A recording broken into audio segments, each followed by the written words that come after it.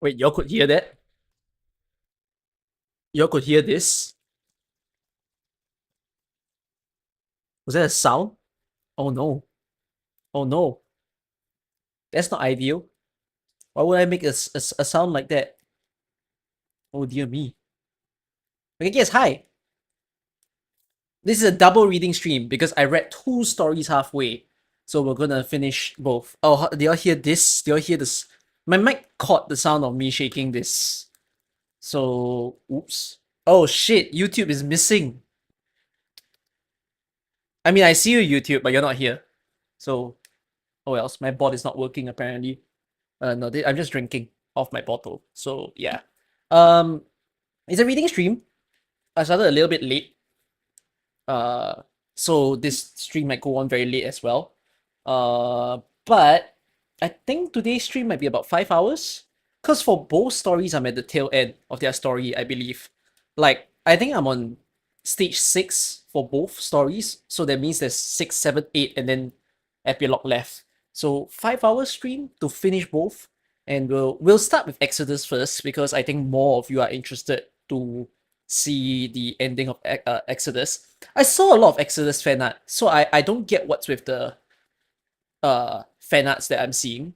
Because some fan arts are happy, some fan arts are not happy, but I'm assuming the not happy ones are what ifs. So yeah, I know that there's probably a bad ending to Exodus. I said that before when I read the Exodus story that I think someone's gonna die. I don't know who's dead yet. Don't tell me, okay? But I think someone's gonna die in the story. Um. So yeah, we shall see it as it happens. But before I read either of the stories, I am going to play IS first. So if you guys are following my Discord, you would have seen an announcement that I made, which is I did another ending 4. And in that ending 4, I already reached floor 6.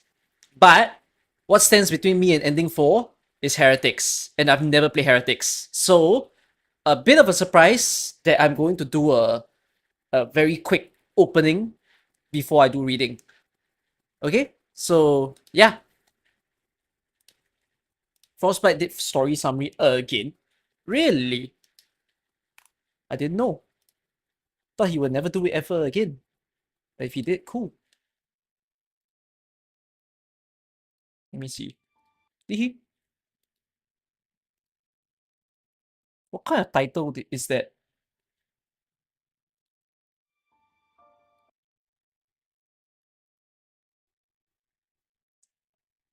Is it fully AI voiced? Exodus from the Pale Seaside story is set in Iberia. That's AI, right? That's not his voice, right? Okay. He went for another voice again. Is that not different from his like should you pull videos? You should use his first. Okay. Okay, whatsoever. Yeah, you guys are hearing his story in the background. Let's play some IS before I start reading.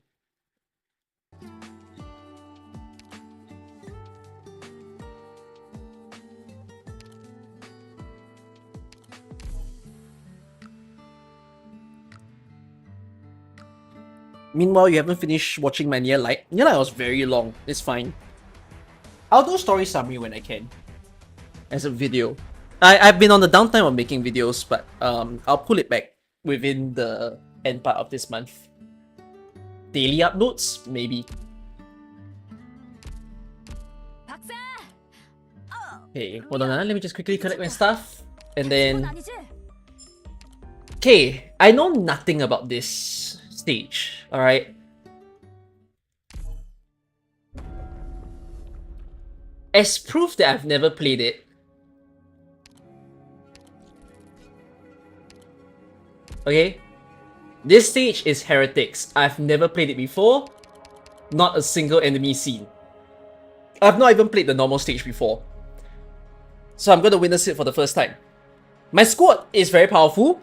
The only issue is, I don't know what the stage is.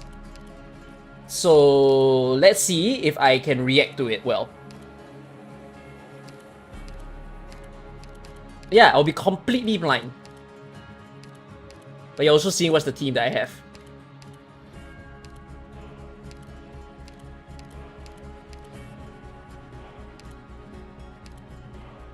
Oh, okay. Doctor, take the helm for now. This will Okay. be a tough battle, and my crew needs me to fight shoulder to shoulder with them. Ready? And I window turned on. Alright, we'll do some collectible collection later. Whew. How bad is this stage? Where's the blue boxes? Okay, the blue boxes are here. Someone comes out of there. I have to win, I have no Arglyph. I'm scared. Are you scared? No, never.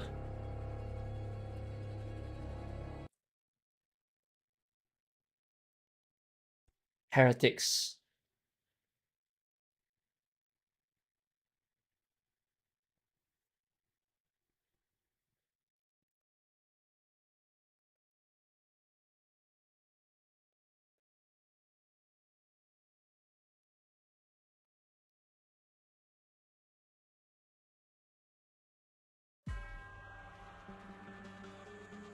$96 Good. enemies. I suppose you've already got a plan.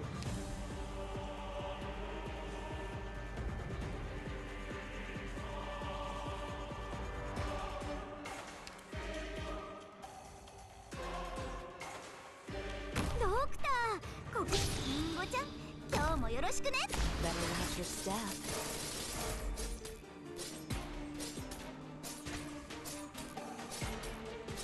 幻覚といか何が一番怖い？최종이 소리에 의하여 불경기의 사라진 표시. What is that? What is that? I don't recognize what that is.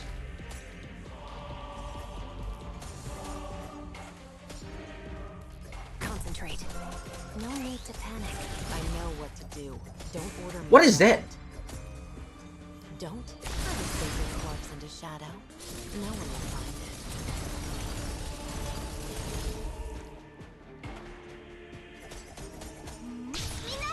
Try to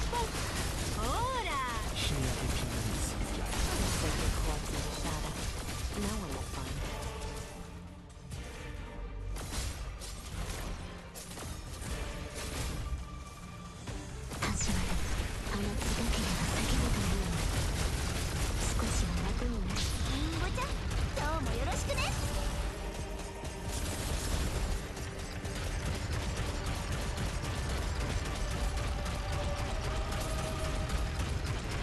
So there's 4 different enemies and they spawn from 4 different boxes. I know what's better than your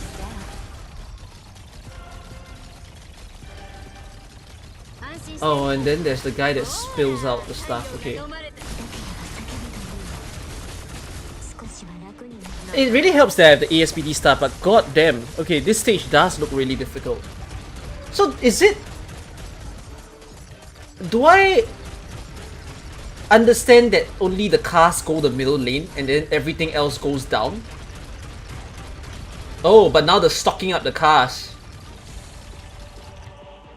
I hear the waves drumming against the hull. Probes, function. Oh dear me. Corazonix.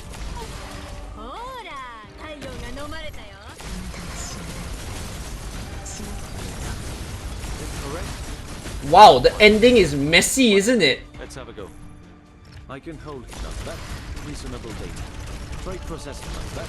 Reasonable data. Try processing it. Don't try to save your corpse into Is it correct? Or not quite? Whatever.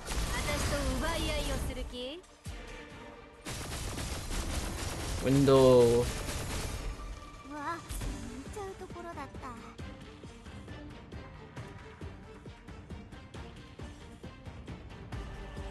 여기서 영혼에게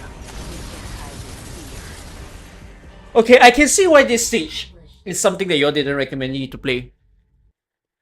You gotta have a good squad. Well, that's the same as Heavenly Paradise. Both the spawners and whatnot. The only ranged person seems to be the caster, I think. Wait, so those cars, right? If if the enemies get on the car and then I break the car, do they go to the blue box on the left or do they still go down to the one below? And then if I leak the car with people inside, do I leak all the lives? So like if there's 3 passengers, do I lose 4 life?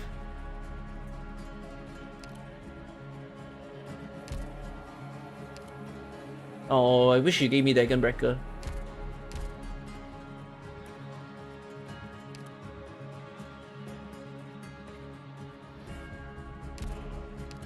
Only one. Okay. Interesting stage. What's harder, Heavenly Paradise or Heretics? It's not wrong to say no invisible reveal makes it so hard. Like no Innes, no Silver Ash makes that stage a monstrous one to play. Who else is invisible reveal? No one plays Scene. Holy crap, another stage that Innes just looks very important.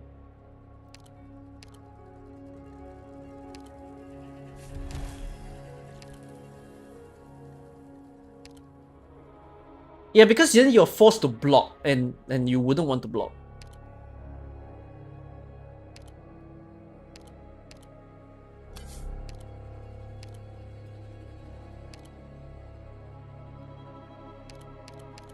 Okay, ready for some collectible spam? Yeah, I'm gonna use Camouflage for my last battle. Oh, Jessica Alter is good too. Yeah. True.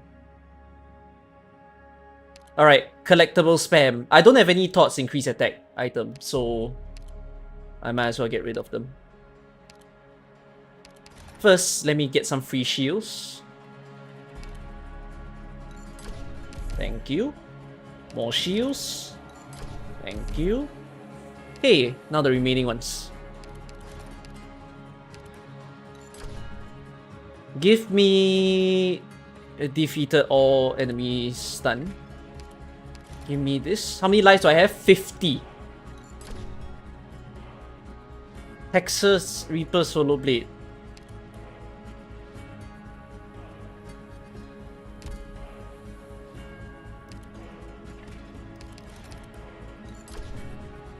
Oh, coin operated toy.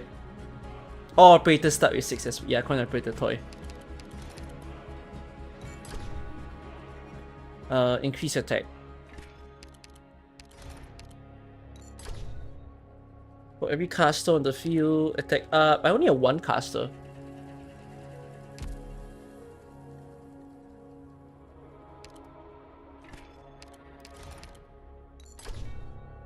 Melee attack.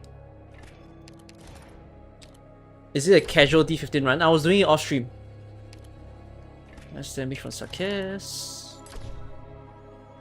Start with 6 SP. Gain extra inspire, doesn't matter to me, so less attack. Shield up and hope up, yep, HP up, sorry. And another shield.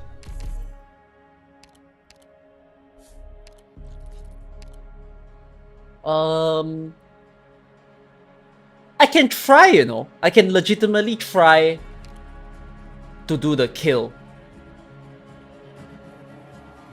Y'all want that?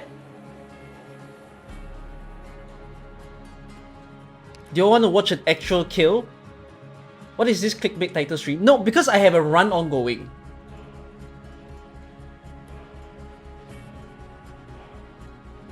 So I'm so sorry. There's a lot of people who's gonna miss it. Ah, that's what you get for not watching my reading streams. They won't know that I did this.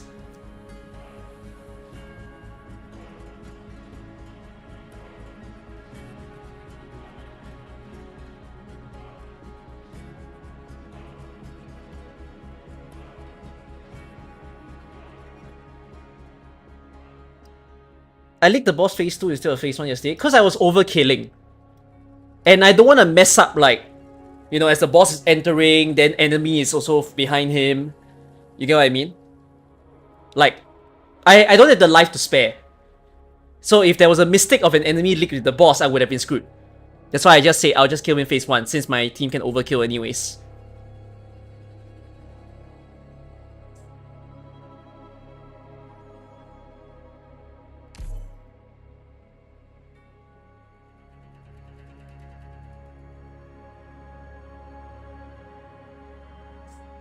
Let's go.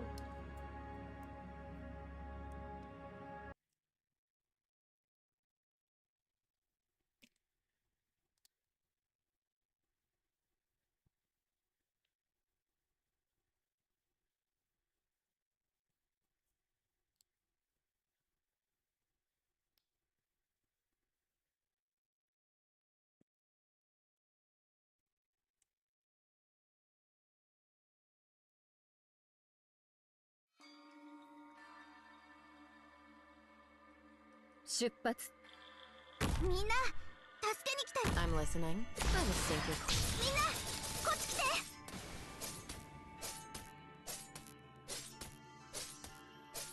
Can the boss be stunned? No, right? Only bind, right? I hear the waves drop. Clear images. Keep your distance, or you risk getting caught up in the fighting.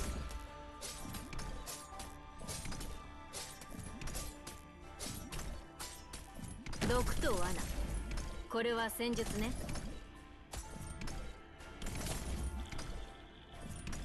始まる。みんな、こっち来て。 Doctor, is it correct? Or not quite? Probes functional. Corazonix, good to go. 私に考えが。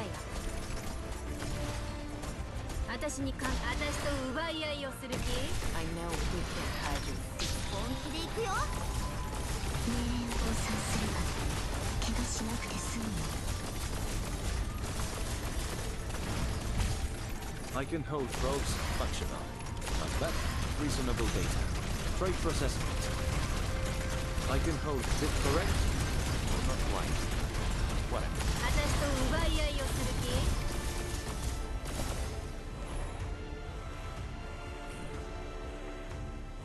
여기서 경계에 세워진 표시 종을 바로잡아라. Is it correct? Or not quite? Is it correct? Or not quite? Whatever. Let's have a go. Don't not despair. I can hold here myself. I know what to do.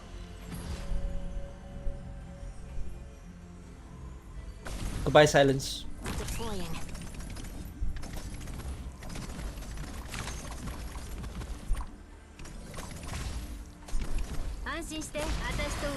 Clear images. Functional.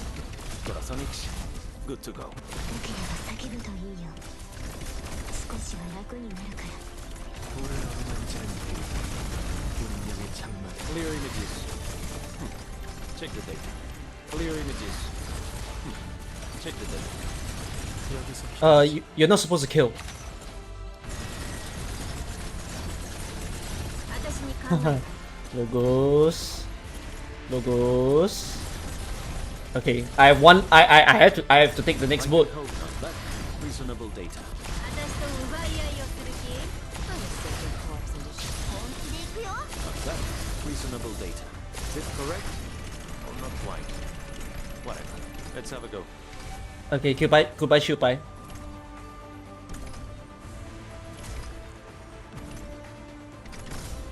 Goodbye, Shupai and Shu. あなたのこと良ければ叫ぶと Clear images. Check the data. 여기서 기다리지.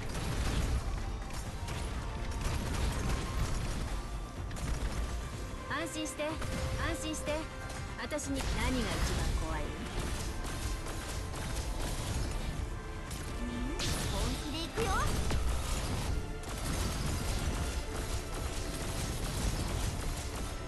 私に考えが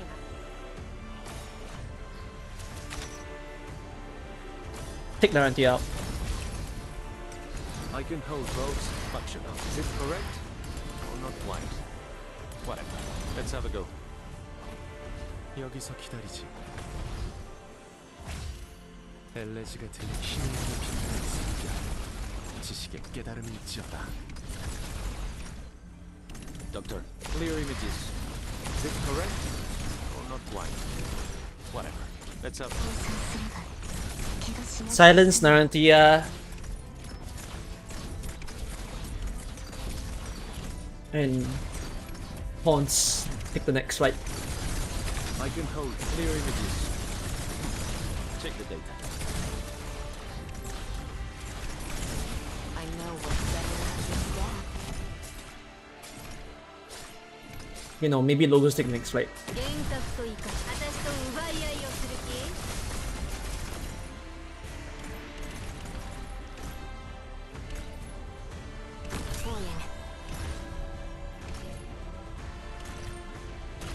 I can hold probes functional. Corazonix, good to go. 这是习以为常的找到你们的档案。好， Better enough for style.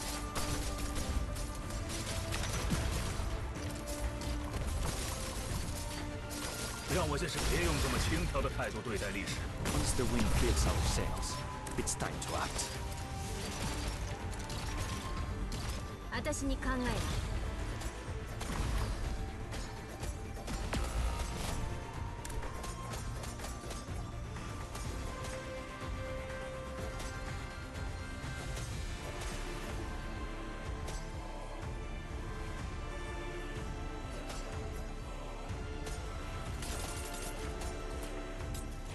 パーツ使用準備完了。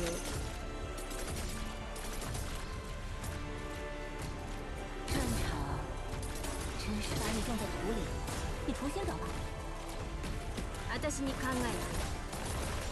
표정이 소리를 하여 私と奪い合いをする気 Nothing can last the scent of despair. はい正義は人の手に让我些是找到你们的档案了。好，抹去了。让我些是别用这么狭隘的视角想象未来。 The sacred corpse in the shadow. No one will find it. 降参すれば别用这么狭隘的视角想象未来。安心して何が一番怖い Пришло время особого блюдаку. Better enough to stab. Don't keep me waiting. 真到了才立见高山。铭记灵魂被禁锢的滋味，这将是你们所受的最珍贵的教育。 How soon do you want them gone? Пришло время особого блюдаку.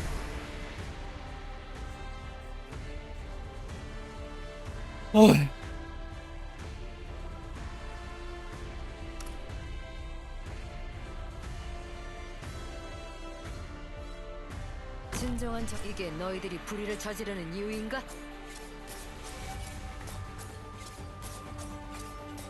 표정이 소리를 하여 보인다. 살기를 감추지 못했군.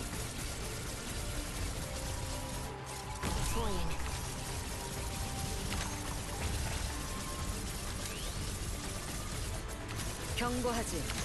검에는 눈이 달려있지 않다.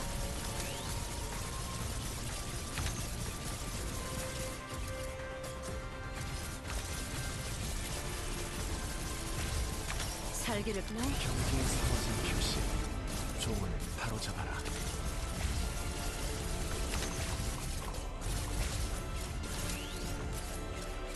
살기를 감추지 못했군. I hear the waves drop. Is it correct? Or not quite? Is it correct? Or not quite? Whatever. Let's have a go. Doctor, probes functional. Corazonix, good to go.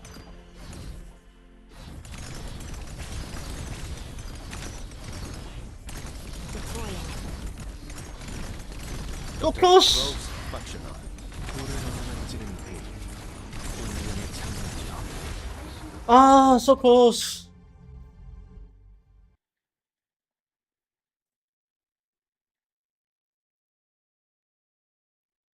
It's okay, at least I see what it means to do it.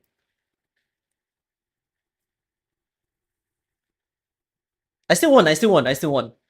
It's just finally I can see what it looks like to get to the ending. That's good. That was a good attempt. Yep. Still win because I had the lives. Now I understand how to do it. Oh, I'm confident now to do it a few times. And I was using the support squad, the one with the original ingots, to buff. I had fun using taunts, by the way. I didn't get to show your taunts on stream. I was playing it on my own. But yeah, good. I think if I could send more people out into the right side might have been nice. Although Chupai kind of did enough. I see how Chupai is very good, by the way. I should M3 Chupai. Chupai is so meta. It's disgusting. It's actually disgusting. Because I realized why Chupai is so dastardly good. She has... I couldn't understand it at first until I tested it a bit more, and I realized there was a line of her skill that I missed. That is the same reason that I feel like when I made her horn, my horn video, and I didn't talk about horn skill 1 enough, because I gave a lot of time to horn skill 2 and skill 3. I feel like it's the same effect that once I see Chupai, I realize, wait, Chupai skill 1 is actually goated. The reason is that Chupai is perma-bind, right? Because if you have ASPD, you bind for a very long time. But it's not just perma-bind. When the bind expires, deals arts damage to target and all nearby enemies. This is the crazy part. The fact that she can do a big boom onto people around, I think is crazy. Does it expire? The thing is that you saw how, you know how the enemies on the left and the right, they were still dying, right? You saw how the MVs, they vanished. It was thanks to Chupai. You know what, guys? We're doing it. Chupai M3. Absolutely.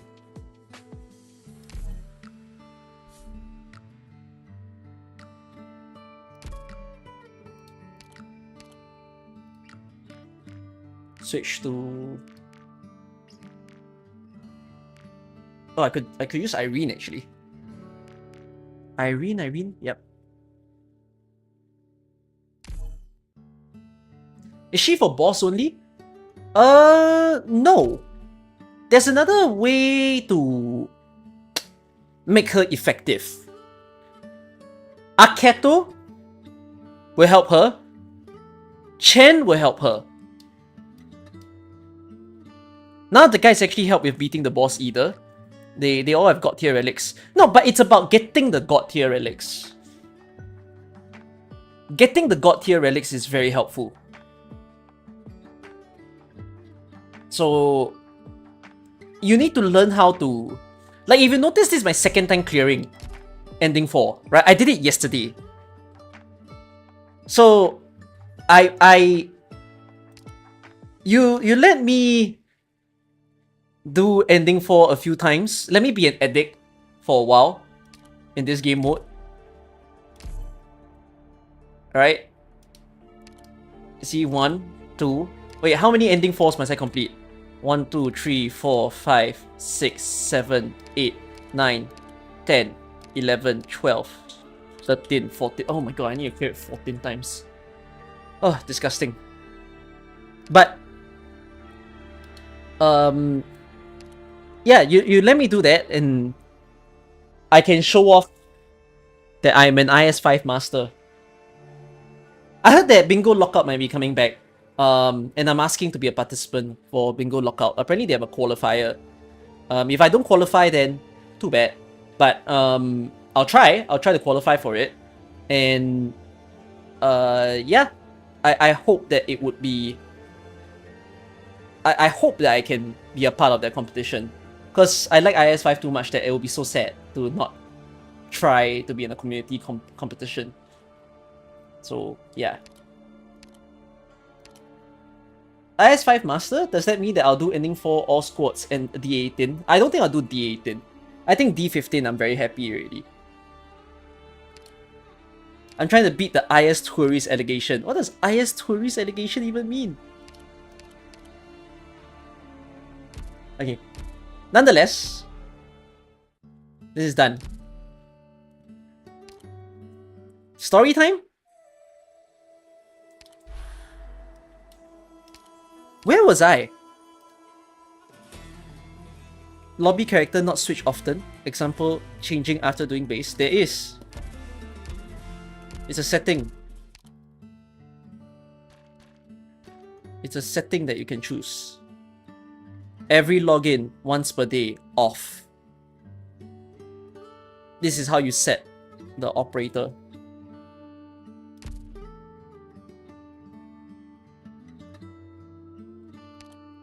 There's an actual guide that tells you when to refresh to get those godlike setups. I'll try to give the guides. Sorry. Okay, let me see. Where was I? Where was I? Is it EP6 that I was in?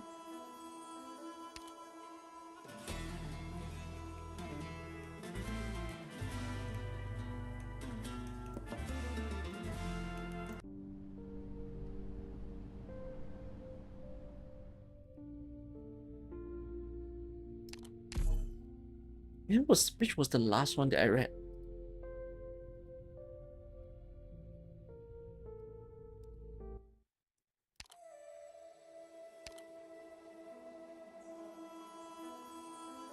You wanna read the story and is locked behind Overtune boss is sub. What Overtune boss?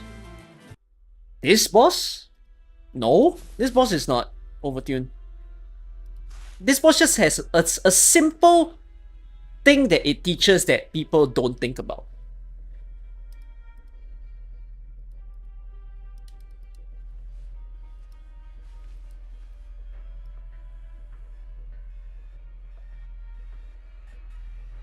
Unless you mean IS. IS is different. Yeah, IS is very overtuned.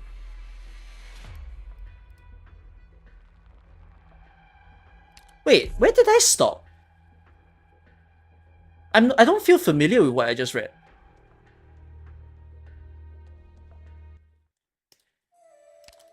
Am I at EP5?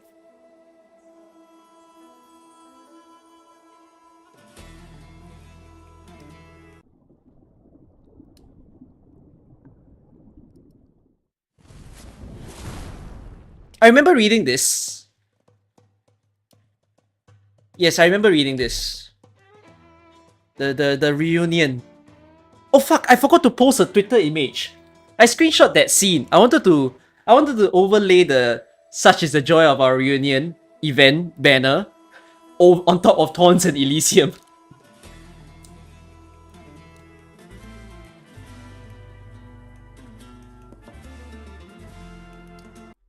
Then what was this scene? I think I must have read this, but I can't remember what happened here.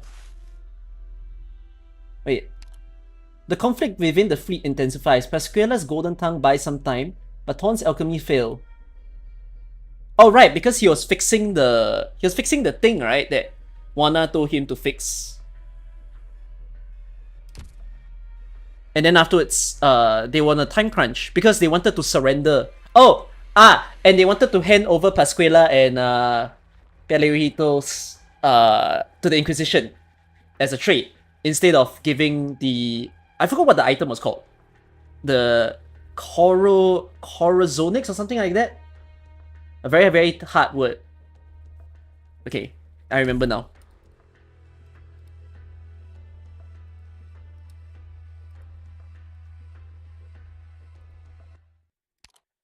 Hey, wait. Let me do a refresh of what the story is.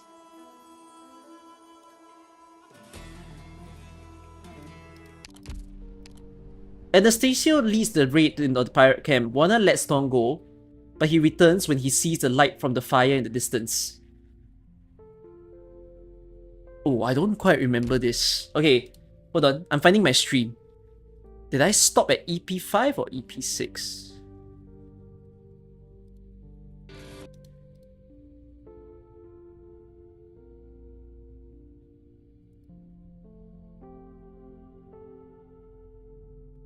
I stopped.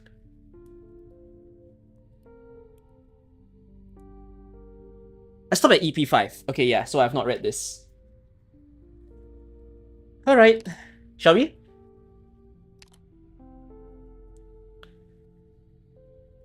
Oof. I can't believe she let us leave.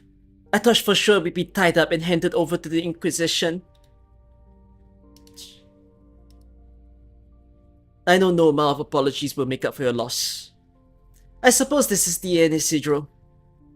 You needn't worry. I don't blame you. It's not your fault. I accepted the consequences when I made my choice. I know it was you who bore the brunt of your crew's wrath for us, and I know it was you who saved Pascuala's life. Maybe you could come with us. You would certainly be in grave danger if you stay, Senora. Go. Weren't you discussing about how you'd escape earlier? Here's your chance. I'm the leader of the fleet. I won't abandon my crew. This was my oath to cruise, and one which I'll never turn my back on. Senora Juana, there's something I need to return to you. You can keep the clothes and the sword. Consider it payment for your troubles. No, not that. What else is there? The young man reaches into his pocket, but suddenly stops. He lets out a slow breath and takes out the object.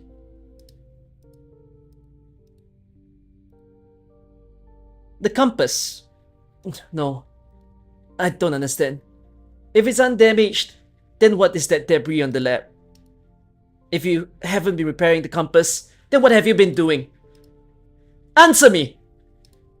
The destroyed compass was a replica. I never touched the original. What? How come no one ever told me?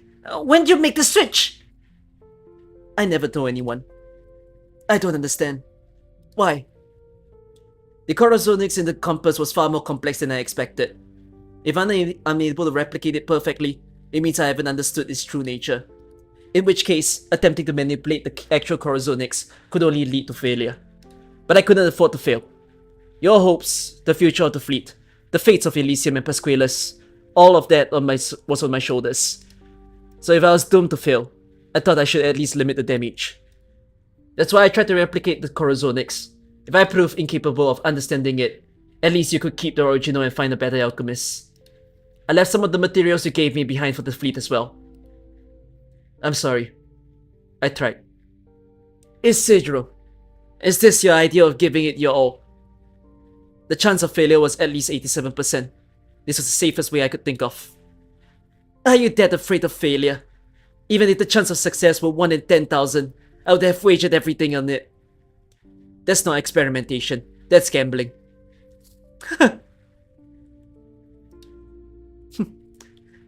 Have you ever considered the odds of getting a second chance might be even lower? Tell me, is life a gamble or an experiment?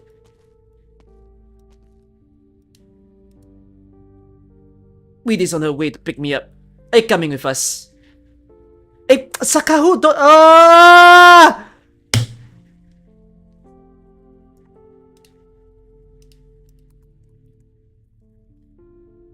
I need to shut the stream up somehow. Hold on. How do I do it?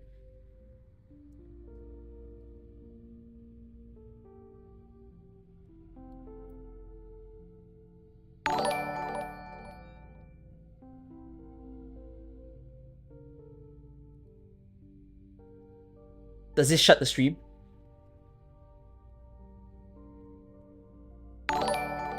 Oh my god, no, it doesn't shut the stream.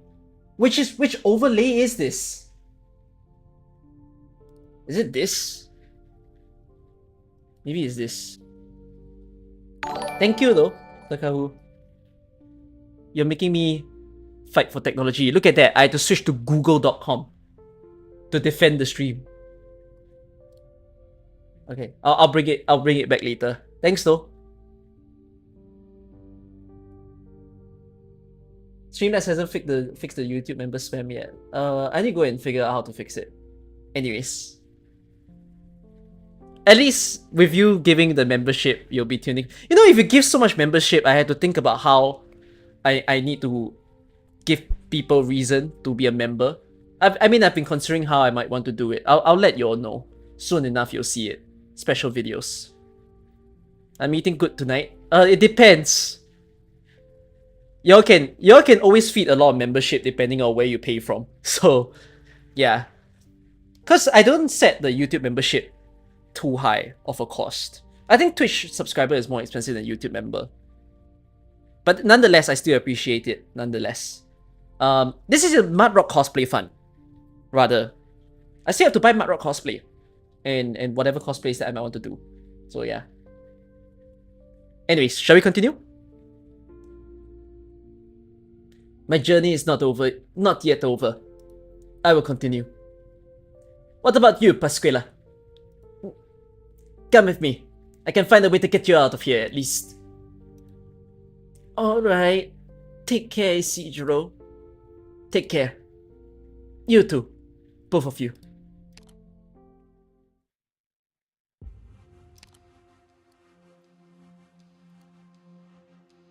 Silver. You're willing to stay. Good. Very good. Have you forgotten? I've got a bad leg. Can't go. No, I haven't. You were injured during the second raid, correct? See, you have forgotten. It happened on the day of execution. You treated the wound yourself, but they ended up infected anyways. If, hypothetically, if I were a better doctor and fixed your leg then, would you have come with us now? Of course. I see.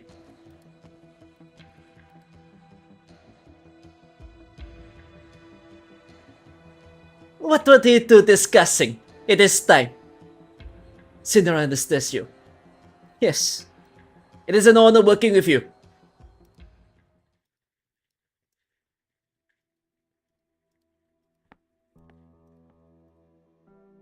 Where were you, Senora? Saw the kids off. I did what you told me to do. Take the crew and Nene. Lie low on the salt flat for a few days. I can't leave you here by yourself. This is an order, Teach.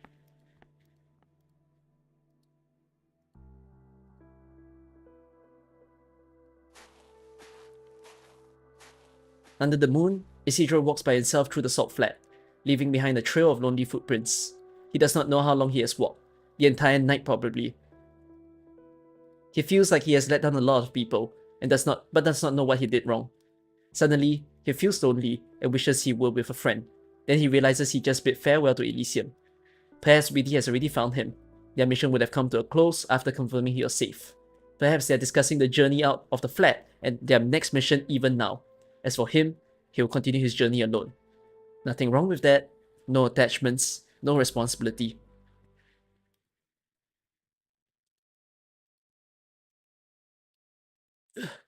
Shouldn't have had those extra swig of salt fit garam. What? The guards have been eliminated. Inform the Agile Chill that the intel is good. Prepare to advance.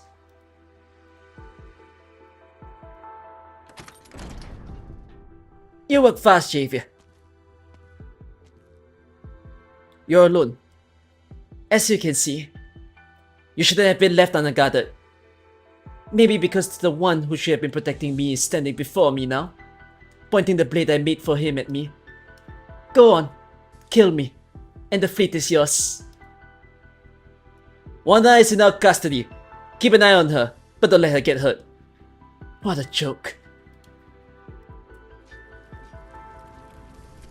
Javier is such a weird name. Why would I pronounce Javier as H? Hi, Javier. Like, that's strange. How did you find this place? Which fin shit sold us out? Even now you think of vengeance. Meet your end, villain. Javier, huh? What of the campus? Have you learnt anything? Nothing, Senora Cuchillo. It's all rank and file thugs who can hardly string two sentences together. We won't find anything unless we go deeper into their base. Do not stop without my direct command. Everything here must be cleansed with fire. There is no reason to allow such tools of sin to continue to exist. Sir.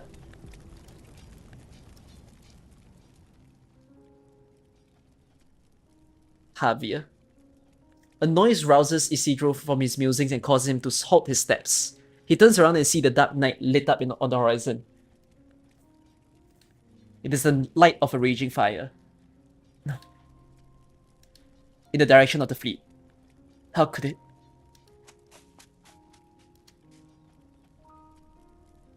Isidro steps forward without hesitation. It is a decision made not with reason, but pure impulse. He runs as if his life depends on it, retracing his old set of footprints towards the direction that he came from. That same set of footsteps is no longer lonely.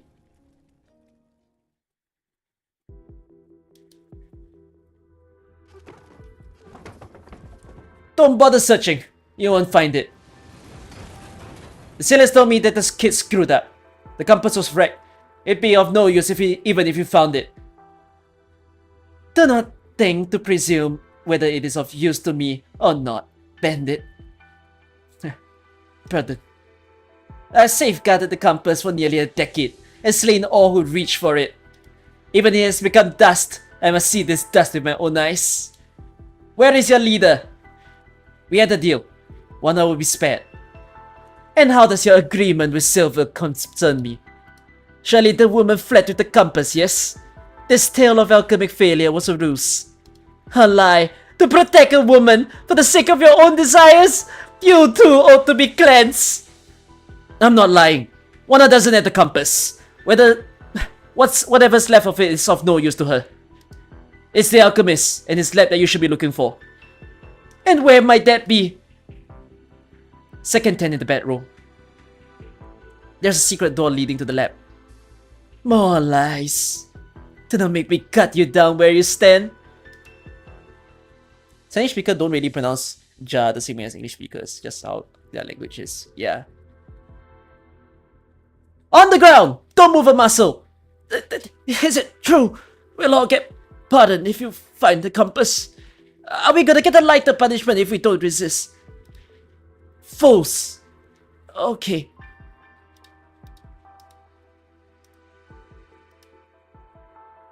Pronounces Juana as Juana, but Javier as Javier.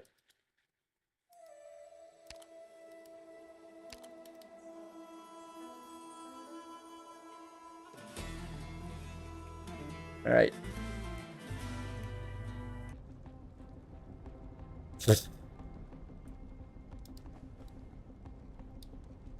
Teach, what's going on? See, do I really pronounce it as Javier? Whatever, Javier it is. We'll try to be constant with it, even if it sounds a bit weird. Javier led the Inquisition to us. Senora Juana is being held captive in the captain's quarters. Why did you come back? I don't know. Same reason as you, probably. Hey, is there one of your friends hiding at the opposite deck?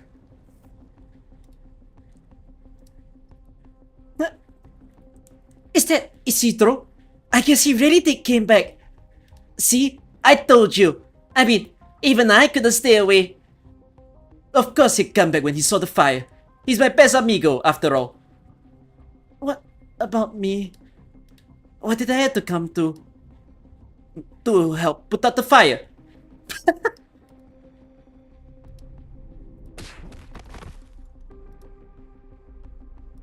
Wake up, Sonora! Pelita, where's Nene? You should have come back. I set him free in the flat. He may be weak, but better out there than getting killed by the mutineers, sorry, that's a hard word. We can't just leave you here. You don't look well. What did they do to you? Nothing. Just gave me some drugs. You could have fled. You would have lived. I didn't... They drugged her. I didn't take you for someone who would give us so easily. Now that we're all here, don't we have better things to do than just talk? You know the salt flat better than anyone else. Senora, is there anywhere we can go? How big is our group? 24. Excelente! Enough to command a ship.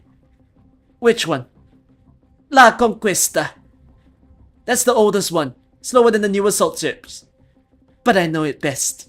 Besides, because they consider it an antique, it will be lightly guarded, all the easier for us. I'll take up 8 men to the deck and get rid of the sentries. The others will go in through the side with Elysium and deal with the rest. What about me? Stay, Senora Juana. She's not at her best and won't be able to move as quickly. Okay.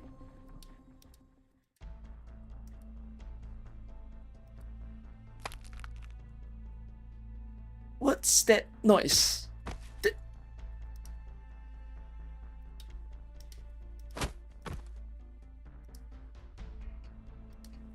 My aching bones. Maybe I'm getting too tired for this. Oh, for this, sorry.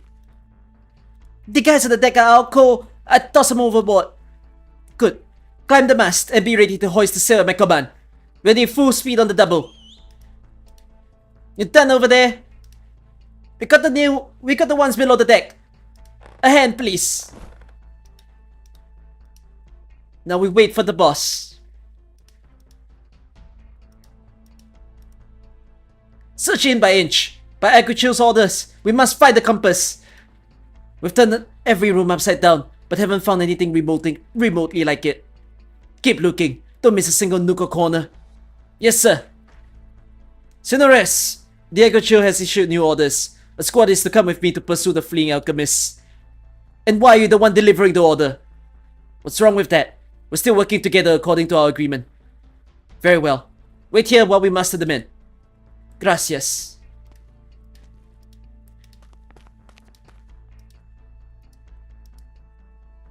What is Javier doing over here?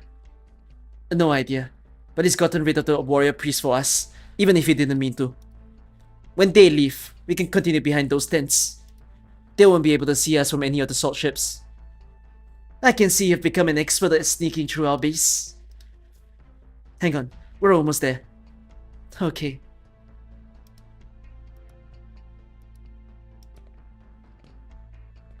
Go on the deck first. I need to fetch something from the lab. Be quick. Oh, they're gonna meet. Anastasio and Tons will meet. A ship from the old era. Does your desire for the compass point you towards the source of the calamity? The ocean? Where did I leave it?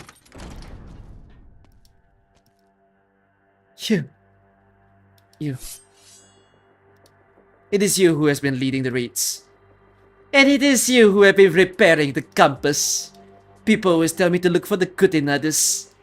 The truth always proves them fools. When we first met, I knew you intended to take the compass for your own sinful alchemic research. I was right.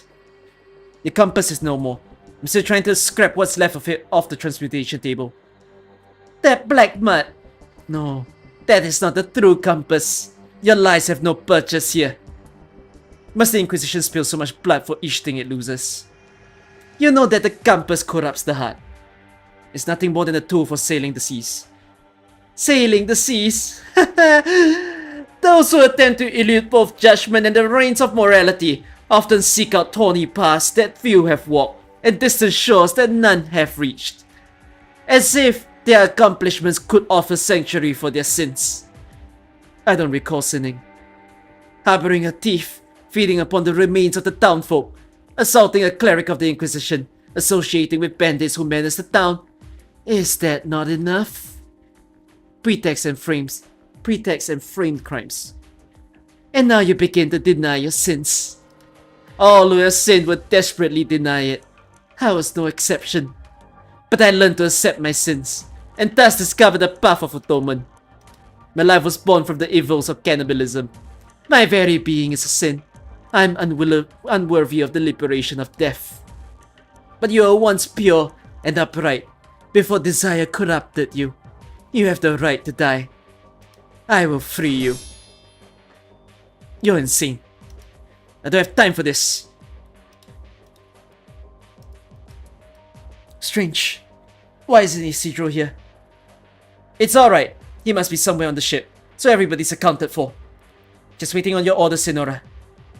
Hoist the sails. We sail. This shit. Weird. Juana doesn't know this lunatic is in here. He'll be nothing but trouble once the ship starts moving. Everyone involved in this futile escape attempt is on the ship, correct? Shut it.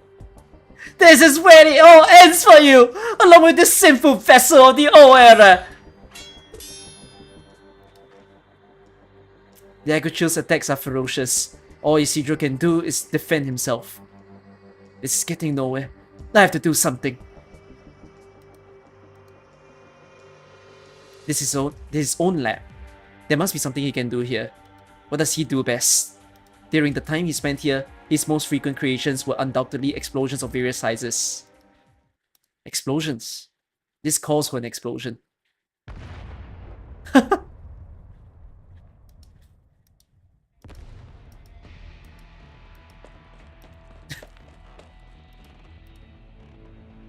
Dunce! Finally! You were starting to scare me when you went down to the lab and didn't come back. I ran into someone from the Inquisition there. I thought we'd clean out the cabins. I don't know how he got there. He just came in all of a sudden looking for the compass and wasn't in the mood to negotiate. I had to blow up the lab to eject him from the ship. Him and half of this ship. Good work. Is there anything from the lab left though? Maybe. Very well. We're going into the Skeletal Reef. The ocean lies just beyond that. You might have one last chance to repair the compass before you arrive.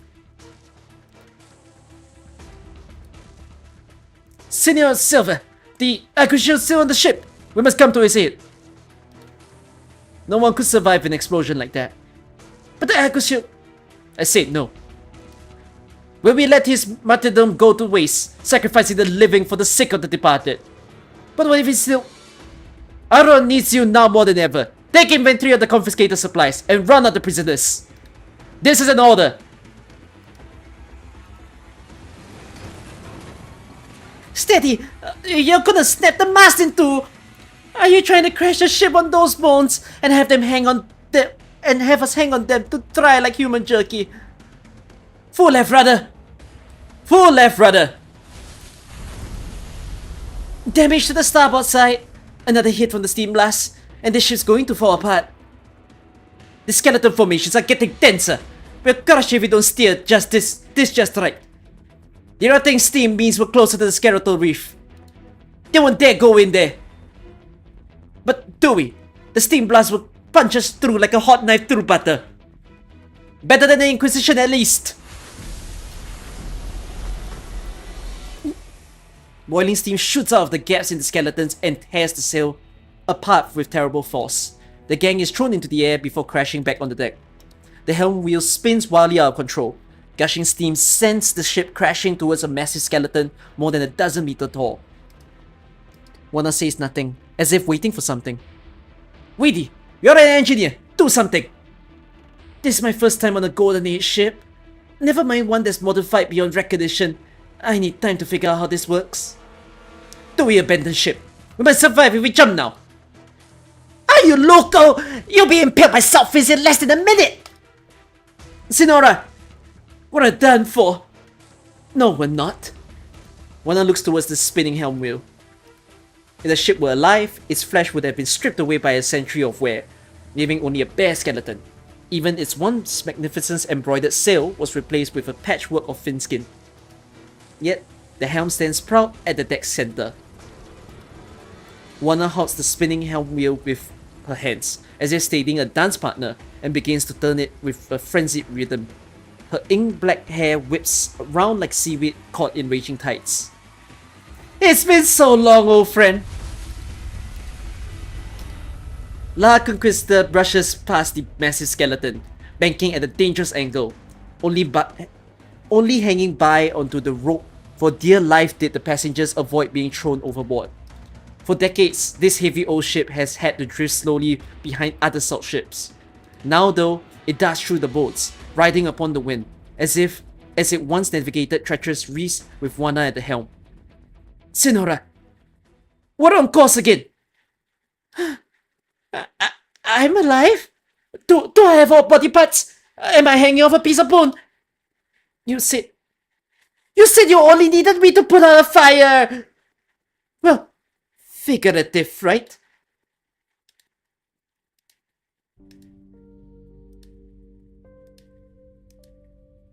What's the situation, Dons? How much of the lab is left? They stand in silence before the carnage. I managed to salvage the transmutation table. The other casing is gone. The output's stable enough. As for the probes, that's the only one left. Pretty worn, but still usable. And we still have a little bit of alloy and originium, scavenged from the antiques. I don't know if it's enough though. Anything I can help with, Are your fingers as thin as the probe needle? A long rumble interrupts the conversation as Elysian places a hand on his belly, looking embarrassed. At this rate, they might be soon. We don't have much food on the ship. Let's go find some.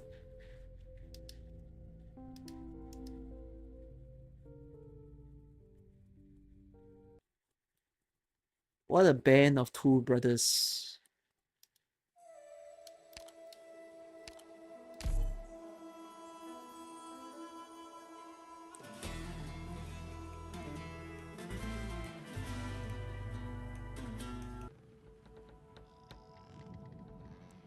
The sun sets. The crew shivers in the cold night of the salt flat. They had to practically turn the battered ship upside down to find an old pot, and some even older dried fin. The pot begins to emit a sliver of warmth, with the help of Weedy's bionic sea dragon. It's so cold. We've used up the wood we've scrapped up. Leaf would have to do something to make a makeshift. Leaf will have to do as a makeshift brazier for now. It was only designed for warming hands though. This is the best I can manage in terms of cooking. Getting something warm to eat is more than enough. We don't have much in the way of food and water. Enough to last 2 or 3 days at most. We are sacks for gathering rainwater, but the weather on the salt flat is unreliable at the best of times. Couldn't we make use of the steam outside? It's unsafe for drinking. It carries microorganisms from deep underground. I could distill it. Focus on fixing the compass first. Anyways, our priority now should be finding a way to last through the night. Night on the flat is no joke. We're low on food and we've got injuries. Get too cold in your sleep and you might never wake up. Really? It could be over just like that. What if we run into a salt fin? It'll be fine. I can use my expertise to send a message, telling it that we're here and to prepare to die. How could you be so absolutely awful at reading the mood? You'll learn to live with it. He's the only one who could run his mouth in a situation like this. Look out! La Conquista runs over a bone and gives it a violent jolt, sending the pot flying with the food inside. Elysian leaps out to catch it, but screams as it burns his hands. Isidro steps forward and thrusts his sword through the handles of the pot, saving their dinner. The heat from the bionic sea dragon has dissipated. The heating function just broke. Give me a second. I'll fix it.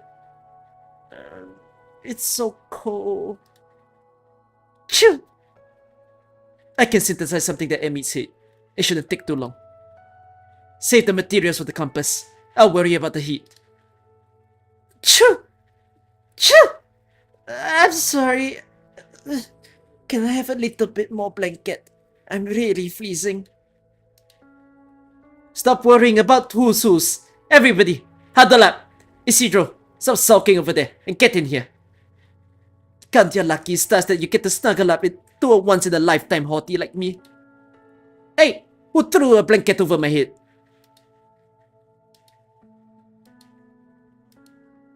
Juana blocks the opening with her body. Teach helps Pascuala wrap herself tight, with only her face peeking out, grimacing from the cold. Elysian and Weedy are struggling to move their stiff fingers to pick up the food and put it in their mouths. Isidro wants to go back to the transmutation table, but realizes that his frozen fingers are of no use when he picks up the probe. La Conquista sails aimlessly with the wind.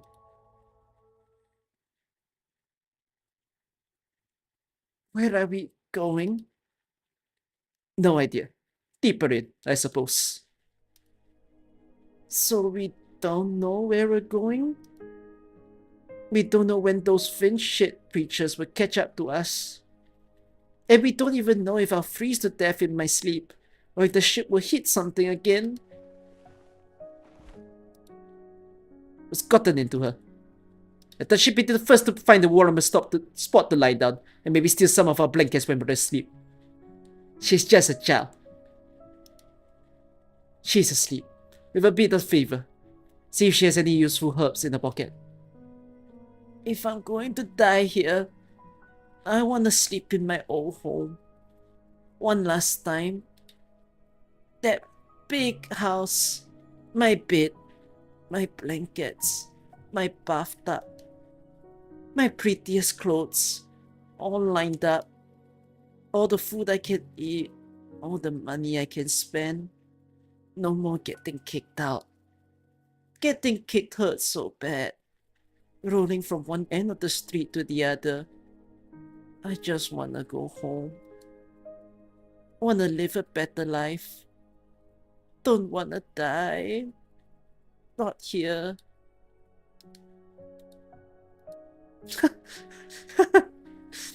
That's something funny about. She's so demoralizing. She's saying all that as she goes to sleep while everybody around her listens to her. I'm sorry, Weedy. I didn't think it'd be so dangerous. I really should have brought you here. Don't worry about it. I came to help. If you make it back to Rhodes Island in one piece, I'll give you a month's worth of pay. I promise. No need for that. Go to sleep. We can talk in the morning. Tons. What are you up to? Fixing the compass. Otherwise we'll never make it out of the Skeletal Reef. The waves of the ship's shaking. I need to build an atmosphere of sufficient complexity to stabilize the corazonics. Otherwise, the entire compass could fall apart the moment I try to disassemble it. Maybe if such a field is possible, I'll need a steady hand to carry out the rematerialization process properly. The slightest trembling when etching the liquid original circuit into the corazonics could ruin the whole material. Plus, when tomorrow comes, I'm not sure if he could. It's no surprise he's tired. He's been learning the helm on the fly all day. He's never done anything like this before, has he? No. His training was in communications. Get closer. The temperature's still dropping. It'll be warmer if we huddle up. Belita, do you want... Sinora? Yes. Papa said you used to sail the seas. Is it really blue? Papa, will you take me to see it? When I grow up, I want to sail the sea. Belita, you... Juana had told the story while holding young Teach in her arms, so very long ago. She places a hand on Teach's forehead. There are wrinkles on it now. Teach has a fever too. Isidro, do you have any herbs left? Let me see. Here. In the quiet cabin, the sound of rustling punctuates the low breathing of the sleeping. Isidro places both pot and rack on top of the repaired bionic sea dragon and prepares to boil the herbs. Juana gazes at the bare bones interior of the cabin with soft eyes, seemingly recalling sweet memories. She puts the herbs in the pot. They make a soft splashing sound, rocking along with the ship. Have you seen the sea, Isidro? Water's bluer than the sky, waves foaming white, lightning striking from the clouds that seem like they would cut you into two. Will you sail out to sea with us, Isidro? You'd make a good captain. Juana's eye glow in the darkness. Cold starlight shines in through the ship's frame.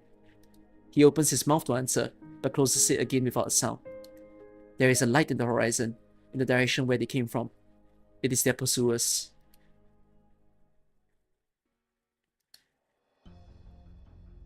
Canvas, fin height, wood, relics of the Golden Age, but virtually no food or water. You were desperate. It always takes such dire straits for men to understand the value of order. Maybe. Subservience to order have brought you food, water, and shelter. Do not forget this. My mates understand Pali. They'll keep to the agreement. Very good. You'll make a fine privateer. One who answers to me. Lock the confiscated supplies. Record the name of the bandits. Then bring them to the abandoned houses on the edge of the town. Take care not to draw the townsfolk's attention.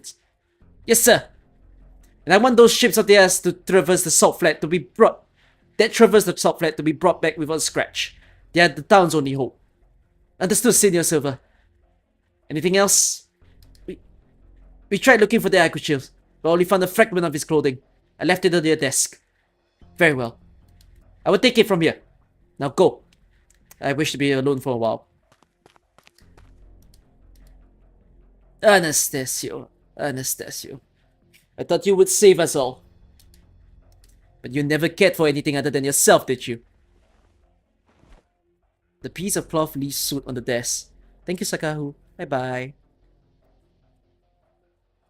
The piece of cloth leaves soot on the desk that he had kept so pristine. Silver picks it up with 2 fingers and stares at it. Finally, he throws it into the fireplace and starts wiping the desk clean. The same way he climbs the clock tower every day, gazing upon this town that has survived calamity both natural and man-made. You don't care about this country, this town or these people. That's why you'll never understand. From the most prosperous harbor to the poorest fishing village, every settlement in Iberia has survived the sea, went on to collapse in the chaos that followed.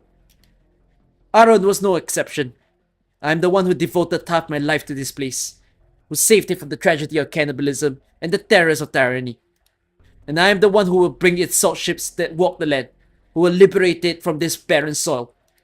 All you can see, Anastasio, is your stubborn, archaic faith.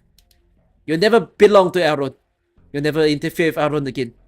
That's a very strange dynamic. My Aaron. He let Anastasio do whatever he wanted when he appeared in Aaron, right? But it seems like, did he do it more so of fear? Like, he just saw that Anastasio seems like a crazy... I mean, he was also the one that saw a hole through Anastasio's stomach, right? He let Anastasio do what he wanted for the town to survive. Is that true? But they didn't have an agreement or anything. But it seems like he just didn't like... So, this part of the story seems to indicate that he didn't like Anastasio appearing in the town. But they're both part of the Inquisition. So strangely, he cares for the town. But then when Anastasio wanted to do whatever he wants, then he just goes with it. I think most have some fear of the Inquisition. But the funny thing is, he is also part of the Inquisition. So I guess it's a rank thing. They need the ships. Yeah, Anastasio wanted to attack the pirates, right? Because when Anastasio realized the compass is with the pirates, he said, I'll attack the pirates for you. And I guess Silver just saw it as a chance to save the town, right? Anastasio happened to be a way to interfere with the ships of the pirates. And then it's also with the fact that he doesn't trust in the pirates, right? He thinks that the pirates are screwing with his city. So if Anastasio say I'll take them down, he's like, oh, do your own thing. That makes him look very weak, right? As a town's leader. Silver's a very morally grey guy. Yeah. I won't even say morally grey or whatnot. I think he has good morals, but like he has pretty shit takes. You like Silver? He wants the best for the town. Yeah, but then again, it's... You see both sides in this story, right? He wants the best for the town, but yet, he doesn't realize... It's so strange. He cares for people, but he thinks that the antagonists, he thinks that the people who are enemies to him deserve to like die or be gone. Type of thing.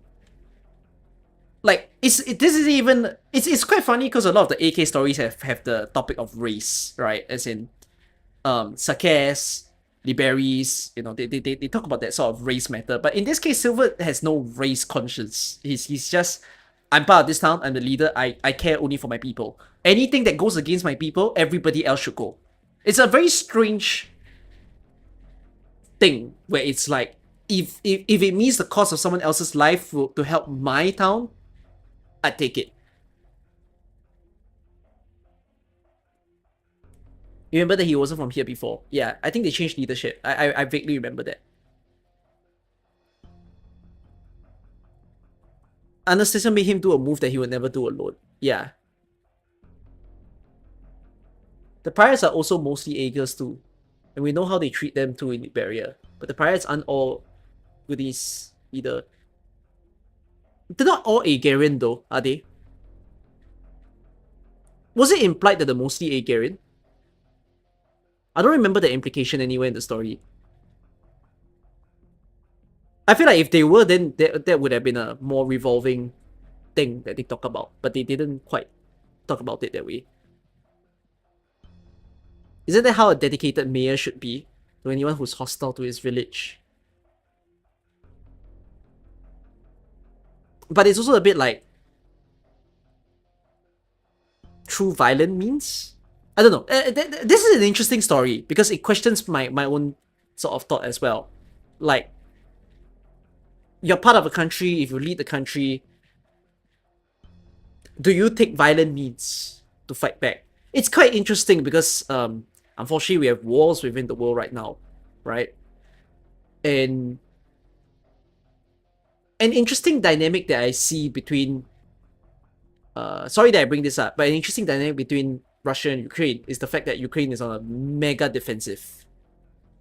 You know, Ukraine isn't playing this like, oh, Russia attacked me, therefore I will enter Russia and I will fight them back. They do it at times, with the sneak attacks that they try to do to perpetrate the leaders. But they try not to. They never do it to harm the Russian citizens. Right? If you guys see the sort of news of how things keep going back and forth between the two, the interesting thing here is that while Ukraine isn't like taking this, oh, I won't kill anyone approach, they will kill people if they're a threat. But they don't tend to do it to civilians. They'll just do it to the soldiers and the leaders. So, yeah. Ukraine targets military infrastructure, exactly. So, it's just cool. I want to see how this story plays out in the end. Yeah, this story just feels very much like there's a lot of... Truly everyone is very flawed. You know, I enjoy the dynamic here of every character, that you start to see that all the characters themselves kind of have an issue. And it's almost like an issue they're not quite self-aware of. So yeah, it makes for it makes for a great story. By the way, I do have one confusion, and then let's continue the story. There was a saying that when this story came out, the CN community didn't enjoy this story. They were stating how they didn't enjoy the depiction of Taunt's altar, saying that he's very out of character. I don't know if it's because I haven't reached the point to feel it yet, but so far, I don't get the sentiment that he's out of character. And the second thing is, why would you say Taunt is out of character when this is his first proper main story? Right? Yeah, he appeared at Obsidian Festival as a cool guy that impresses all the girls, but that's like about it. You know? Like, I don't get why would you say he's out of character when this is his first proper main story.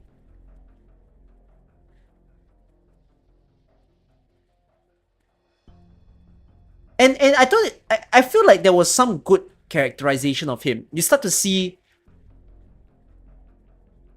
I really adore the friendship between Elysium and Taunts, I think. Because if you saw Taunts in the earlier part of the story that we read, where we saw how Taunts was living as a poor child, you know, it's just very nice to see that coming to Rhodes Island was him finding someone that he can feel comfortable with. So yeah, Taunts is an airhead. I don't think Taunts is not an airhead. Taunts is more...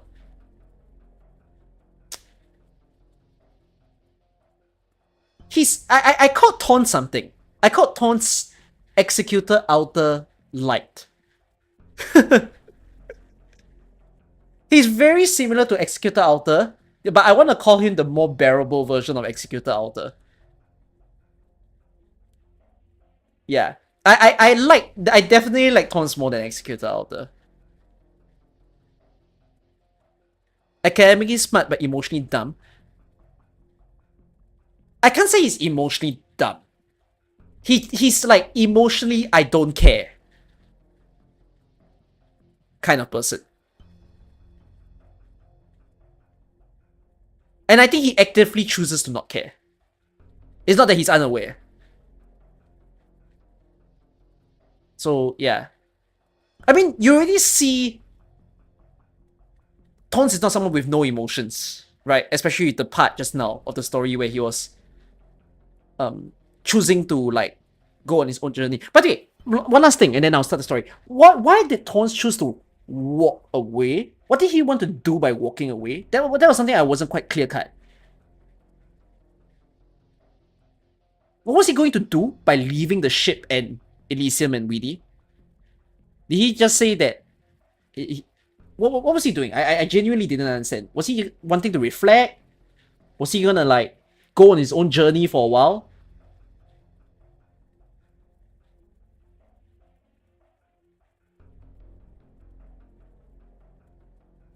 Did he just want to continue looking for the swordsmanship technique? Was that it? But he already had it though, right? It was to fight the seaboard. Oh, but he fought it. He slayed it, right?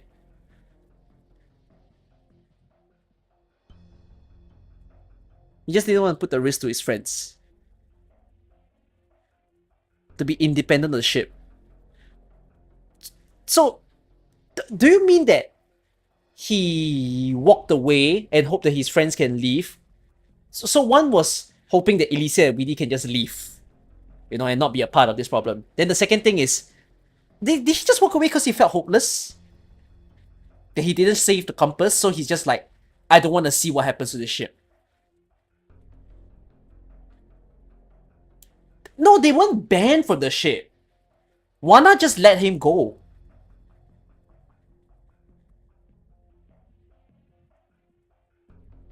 Juana didn't say you must leave the ship. He said if you want to leave the ship now, I don't mind. Because you've already done, you tried. Basically. He even says himself, I tried. So does that mean he just walked away sad boy like, oh, okay, I didn't do it, you know. Let me go on a 1 week reflection journey. And then I'll come back and tell you what's my reflection report. Was that all?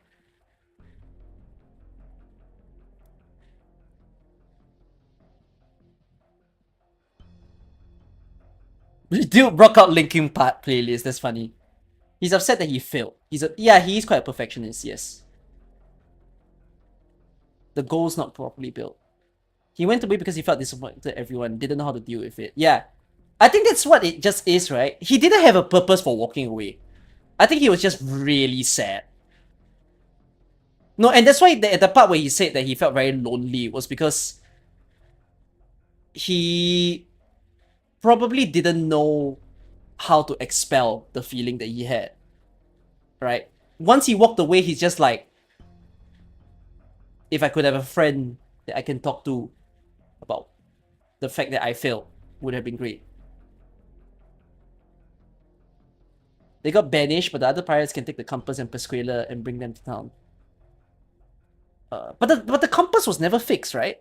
Wait. Also, there was the thing about the double compass. Where I remember Tons was fixing one, and then afterwards they had the question of, oh, how do you have this? Can I also understand, are there two compasses? Is there both a broken one and a rail? But yeah, I'm very confused. What was the part where he showed the compass to Juana? Oh, he built a replica. Ah, okay. So he tried to fix the compass, but he couldn't fix it. Then he just tried to build a replica, but it's also not the real deal. The problem is, with it not being a real deal, it might not be the one that they can use. Not to mess up the original. Okay. He tried to make the Corazonics but failed, and then just said to make a replica. Okay. Okay, cool. Shall we continue then?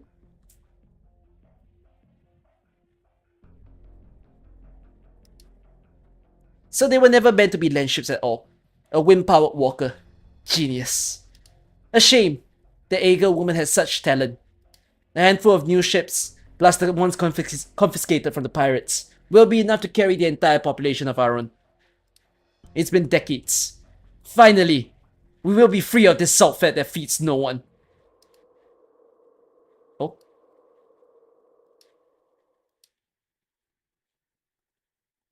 Where did the sudden wind come from? What is going on? Is this house really that drafty? I couldn't even light the fire. A few small tiny sparks fly out from the end of the match, only to be extinguished in an instant.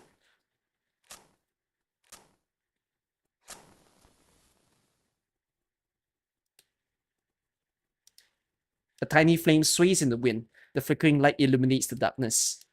His eyes begin to adjust and take in his surrounding. He sees a face, skin pale as salt, punctuated by red-brown bloodstains, wet hair hanging feebly off the head like entrails. The face of a dead man. No one could have survived that explosion! How did you do it? What are you? On our first meeting, I was wounded while walking the flat on foot to reach Aron. You asked if I needed help. At the time, you thirsted for nothing more than to aid me. Now, when you halted the clerics coming to my aid, when you gleefully imagined my death, what was it that you sought? You were also corrupted by desire just like the others, though. Not a word comes out of Silver. He grasps at the air as he collapses, but only manages to pull out the drawer. Flower petals pour out, covering him in them. Dried flowers, rotted flowers, flowers that turned to dust. Flowers from a few years ago, from a decade ago, from decades ago. The flowers that the townsfolk had offered to their calificado in gratitude over the years, all pour down upon him. Flowers?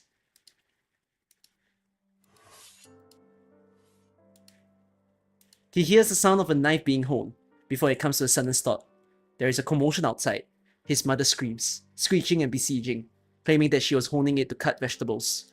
He had not seen vegetables in the house for a long time. You are safe, child.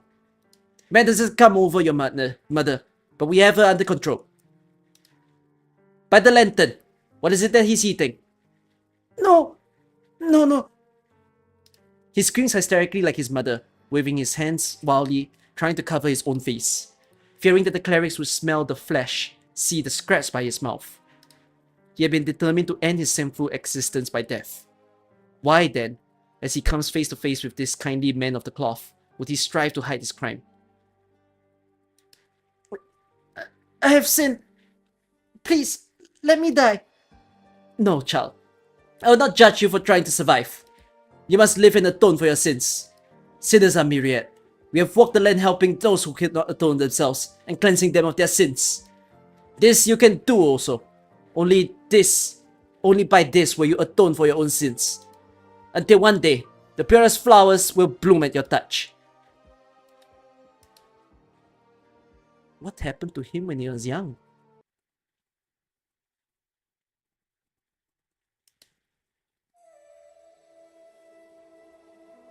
That makes it interesting.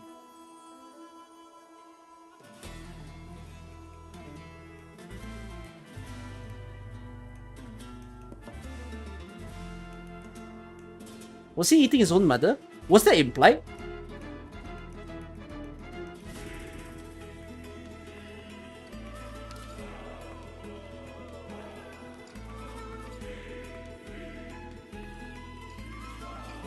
His mother was feeding him humans.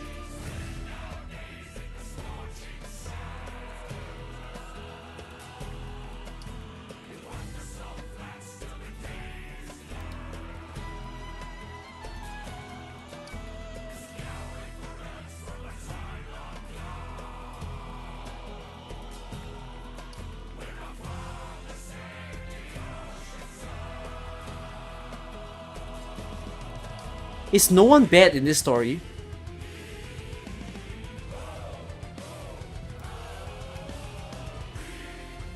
Is everyone Does everyone have a good reason to be who they are in this story?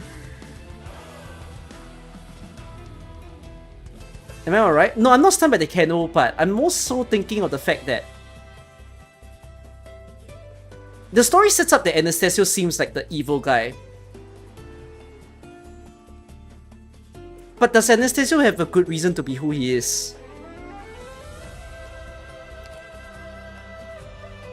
His previous backstory was him seeing his mother cooking, wondering when his father went missing. Where was his previous backstory? Oh wow, wait, this is an amazing story because if you think about it, it's very deliberate. The theme of pirates, survival, being like tenacity and perseverance, and then yet a lot of the mentions of skeleton in this story. Oh, there's a lot of like symbolism. What a story this is.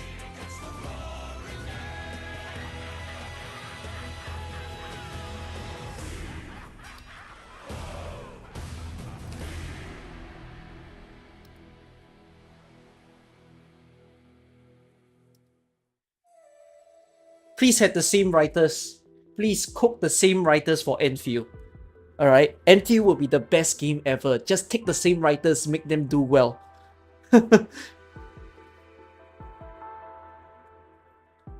What are you up to this late at night? I can see a torch from a mile away.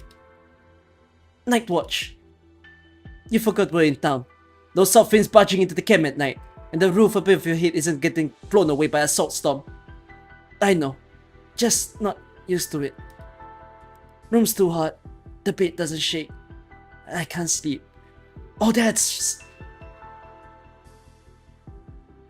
Aron isn't even a perfect town.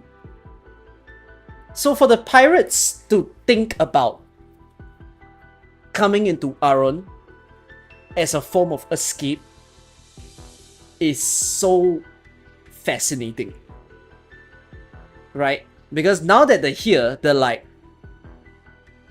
maybe the reality is not as good as it seems.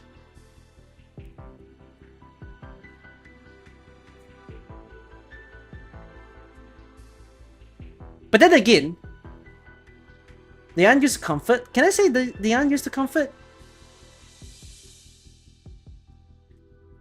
Oh, but they are getting... No. They're getting... They can't acclimatize properly. Because the pirates, right? So, all along, night sleeps are always cold. And bed doesn't shake. They're so used to being on a boat that suddenly they don't know how to sleep in a normal town.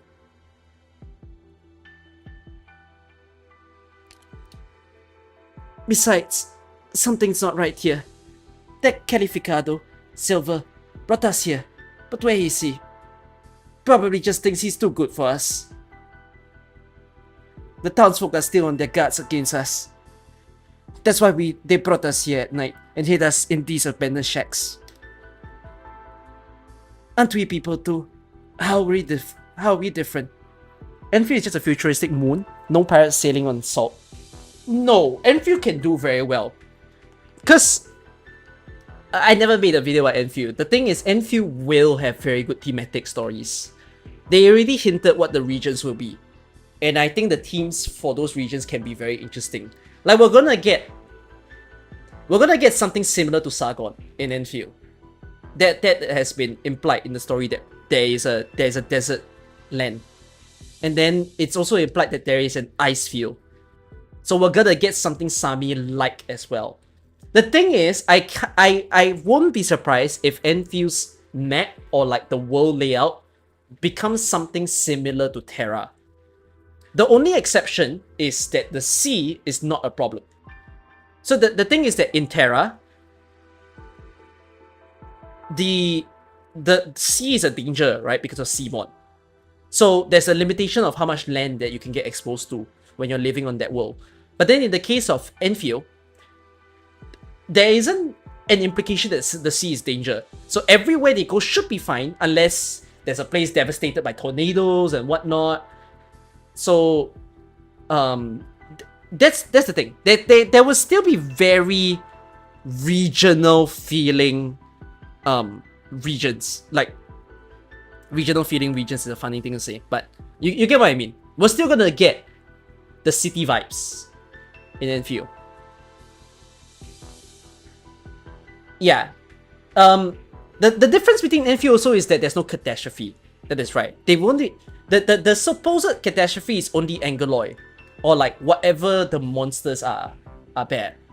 And we've known that the Angeloy is very destructive to the entirety of like the world's ecosystem. So you don't my issue with Enfield is just that in the starting story you don't quite feel the threat because you're killing Angeloy all the time. But the story implies that shit gets real. They were the literal thing that devastated the entire world. So that's later in the story. You know, they are considered the constant catastrophe as part of Talos, which is not something that creates a situation of nomadic cities that we have here in Talos. Oh, sorry, not Talos, Terra. Yeah, Wolfguard's character story hinted at a much darker side of the stories. Yeah, so we will get some pretty good shit, and I look forward to that. Okay, continue. Give me the torch. If you're that worried, I'll keep watch. You get some sleep. You'll need to get used to being civilized.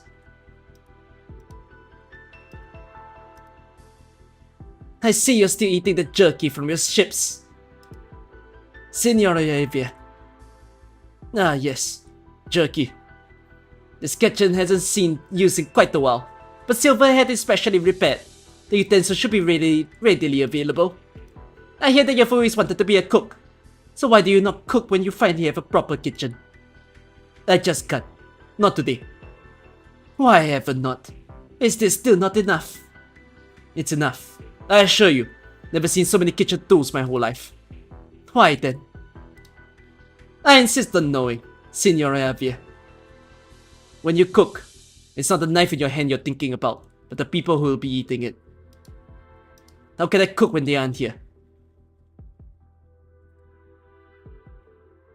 That's a very good quote. That's a very, very good line.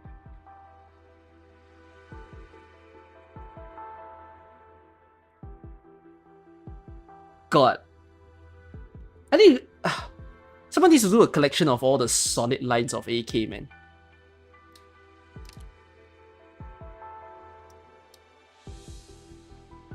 All your crewmates are here.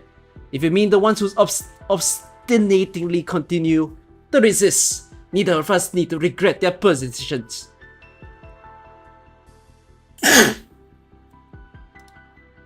You have obtained so many things, precious things, a kitchen, food. Silver gave us this stuff, not you. Why are you the one preaching at me? Silver is dead. You killed him, didn't you? I did. What about us? You gonna kill us too? No, you had to walk the very path I did. The path of atonement. A path of atonement?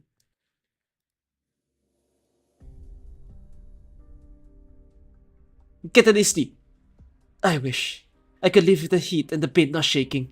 But my room doesn't even get a breeze. Feel like my face is going to turn into stone. Count your blessings. Look at the older mates. The wind's blown their face right crooked. It's enough to send the people running or screaming. You're young, so you still get the chance to grow up into a real beauty. I don't see any smoke from the kitchen. Is Javier still not cooking? I'll talk to him. Our clerics have searched every corner of your den. There was no compass. Guess it got burnt to ash. The key figures in this affair: the girl who stole the compass, the grave-robbing cannibal, and your former leader. All have entered the depths of the salt flat with their ill-gotten gains. You want us to go after them? You know better than how I navigate the flat, and you know the fugitives well. How much are you paying? Excuse me? We worked. You pay. Isn't that how things supposed to work around here? The flat's got 1,000 ways to kill you. Massive salt fins, dozens of meters long, could tear you apart just by shaking their heads. And Skeletal Reef is the worst at it. The steam blast could punch a hole right through you. If we're risking our necks, we need a proper bounty. Quiet, you fools.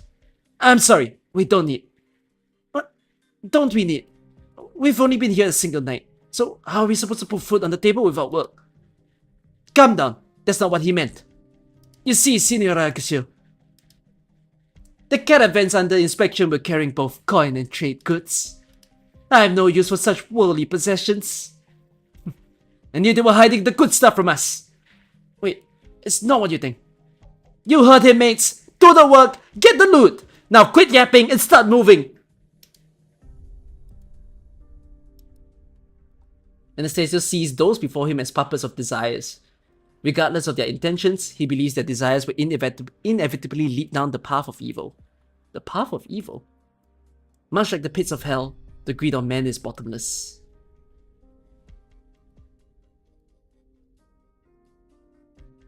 Now you're an idiot! What do you think happened to Silver?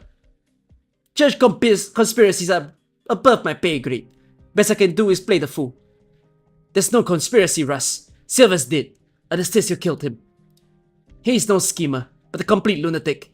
And now, there's no one to keep him in check. You got a better idea. You know how the others see you. Your word as a leader isn't even worth a hot meal. Not that you're even cooking anymore. I can only defend you for so long, Javier. Fine. Let's board those ships. Oh dear me. Oh, ship versus ship battle. It's so bright. It hurts everywhere. You're awake. You had a bit of fever last night, but it's gone down. Have some water. Pascuala sits up and takes the bottle Teach offers her. The bionic sea dragon is hard at work, across the deck, carrying a wooden plank while flapping its wings. Juana stands at the bow, gazing into the distance. Behind her, Elysian twists his whole body as he strains to turn the heavy helm wheel, like some strange exercise routine. The high sun shines bright. It hurts a little bit. This is our last bit of water. 1 pouch per person. Make it last. Is there anything I can do? Glad to see you up and about again, Chica. Repair the hull, reinforce the mast, process the food. There's plenty. Leaves helping out with the repairs. Let her rest a bit longer. No. I lived through whatever that was yesterday. We didn't hit any skeletons all night, or get run over by a salt fin. Now I even have water to drink. So I'm gonna do my part to get us out of this alive. Give me your hand. I'll help you out. Yeah.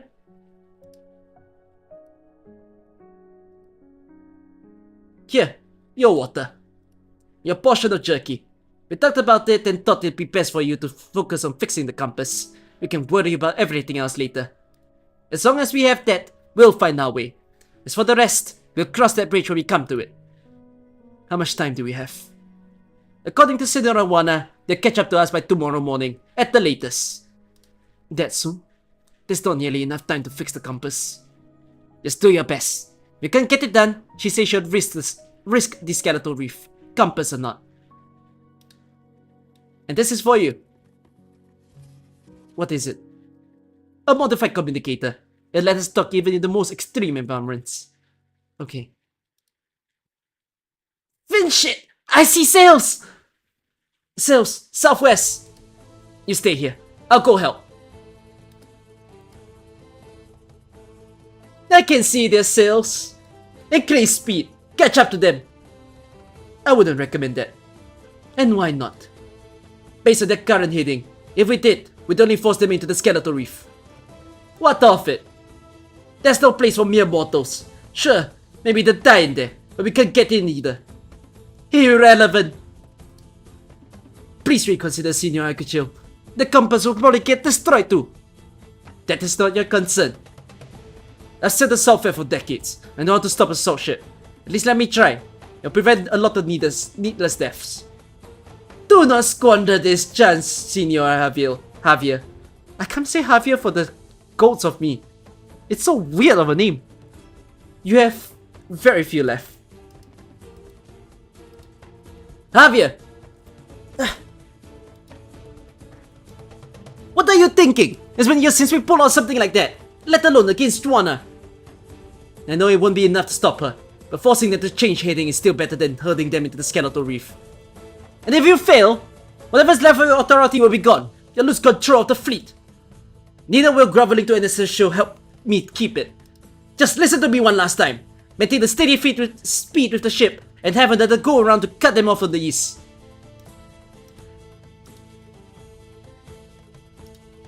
They down the ship. Did they hit the salt fin or something? No one thought by me would make a mistake like that. On flatland no less. Aye, sharp. Every last one of those salt ships is faster than this intake. They can easily cut us off before we make it into the Skeletal Reef. What happens if they do? We're at a disadvantage in both numbers and equipment. We wouldn't stand a chance. Then we won't let them. The ship's telling us it's going too slow and not even raising its flags. They want us to let our guard down so another can go around in front of us. Did you really think I would hesitate to sail into the Skeletal Reef at this point, Javier? Full sails ahead! Set course for the Skeletal Reef. Maximum speed. They're accelerating, Senor Evacuation. This is far from the scenario you envisioned, Senor Javier. Raise the flag! Hail the other ship! Tell them to go full sail. And what a fuss! I will take the helm. Senora, why are you turning? This is inviting them to open fire. If they do, they have to slow down to find an angle for their cannons. That's our chance to lose them. Gunners! At the ready! Sailors heave heavy balls made from salt and fin dung into the kettle. Kettles. Oh. Fire!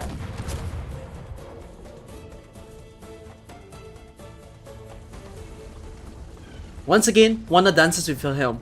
The rudder carves in through the salt flat, as if slicing its flesh, while the massive ship tilts and glides across the salt desert at an impossible angle.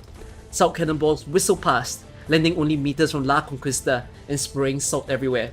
The sails push the ancient ship towards the heart of the flat, where few have tread. A rumble stirs within the salt clouds.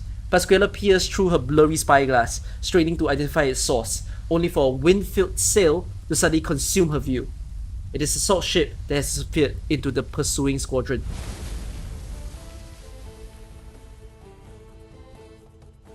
Pascuala puts down her spyglass with a jolt as the salt ship, trailing a billowing cloud of salt dust, barrels straight through them. It's gonna hit us! Evasive maneuvers! Evasive maneuvers! No, that's what they want from us. That's what they want. For us to slow down or turn. The main sails of the ship are at the bow. It's not designed for ramming. Let them try. If they do, they'll never catch us again. Forward! The sound of the canvas straining in the wind fills everyone's ears as La Conquista charges on, evading the salt ship's interception. For the first time in decades, it rides proudly at the head of the fleet again. You're out of your mind, Juana. You should have known that the moment you mutiny. Catch them. Javier! Fine, I'll take command. Full sail ahead! Javier stops giving orders. He knows no one will listen anymore. He passes through the crowds and climbs the ship's bow. He sees the towering skeletons just ahead of La Conquista. The Skeletal Reef, a labyrinth of bones, the pulsing heart of the salt flat, a realm of death where no mortal dares tread. Yet, La Conquista sails towards these valleys, dauntlessly, recklessly. Despite the constant bumps of jolts, Isidro's eyes remain fixed on the Corazonics floating at the center of the transmutation table. Layers of arts energy fields have separated it. The insides glow with a metallic gleam. Even the slightest motion is reflected upon its surface through the needle of its probe. The rusted alloy has been successfully isolated. The newly added alloy has been successfully integrated. Now for the last step, to etch a new horizontal circuit inside the Corazonics. I can afford to make a single mistake. There is no time to test the effects of the circuit. We only have one chance. Steady. Another jolt sends the dismantled compass components onto the table, spilling onto the ground. With one hand holding the probe, Isidro draws his sword with the other and stabs the cabin wall with it to steady himself. El Dominio del Mal. If the pirates can fight in the wind and waves with this technique, then I can use it to steady myself amidst this turbulence. With each tilt of the ship, Isidro counters with a thrust of his sword. Soon, the cabin is in chaos. A pod covers one of his feet, while a piece of canvas wraps around his leg. He pays no heed to them. The only thing he sees is a trail of liquid originum drawn by the needle of his probe. Almost there. Sweat runs down his cheeks and into his mouth. He feels control slipping from his hand holding the probe as his strained muscles verge on spasming. I did it! I did it! Now all that's left is to insert the ship Corazonix back into the sheltered compass. Isidro forces his eyelids open through the blood and salt and sees the arts field begin to go out of control under some kind of powerful arts interference. His probe lies on the other side of the cabin, the needle broken into several pieces. The components of the compass are nowhere to be seen, except for the outer shell. Under the pressure of the overloaded arts field, the newly formed Corazonix begins to tremble violently. Dons! What did that fin shit Anastasio just do? And the Inquisition hand cannon. He fired it into the cabin. Stay away from the alchemic equipment. It's out of control because of the interference of the hand cannon's arts energy. What are you doing here, Javier and Juana? Who has the helm? Don't worry, it's in good hands. Teach! Where's Teach? She's over here. She's got a piece of broken wood stuck in her leg. Damn it! Damn it! I can't stop the bleeding! Tons! Tons! Say something! Isidro opens his mouth, but his tongue does not obey. He forces himself to sit up. There is no time to think about how many ribs he broke. On the transmutation table, the Corazonix starts to bubble as if it's boiling. One moment of hesitation, and the last Corazonix of Iberia, their only hope for survival, will turn to dust. He must retrieve it. Isidro looks around desperately, but sees none of the compass components, not even a working tool. Isidro stumbles to his feet. He cannot feel his left arm, but can still move his right arm. He runs towards the transportation table.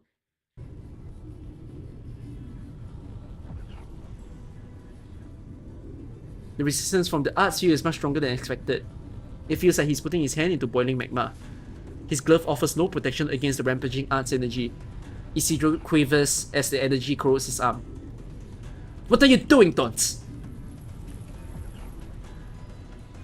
This is my Corazonix. My compass! The Corazonix dances in his palm, as though it has gained life. It flows through every gash and hole the arts energy left upon his arm. Isidro gazed upon this substance so many times, seeking a connection with it. But now, in this very moment, he understands that he has become one with his flesh.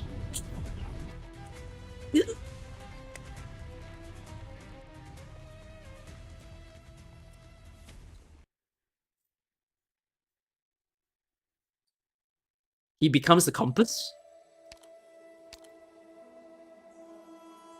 Am I before or after?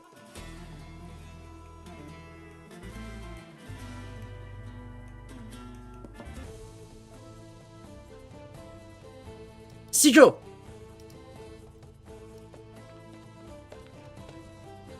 All hands on deck! I'll take the helm. Pascuala and Weedy, take care of Teach. The Inquisition ship is catching up. Wake up, Isidro! Stand up! What happened to your arm?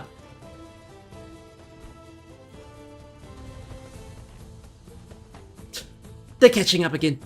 Elysium, Isidro, can you still swing a sword? Mine broke, but I can pummel them with my flag. But who would use a flag as a weapon on the battlefield?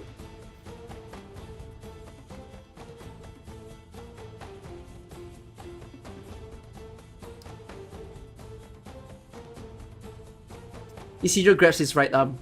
The searing pain has not yet subsided. My left hand is all I need. Good. Look out! They're loading! The wind carries the cries from the salt ship behind them.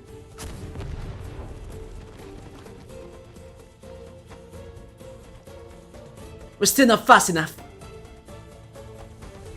Can we make it to the Skeletal Reef before they catch up? Even if we can't, I have no intention of stopping. But the ship's badly damaged. I only managed to repair part of it. That hit we just took went through half the hole. And took all of Isidro's alchemy equipment out of it. Without the compass, how are we supposed to get out of the Skeletal Reef, even if we make it win?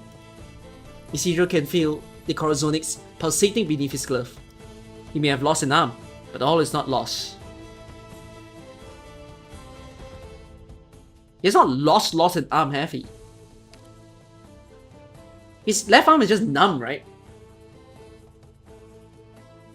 There will be a way.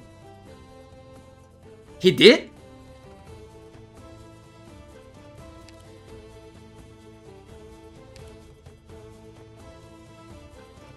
Is it the arm that he put his hand in? The Corazonics became his arm.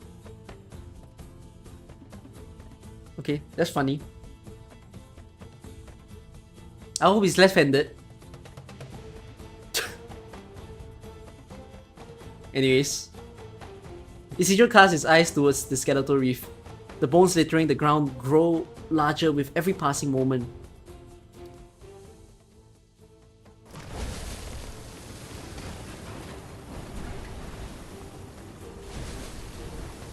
Turning is no longer an option for La Conquista. Juana grabs the helm wheel with such strength that the wheel creaks under the pressure.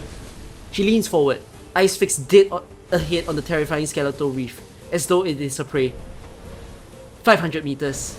A sharp grain of salt brushes her past her cheek, leaving a mark. Pascuala squints into the wind and salt, but can only barely see the massive sails approaching from behind.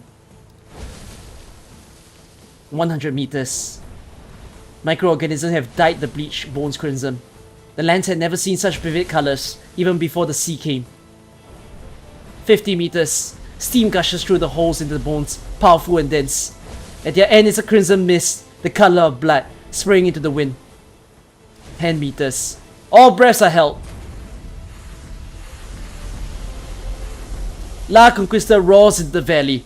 Dozens of steam pillars blast out from the skeletons lining the sides of the canyon, filling the space that it occupied mere moments ago. They tear through the sails like paper. The salt ship following in hot pursuit, a monstrosity dozens of meters in length, is torn to pieces as though a toy. The mast, dragged down by tattered sails, lies across the gorge before the steam breaks it into half, sending the pieces plunging into the salt.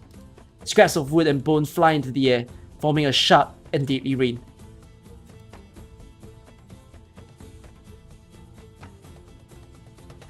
The ship was destroyed by the steam. Holy fin shit! I'm alive! I'm actually alive! It's too early to celebrate. Salt dust is blown away by the steam, revealing yet another salt ship, trampling the carcass of its brethren beneath its heel as it charges towards them. The flag of the Inquisition flies high upon its mast, yet it is Anastasio, standing beneath it, whose presence commands more attention. They've got guts, I'll give them that. Let this be their burial ground then. Hooks! Dozens of hooks fly towards La Conquista. Most fall harmlessly into the salt, but a few find the gaps upon her hull. La Conquista is heavier than us. Don't try to pull it in. Let it drag us towards it. Board once we're close enough and take the ship. Taut ropes creak as both ships tremble. The sailors draw their weapons, sizing up the distance between the ships. Suddenly, a spinning helm wheel flies out from the stern of La Conquista, snapping the ropes linking the two ships. The sharper-eyed sailors recognize it immediately. It's Juana! At that terrified cry, a figure in black leaps from the La Conquista and lands on the salt ship. Have you already forgotten everything I taught you? You couldn't hook a bloody salt fin, the way you're tossing those! She wants to take our helm wheel! Stop her! You fight like a starving saltfin! No worse! Hold that cutlass properly! What are you trying to do? Cut the stick! Don't hear Juana! All we need is a compass! Open your damn eyes, Javier! She's here to kill us! It's us or her. We gotta kill her for the reward. I was right all along, Javier. You're just a little pet. Well, I'm not. I want to live. I want to live good. If you don't want that bounty, I'll take it. Juana swings her helm wheel into a charging pirate, who falls to the ground in a heap. But the rest keeps coming with even greater fury. Javier is left in the back. He grips his weapon tight, but does not move his feet. It takes a while before he cries out, "I said, don't kill Juana! All we need is a compass! But I'm going to kill you, Javier. Quit giving orders, Javier. Who do you think you are? Kill Juana! Her hip will make us rich. Just as no one can shake their own shadow, Isidro turns around to see Anastasio standing behind him. There you are! Form up, my brothers! Attack! Elysium, protect the helm with Vidi. Don't let them take control. Leaf, switch to attack mode. How dare you kick away the waterproof poolside cave thoughts? Did you think a communication specialist couldn't fight? Stay away from me with that stinking mob of yours. It's a flag! You scuttlehead! I wash it every week, or at least I try to. You have very nearly killed me twice now, Isidro. A feat none have before have accomplished. Why then do you so earnestly seek my death? What is this desire you have failed to realize because of me? This desire that is so much stronger than anyone else's. I don't have any desires. Impossible. All mortals are driven by desire. What about you? Myself first and foremost. If you're driven by desire too, then you have no right to kill the people in the name of suppressing it, even if you're with the Inquisition. The Inquisition! No. Once I wished for nothing more than that priest from the Inquisition to kill me and end my sinful life. But alas, he denied his own right to judge me, to execute me, and in doing so, denied my right to die. You still have that right, Isidro. The right to an easy end. I have no interest in dying. Maybe so, but you have been tainted by the strongest of desires now. Then, you have already lost your free will. You're compelled to sin. You simply cannot stop yourself. Why do you hide your broken right arm with that glove? Those controlled by desires always refuse to admit that their obsession will lead them to ruin. You cannot turn back. No one like you can. So I'll kill you to stop your sins. But before that, you shall first face your desire. Acknowledge it! Only by doing so can you die sober and fighting. Anastasio's sword slices through the air with a piercing shriek, targeting Isidro's right hand. Isidro twists his body at a nearly impossible angle to evade, but the blade's tip still rips through his glove. Corazonic seeps out of the tear of his glove, turning into delicate ribbons that drift towards every corner of the valley. What's going on? So that is where you have hidden the compass. I have watched over that anathema for so many years, yet not once have I seen it respond so eagerly to one's desires. Such powerful desire, Isidro, yet you do not even know of it. If you knew the first thing about alchemy, you know it doesn't respond to desire, not mine or anyone else's. Under the manipulation of an alchemist, Corazonix leaves the compass and enters the natural cycle before returning to compass, and the alchemist deciphers the information it brings back. That is his basic principle. It has nothing to do with anything as subjective as desire. Isidro has read too many alchemic tomes and listened to too many of Ola's lessons. He could recite those principles backward and forward, but he cannot help but ask himself, is that really everything there is to the compass, to Corazonix? Why did the Corazonix on his arm start drifting without any input from him? Does he not want to know what it is responding to? Does he not want to know what he wants? Distraction is enough for Anastasio's sword to pierce his left shoulder.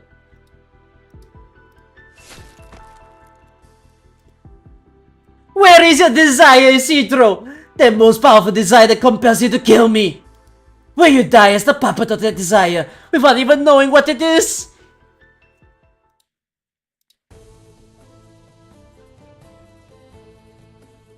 Found her! She's got someone on her back! Get her! Can't run! It's so heavy! Put me down. Go on without me.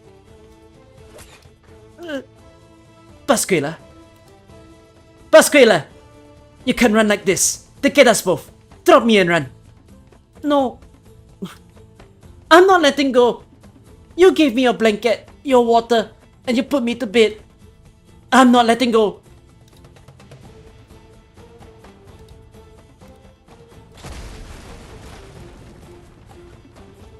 We just hit something. The ship's drifting. I can keep it on course. Out of the way. Let me handle it.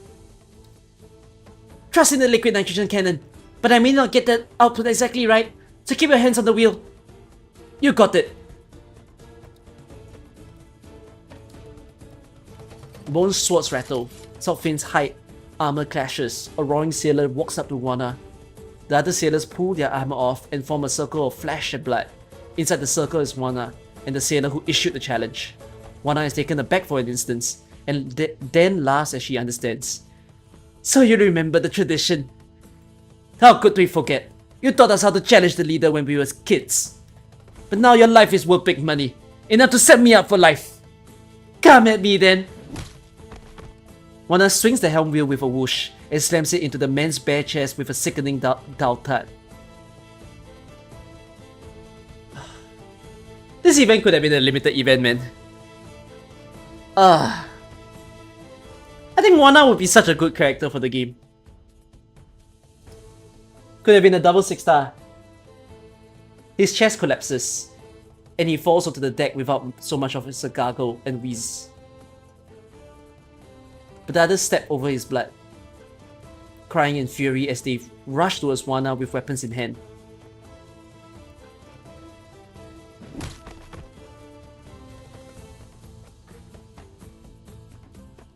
Yet another sailor charges forward, but hesitates for an instant when his eyes meet Juana. His axe slows for a split second, just enough time for Juana's helm wheel to connect first. The last thing he sees is the pale swords filling his eyes, even as the lower half of his body clings to the deck. This is no place to be getting cold feet! A moment of hesitation is the difference between life and death! Who's next? Another sailor steps up through the pool of blood, cutlass in hand. She seems a little thinner and frailer than the others. Oh, if it is a little Lomi. Aye boss, it's me. What do you plan to do with the reward money? I got a daughter. It's all hers. Good, then come and claim what is hers! The frail sailor gulps and swings her cutlass at Juana, who lands a blow first with a backhand swing. One of her arms hit the ground, unleashing a spray of blood. Her other arm, however, continues clenching her cutlass. Come! Raise your weapon! We're not done yet! Once again, she musters the courage to charge at Juana, but the heavy helm wheel finds her forehead faster.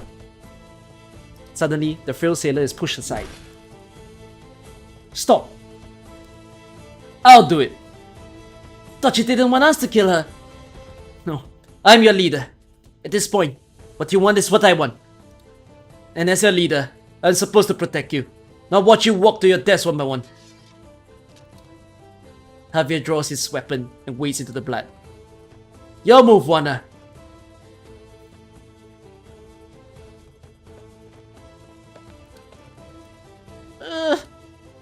You can put me down here. I'm feeling better. I can fight.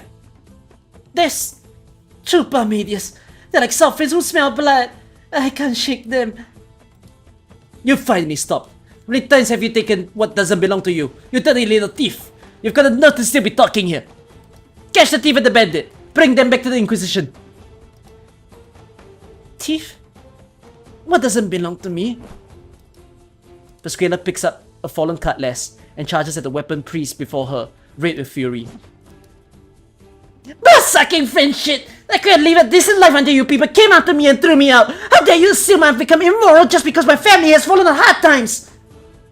What's she going on about? She's gone mad! Kill her! All I wanted that day was to go back home and get what was mine as a kid! I wasn't stealing! My abuela made the priest settle for me! What's wrong with taking what's mine? Who do you think you are? Branding me as a thief! No matter what I did, no matter what I said, I even begged you! Begged you to let me find a job in town and live a decent life, but you people called me a thief and kicked me out! I'm thief! Are you happy now? Are you happy?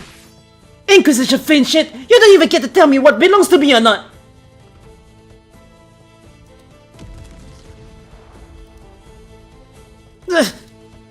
We're flying! Objectively speaking, the ship did, in fact, go airborne for a few seconds. I may have overtuned the LN cannon a tad. But don't worry, I also have a smaller water cannon to help slow it down. We're going too fast. I can't avoid that bone up ahead.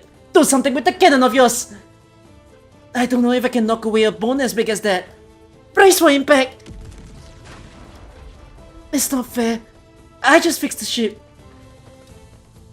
There's someone here. Didn't we just get rid of you? Alright, I'll deal with them. Weedy, you're fixing the ship again.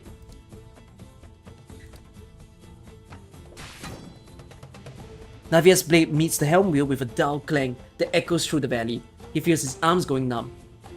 Hesitantly, he strings a few words together in the gaps between attacks. What do you think you're doing? Killing traitors? No, Juana. If all you wanted was to kill us, you could have done so easily. Why hold to the tradition? You're trying to tell us to affirm our decision by facing you with courage. Am I wrong? Am I wrong?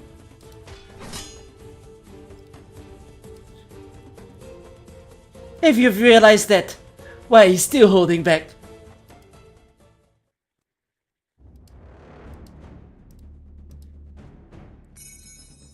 Isido's left arm is shaking with pain. His sword has already left his hand. Under Anastasio's incessant interrogation, he finds himself overcome by an even sharper pain.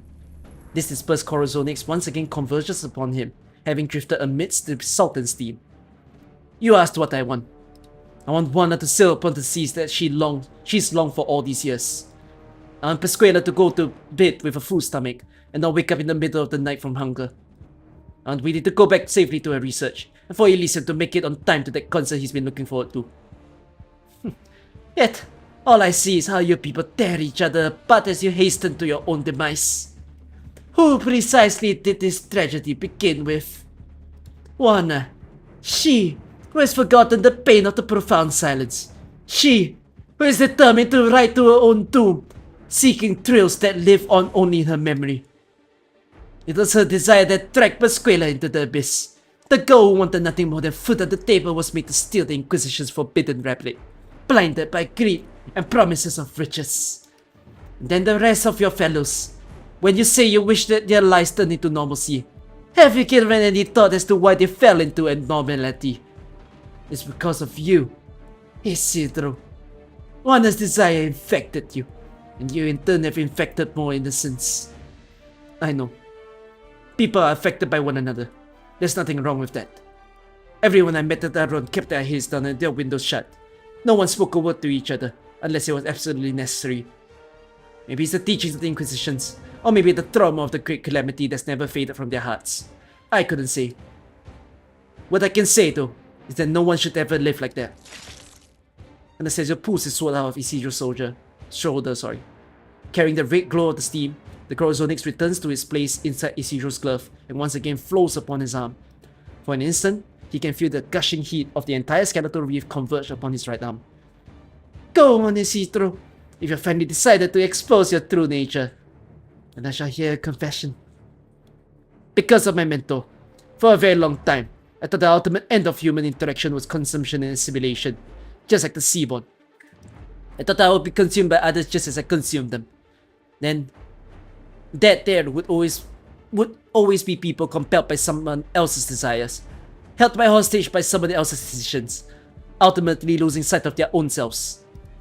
In the years before I joined Rhodes Island, I did my utmost to avoid something like that happening, like what happened to the people of Auron. But now, I understand that the self I had tried so hard to protect was empty. There was nothing there. Even after I earned some money, I lived exactly as I had as a vagabond. I wore the same clothes, ate the same food, stayed in the same places, and did the same things. Didn't know what I wanted. Maybe I didn't want anything. Is it not happiness to live as an empty canvas? Is it not true freedom? Unlike your current self, the ones forced to drag but more innocent souls into the abyss, as you have done. Juana gave me a chance to leave. I chose to stay. Neither of us regrets our decisions. So if I indeed drag Elysium and Weedy into this, then I shall give them a chance to leave or stay. If you want to kill them, then I'll have to kill you first. Isidro senses the once chaotic movement of the Corazonics become rhythmic. With each pulse of it on his arm, steam bursts from the nearby bones. It dawns on him that the Corazonics, salvaged from the transmutation table, is now fulfilling its intended function while attached to him. He wants to lead his friends out of this deadly skeletal reef, so it is guiding him by indicating the direction of the searing steam flowing through the bones. Ooh, balls! Isidro tears his glove off. Flowing Corazonics has filled every gash and hole that the art's energy had left upon his flesh. It is now as one with him. He picks up his sword with his right arm and points it at Anastasio's face.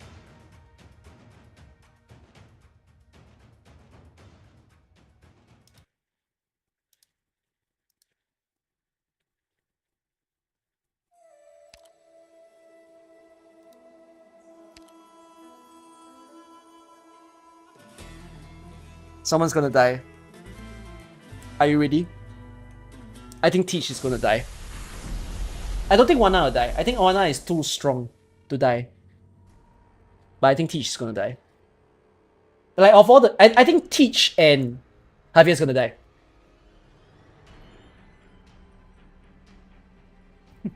Oh, I really did it. I actually took them out. Need any help with it? Anastasio might die. I'm not sure though. He's so powerful that I don't think he'll die.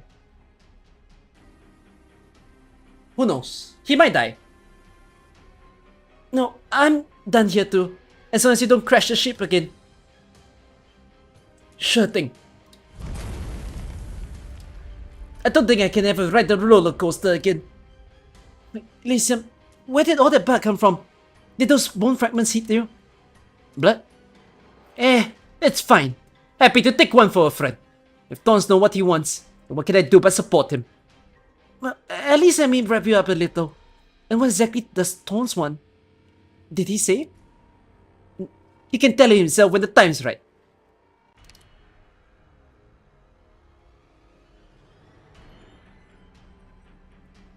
Okay. Isidro, so you wish to atone for your sins, to rescind the impact you've had on the innocent, to send them merrily back into their own lives. This is an expression of your resolve, a reflection of your conscience.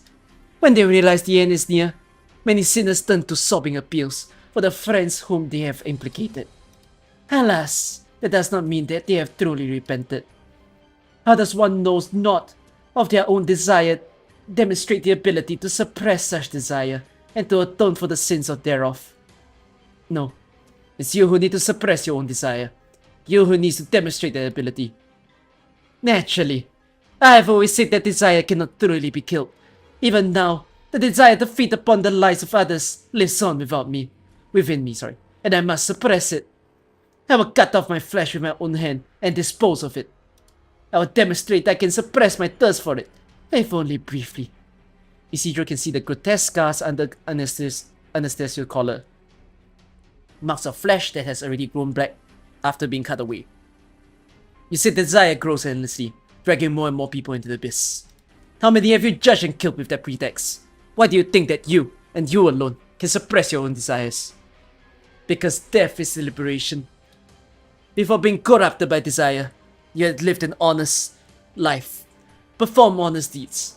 As such, you have the right to be liberated from the corruption by death. But my life was a mistake from the beginning. My very existence is sin. Were I to die, my pathetic existence would have held no meaning other than sacrilege. Therefore, I must atone. I must atone for as long as I can, until I am consumed by desire. Anastasio presses the nails on his left hand against his own chest until they pierce the skin. Only pain can calm him down now. You mentioned the meaning of your existence. Are you really unworthy to die, Anastasio? Or do you just want to live too much? You keep talking about your desire to feed on others, but isn't your most fundamental desire to keep on living? Be it self-harm or the judgment of others, and you're trying to make sure that your so-called sinful self can live on with the peace of mind. Anastasio's assault had slowed while listening to Isidro's confession. Now it intensifies again. Each time Isidro's parries an attack, strands of Corazonic float up from his arm from the impact. If you shall not confess, you shall die.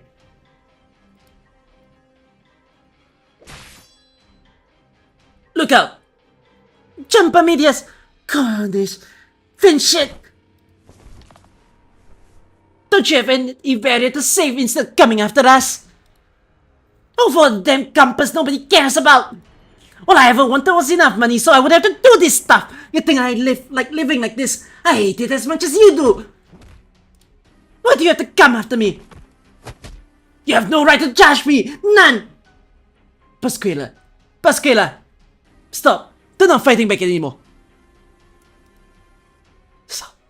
We need to move.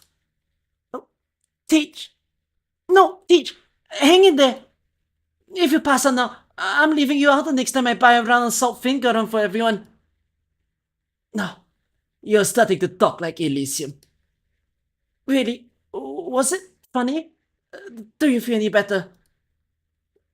Let's find a place to hide. Teach! Teach!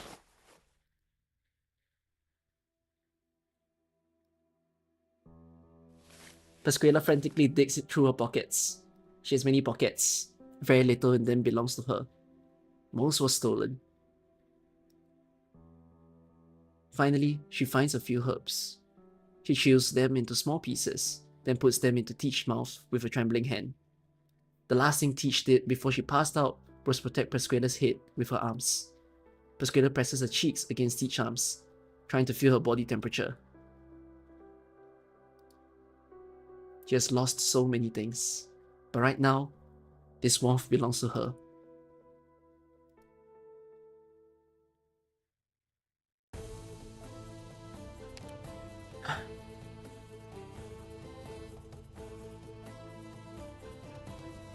Does this line imply something? She has many pockets, very little in them belongs to her. Most was stolen. How am I supposed to read this line? Do people steal from her? Is that what this is? She's a thief, I know. But why? But it's a very confusing line. She's a thief, but is this implying that people's pockets full of things that she doesn't own? That's just what it is. Right. So this line is to compare against the last one.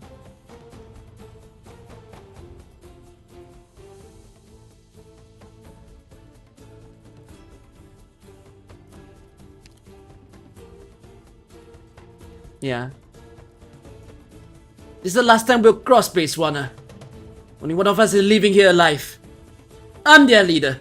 If you're angry at their betrayal, take it out on me. And then what? If I die, let my crewmates go. And so in my life that they won't have a new leader. That they live their lives however they want. Javier, you.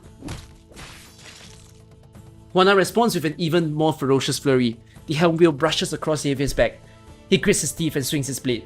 He finds Juana's forearm, cutting almost to the bone. And if I kill you, I'll take your head and earn the bounty. I'll share the money of everyone, so they all live better lives. A violent jolt sends Javier stumbling backwards. Juana leaps and the helm wheel falls upon him, sending blood and salt flying. Javier swings his fist wildly at Juana, his weapon broken. Javier struggles to lift the heavy wheel off of himself, but the punch from Juana sends him back into the pool of blood. His breathing is thick and heavy. He tries to lift himself again, only to once again meet Juana's fist. His vision grows red with blood. There is no strength left in him. He flails around in the blood pool, struggling in vain to stand up. But the crushing weight of the helm wheel suffocates him, dislocating his arms and legs. He can no longer even raise his head. You win, Juana. Kill me. When I die, spare the crew. I'm the one who incited them. Kill me. End this. Javier gazes into Juana's eyes. He has never done so from so close. Close enough to see his own reflection in them. He suddenly feels like he still has something to say. That day, when you passed by my window, I was trying to bake bread for the first time. It didn't work out. It was black all over. I wasted precious food, No one would eat it, except you. You passed by the window and picked it up. You put it in your mouth with a big smile. You finished the whole plate. And I was thinking at the time that I'd give anything to see that smile again. Anything. Javier closes his eyes and waits for the inevitable. The handwheel will find his neck, and then everything will be over. Congratulations, Javier. You won your duel with the previous leader. Now stand up and get back to your crew. Javier musters his last bit of strength as he has, trying to stand. The floor is wet and sticky with blood. It is all he can do to crawl forward, little by little. Then the sailors come, one after another, lifting their new leader from the blood, the one who fought with them to the bitter end. The blood they shed in the deadly struggle mingles with the ground. They put their shoulders together.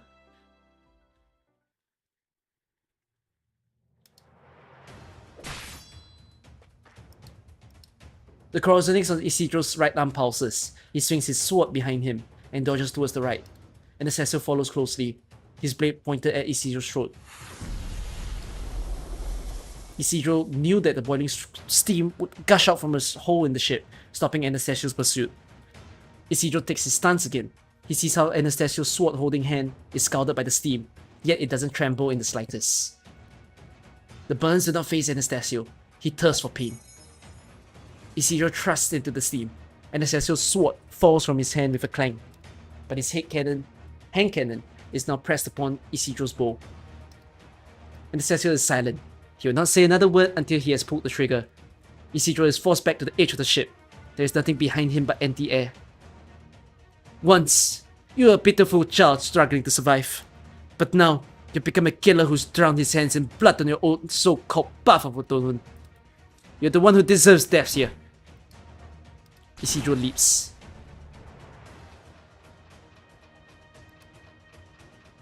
Damn! Who did this CG? My god. They meet the guy. Wait. Remember I did the men's tier list thing? Ton's up there. Ton's gonna be woo! Woo! Up the ranks. The sound of the hand cannon's shot echoes through the hollow bones of their valley. Isidro sees Anastasio put the hand cannon back on his belt and closes his eyes as though he had just been born again. Isidro turns his head. The bottomless pit is right below him. The heat gushing within the bones resonates with the corazonics on his arm. He knows the steam is about to swallow him. At the end, he looks towards the sky. Across the towering bones, through the heat wave of the steam, he can see clouds in the sky, just like the azure ocean and white waves from the stories. The ocean he had wanted to see with his own eyes. Isidro falls towards the steam vent.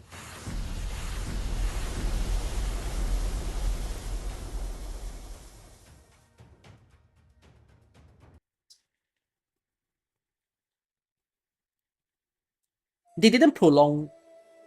Okay, I thought it was odd that they didn't prolong Teach's death. Because it's like you don't... The emotions felt very short-lived.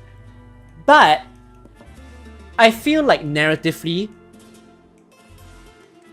keeping her death scene very short has an impact, which is the fact that Pascuala didn't like mad cry. Like she was crying, at least from the CG wise, but she didn't mad cry or anything and whine and whatnot. She just was glad that she's with Teach on her last moments. It's a bit like you see the maturity in her, right? The fact that she can hold strong. You know, she did the whole thing carrying her while the Inquisition was chasing, and then thereafter, once, you know, Teach's time was up, she was okay with it. Yeah, she's glad. It's interesting to also see that the story painted the dynamic of Juana and Javier, because Juana basically took care of Javier as a kid. I do wonder something quite strange. Because throughout the story, right, you saw how Javier tried so hard to be the assistant for Juana, no matter what. wherever they go, she'll do whatever he can for her to impress her. And then Tons came in and it's almost like Tons stole his girl type of thing, right? But I'm also a little bit curious. Why is Juana so cold to him in the first place? Because you can tell from his story that Juana was very sweet to him. But then why did that change?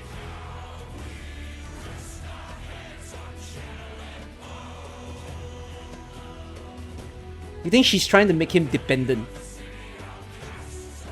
Independent, you mean?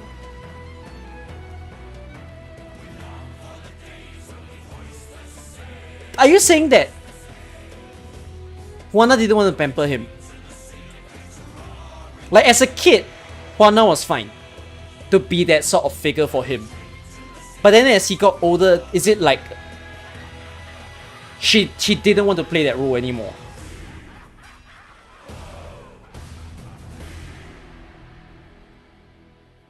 She needs her hair either way. He's a captain now.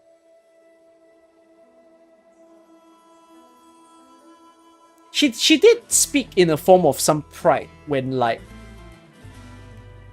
she called him the captain of the crew now while they were fighting. So yeah, could it just be that, yeah, she just wanted to raise him? But I wonder, it makes you wonder that in the bloodied scene of, you know, them fighting, and then he openly shared that he wants to see her smile again. It makes me wonder, what does Juana think? But there's a chance that might be talked about in the next story, as in right after this. So I'm curious how that plays out, because at least from what I understand, I think Javier's not dead. So we'll see. And then I think on one hand we see the dynamic of Juana and Javier. On the other hand, we see the dynamic of Pascuala and Teach. So, okay, I'm catching it from Pascuala's lines that she used to live in a comfy place, but she got into some problems with the Inquisition that ejected her out of her house. And then it's almost like she was never a thief, like her thief characteristic didn't come about until she left her house. And she became a thief not out of, you know, just she want to steal, she just have to steal, right? Because she described her house so vividly in the prime of her sleepiness, where she had so much good things, but then for some reason something happened.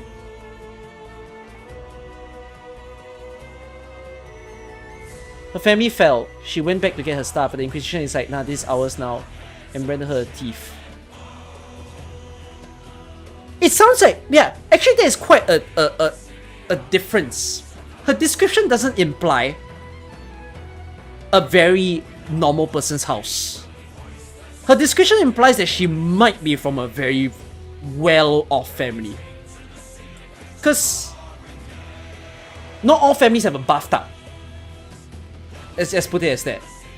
A bathtub means you have a bigger toilet, right, than other people would have.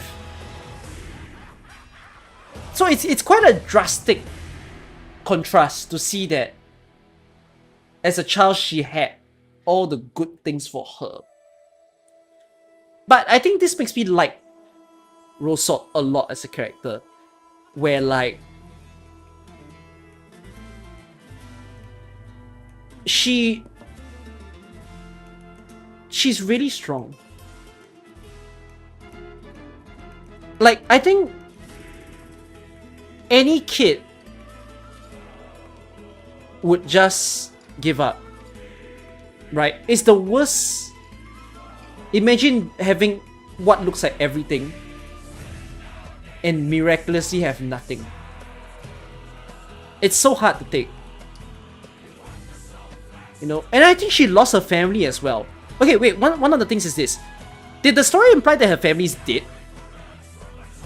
Not necessarily, right? I don't think she actually openly said that her family is dead, but she's not part of her family anymore. But I think we can imply that they are, which is possibly why she wanted to get the things back. You think she lost everyone? Yeah, I think she said that her mom is dead. Abuela? Oh no, her grandma. Abuela's grandma, right?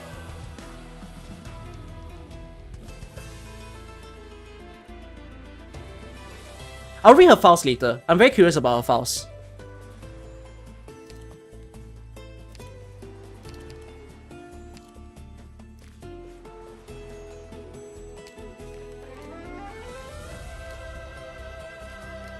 Wait, do I still have my team?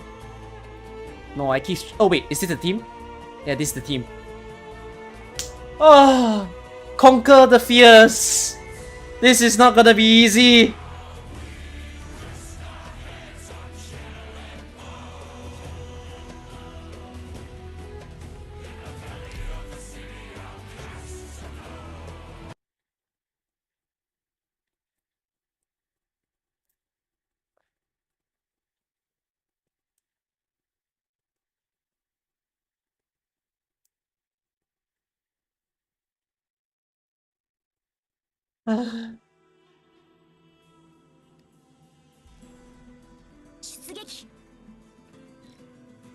I wonder who their target will be. Signal safe, sorry, but I'm really not religious. Incapacitating them is enough, right?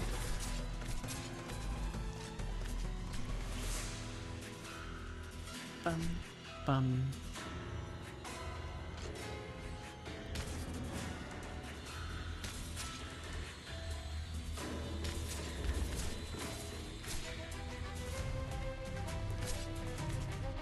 Awaiting orders. As you ask. Enter the... Stand still. It'll spare all of us the effort.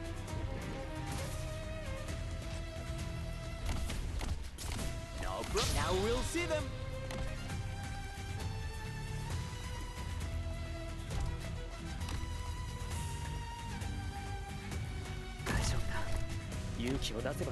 Once the wind fills our sails, it's time to act. Is it correct? Or not quite? Whatever. Let's have a go. This here is a good spot. They can't see me. Oh, I'm so sorry. Doctor, probes functional. Corazonix, good to go. Entendido. Your attacks are all within my calculations. No problem. As you ask.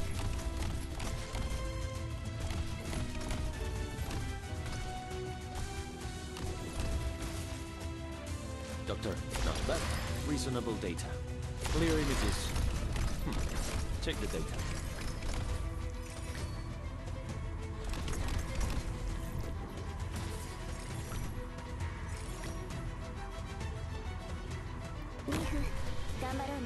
Remember to stop. しっかりしてください。ほら、まずは深呼吸してみて。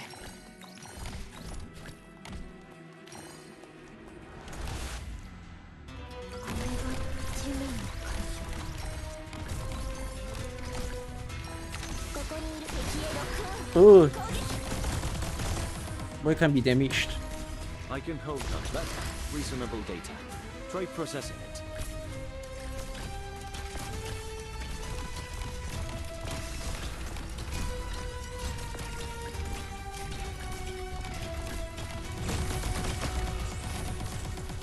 I wonder who their target will be. Awaiting orders.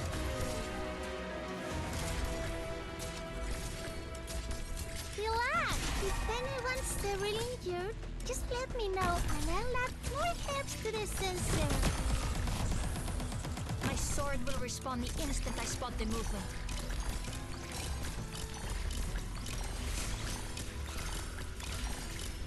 Battery micro増幅. Sí, salvo. Haré guardia hasta el amanecer.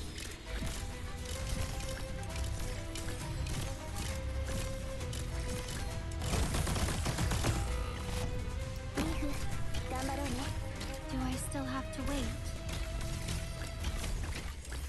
What? Es mi humo venenoso. Más hierbas no te matarán. Así que deja de quejarte de una vez.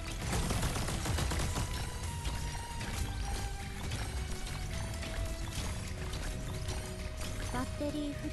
多少の犠牲はいとわない。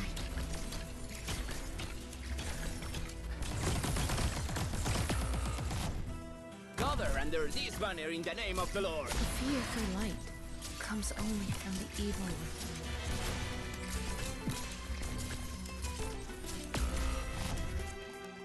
Locked and loaded.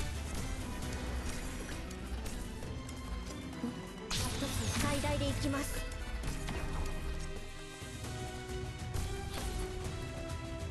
Come to me if you get wounded. Relax!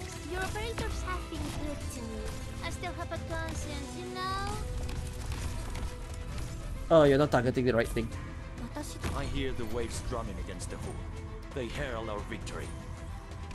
What? Worried I'm not healing? Doctor, not bad. Reasonable data. Trade processing it.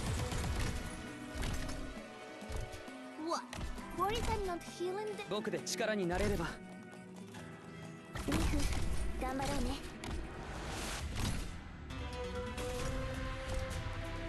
What? Worried I'm not healing? Do I still have to wait? These enemies do not compare to the seas. Ow, fuck. I wonder who their target will be. I can hold not bad. Reasonable data. Trade processing it. Okay, I need the idea is there. I need to redo this.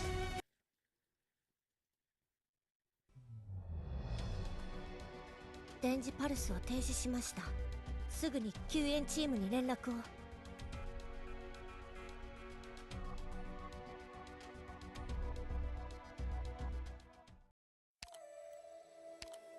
Half.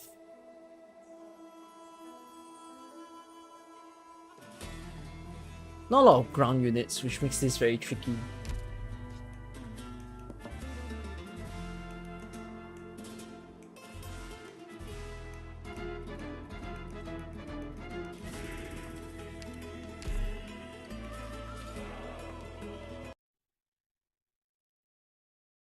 Just pushing in the hole. The guy is heavy as hell.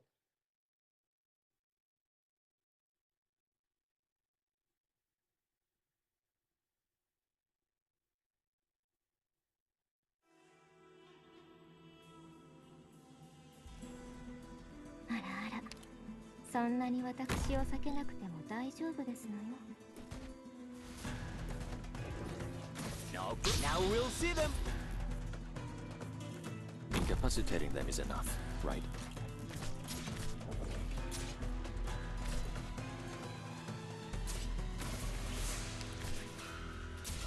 うまく対処できるはず。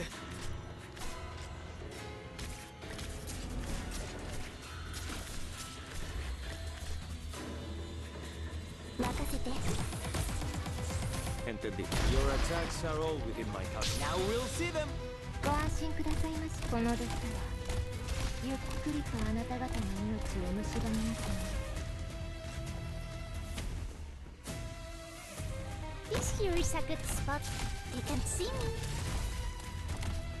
僕で力を落ち着け。難しい処理だけど、十分な時間さえあれば。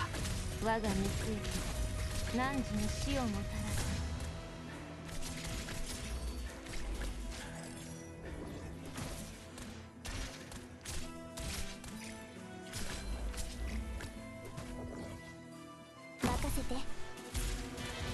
I have no doubt. This is the destreza of Iberia. 我が三つ息が汝に死をもたらさん。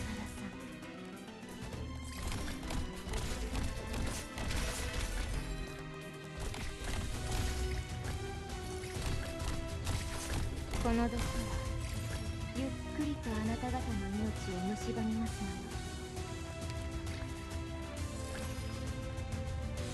これが地面の感触。ポイズン。 I hear the waves drumming against the hull. They herald our victory. Doctor, is it correct? Or not quite? Whatever. Let's have a go. Do you have instructions for me? 原作が見えるかしら。マイクロ増幅。Relax, no one chasing you like a hungry. Clear images. Check the data. Gather under this banner in the name of the Lord. I've always wanted to try saying that.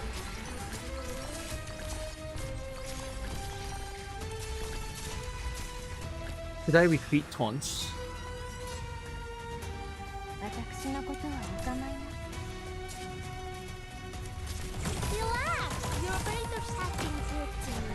As my sword will respond me. 最大で行きます。私のことはお構いな。Come to me if you get wounded. Relax, your operators have been good. What? Worried I'm not killing them, right? What? Remember to stand inside the smoke valley? Relax, your operators have been good to me. I still hope to see the light of my lantern. I'm right here. Reef, 頑張ろうね。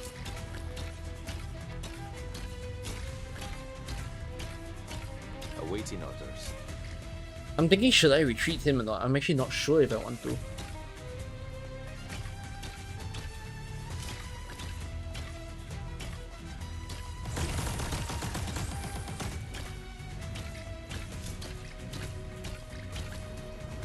Doctor, por favor. Doctor, por favor. Doctor, probes functional. Corazonix, good to go. 機材の準備は万全。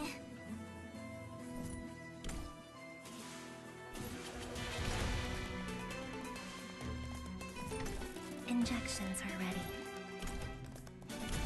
I can hold clear images. Check the data. As you ask.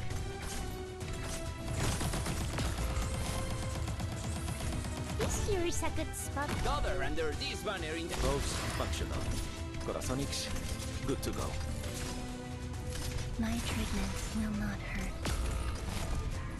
Locked and loaded. Doctor, clear images. Check the data. My eyes will find the truth. Relax. Remember to stand inside the smoke valley. See the light of my lantern? I'm right here. I'm in danger. My The treatment will not hurt. My staff's getting warmer.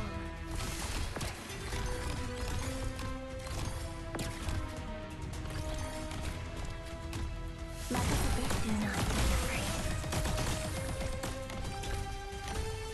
Doctor, por favor, ayúdame. I can hold here myself. I know what to do.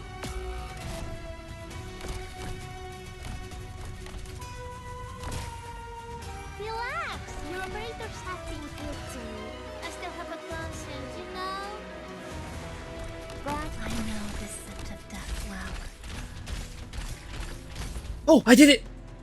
私のことはお構いな。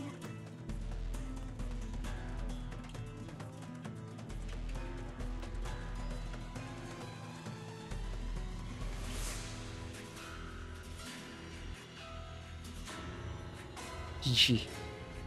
Now what are they doing? I have no doubt. Gather under this banner in the name of the Lord. I've always wanted to try saying that. Locked and loaded. Iberian only. That was hard. The waves have subsided. If you have no other tasks, I should leave immediately to under. Yeah, if he did his skill again, I would have lost. I don't know what happened, but he didn't trigger, which is good for me. But then I placed Blue Poison a bit, in case he did a swing. So yeah. I mean, he has to be blocked anyways. I ran out of block. I cycled too much. He skills twice already. Oh, he can only skill twice.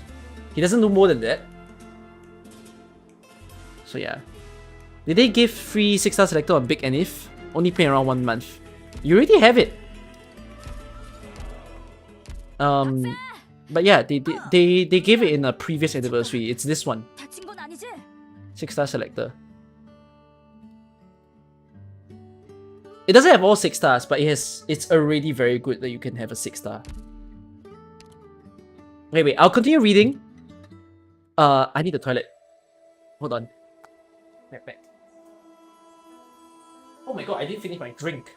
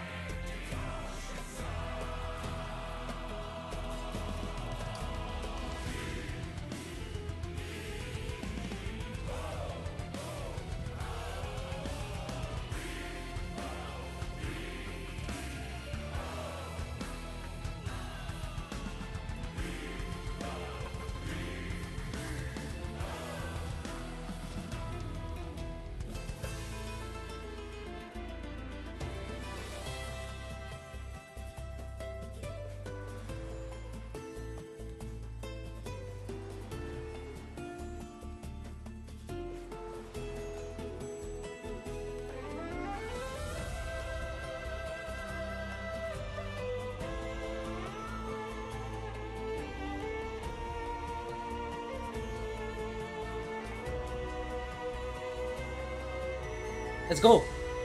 The ending. You hope next Zenith is free selector too? No, next Zenith don't have. It was for 5th anniversary. There's a free 5-star selector, that's about it.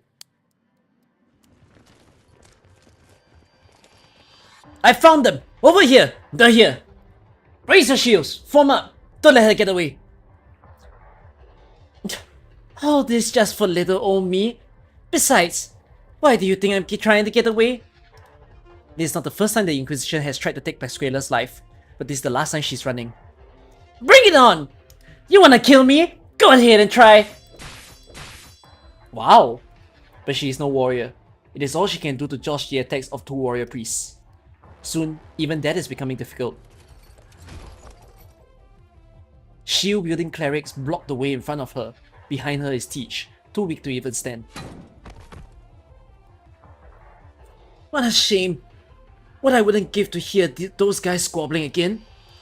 Guess that's too much to ask. Hold on. Hold on! Have you seen Taunts? You're just finding Anastasio just a moment ago. It's just Anastasio over there now. Stop, Elysium! You can't steal and use high-powered arts at the same time. Elysium, I have to find him.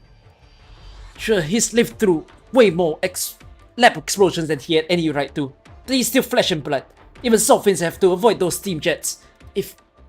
We have to find him. At long last, you have ended his suffering and brought salvation to the souls of those he tried to drag into the abyss along with him. Timidly, hesitantly, Anastasio presses the tip of the sword against his own throat. No, you are not yet worthy to die. Freeing one poor soul who failed to recognize his desires to the last is not enough to atone for your sins. Reality lies before you, Anastasio. You have the right to eradicate the blight of desire plaguing this land. You are not worthy to. Senor Agucho, are you alright? I'm fine. Regroup, slay the remaining bandits, and capture both ships. I will take Juana myself. Senor, you promised to pay the bandits. They sought a reward from me like ravenous tusk beasts, the saliva dribbling down their chins. Did you really, truly believe that they can live honest lives in their own after being paid for such work? False kindness is but the worst cruelty. As you say, Senor Agucho.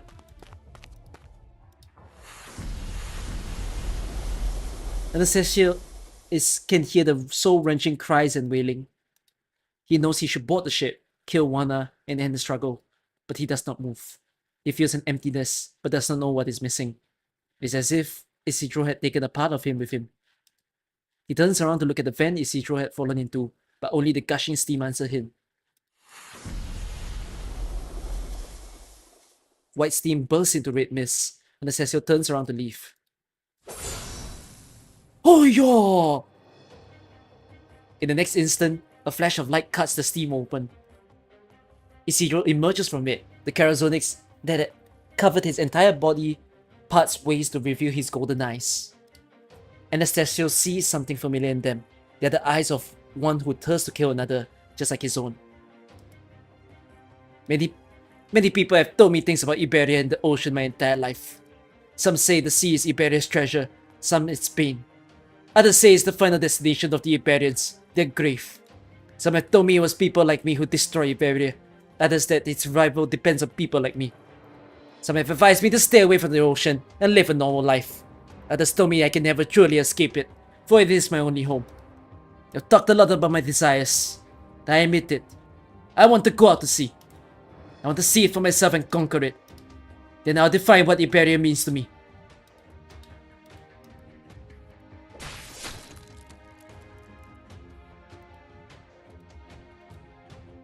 As he says these words, Isidro's sword finds Anastasio's neck. It's funny that he sees so much. You could have just killed him first and say all those things. Eh? Anyways, Anastasio feels both relief and it's anime logic.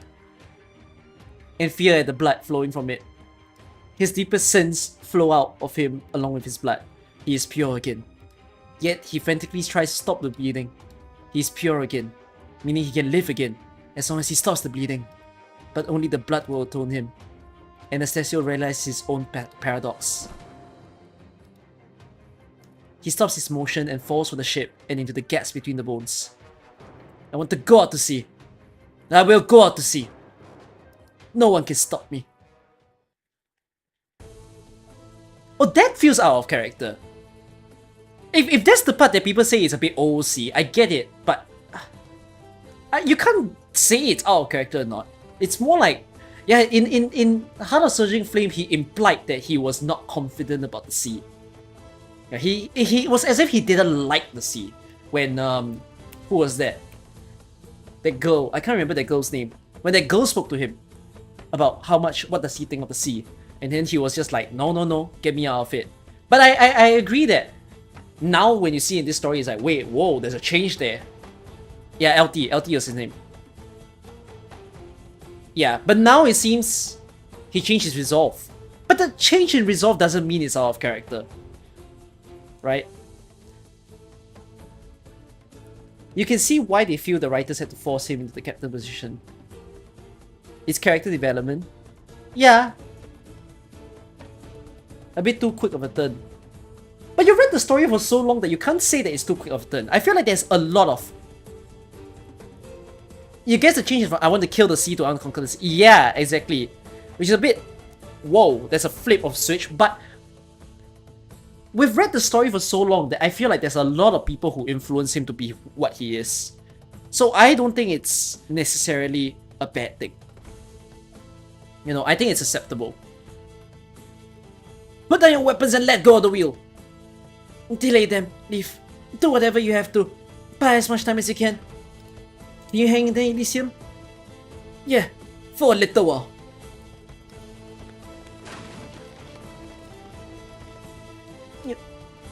You broke the ship again. I just fixed it. Get out. Whoa, Weedy. Can I get Weedy IS module? Don't. You're okay. Dios mío, I can't believe I can see you again. Don't ever do it again. Did you back arms, legs? Strange, everything seems fine. Is your head screwed on straight? But I guess it was never really screwed on straight to begin with. On Terra, Weedy and I supposed to write our post-action reports. Whatever. Just take this bottle of seasickness medicine. More stuff. How much have you given me on this trip? Besides, is it a little too late for this? Oh, this one's different. It's extra strong. It'll come in handy. The sea was calling to him and he didn't go close to it. Maybe it was part of him. And now he accepts it. But I don't think it's like he accepts the sea though, because he said he wants to conquer the sea, right? So it's a bit different. It was more like he was afraid of the sea at first, because the sea seems to be calling to him. But now it's like, maybe the sea is still calling to him, but he's just there like, you know what? I'll go straight at it. You know, he's not wanting to be a part of the sea. He wants to conquer the sea. That's more like the change of character there. Throw the old one overboard. If the little one fidgets, tie her up. We need to learn how she stole the compass right from under our noses, and whether she has someone on the inside working with her. Don't move. I'll bandage your wounds now.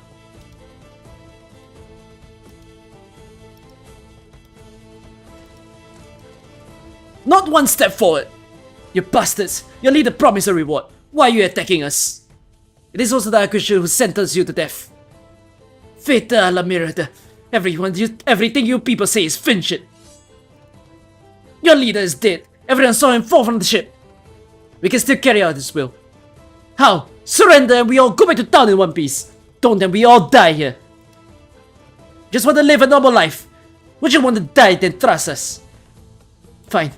Just try us. The surviving pirates raised their swords with their leader's cry. Not one warrior priest dared step forward. Actually, Evacuation is dead. Silver is dead. Who leads them now? Aaron is screwed. That's a funny twist of... Yeah, Aaron is basically fucked now. Unless the pirates choose to take over it. Out of the way, O Venice. I have the helm. I said I would take you out of this reef. No, I'll do it. You're hurt. Besides, I have the compass. You do. My arm is the compass. I'll explain later. Basically, I can predict when and where each and every jet of stream is going to gush out. We'll make it. Excelente! Then we sail. He's a steam predictor. Where are you going, Senora Juana? I can't very well let Javier and the others die here.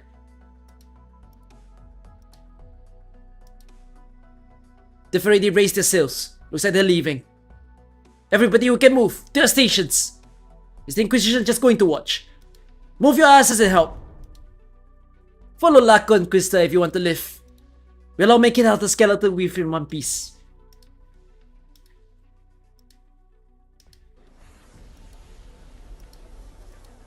Those on the salt ship breathe a sigh of relief when the last jet of stream can no longer reach them. Some sit on the deck, some lie down, all exhausted. Finally able to relax, Wanda starts stomping around the deck.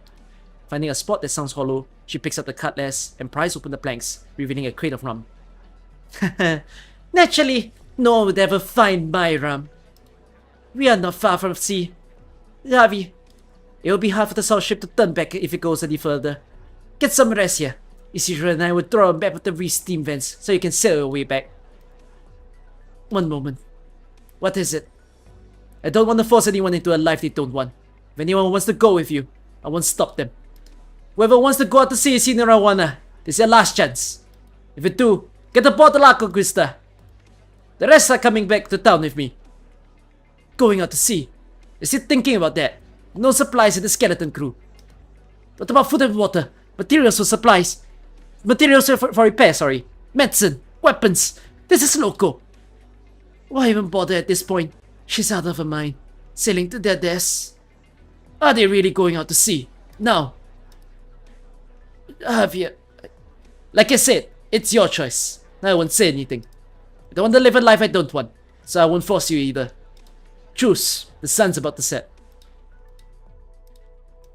The crowd grows quiet and parts into two groups. A few follow Juana towards the edge of the deck, but turn around quickly. Hey, hermano! Listen, I got a little package in my drawer. There's a pocket watch inside, some money and a letter. Can you take the letter to Abby in town? If you do, the money's all yours. Just make sure she gets the letter, okay? Tell her to wait, cause I'll be back with a big pile of coin. You said Ami? Abby, the redhead.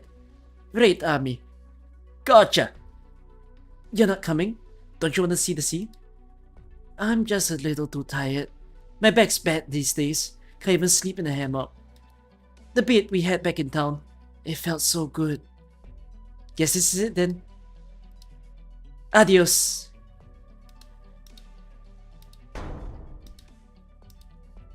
Juana leaps upon the La Conquista, followed by the sailors who elected to go with her. Javier takes another swig of rum. Adios.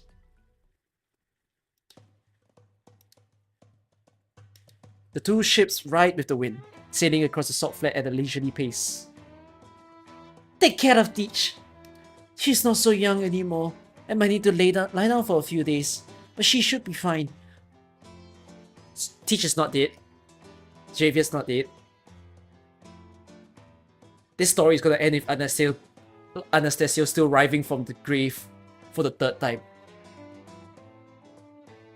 I'm telling you, Anastasio is not dead. The story is gonna end with him just mouthing at the fact that he's still alive. You're not going with Senora Juana. Nah, why the heck would I do that? I'd rather have a good life, with lots of money. Going out to sea sounds pretty rough if you ask me.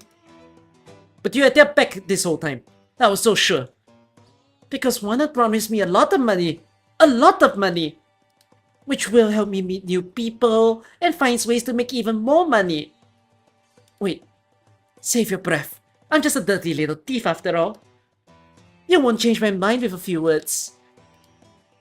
Okay. Good luck. I hope you find what you want and live a good life. Thanks, Perito.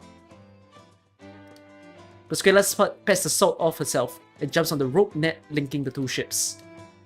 Hasta la vista, baby! Maybe I'll be rich in the next time we meet. Elysium? Elysium? Oh, what is it? I was talking to Senora Juana and Tons. They want to go out to sea, but the ship has taken the beating. So I'm going to stay here a while and help with the repairs. Getting to work with the frame of the genuine Golden Age ship, plus a bionic transmission system designed by Senora Juana herself, based on salt fin biology, is fascinating. Besides, I want to see if my research will be of use on this ship.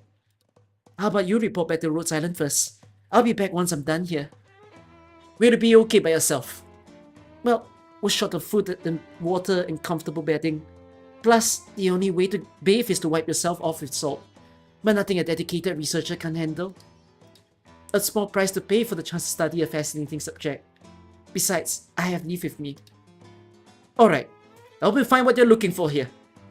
I'll get on with my blueprints then. See you at Rhodes Island. You too! My goodness, look at what they did to my ship. Don't say that. We did work so hard to patch it up.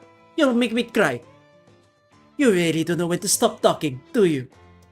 A truly handsome man has a way with words. Are you preparing to set sail, Senora Juana? What's this now? Concern for me? We've had brushes with death together, ate dried salt fin together, even slept under the same blanket. The least I could do is bid you farewell before you go. Buen camino, Senora. When we meet again, I'd like to hear all of the stories of your adventures on the high seas.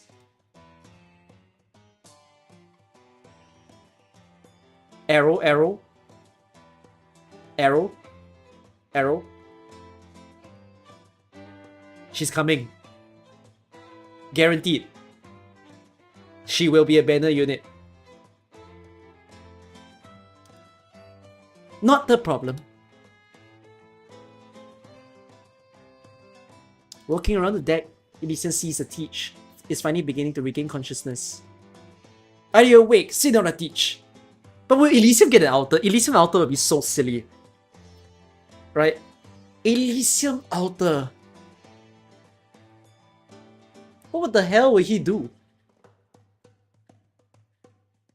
What is Elysium's altar's branch even? He's a communications expert. What the heck can he do?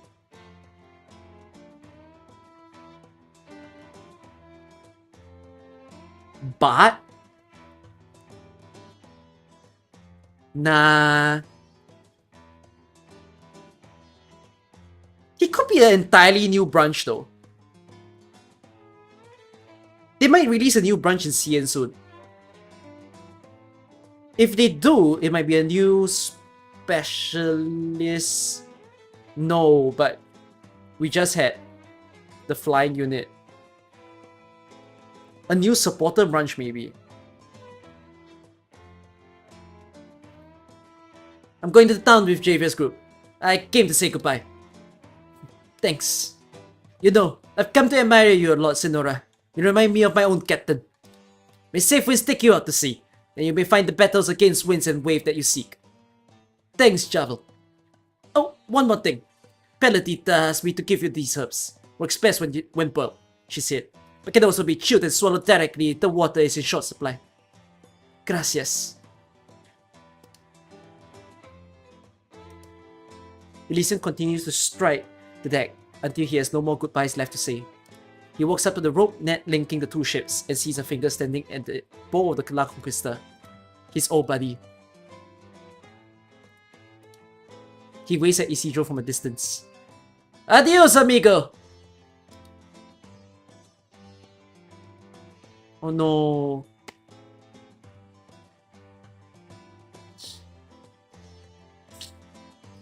They will never be together for a while. The salt ship sails off slowly. On the deck, all is quiet as the crew watches the people they know gradually become smaller.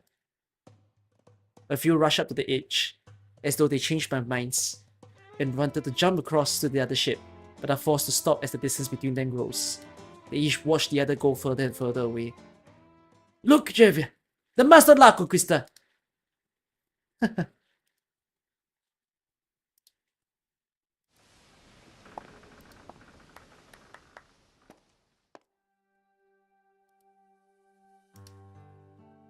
Atop the mast, Juana lifts the hems of her dress, as if stepping atop the setting sun. The fading light adorns her dress with a golden glow. Wind lifts white grains of salt from the ground like blowing snow. All eyes fixated upon her dance, both on this ship and the other. They look up in silence. The ships sail in opposite directions, with only a few eyes glancing at the sea of white salt before them, and the sunset growing closer or further. Away they go, until the figures on the other ship have become as small as grains of salt.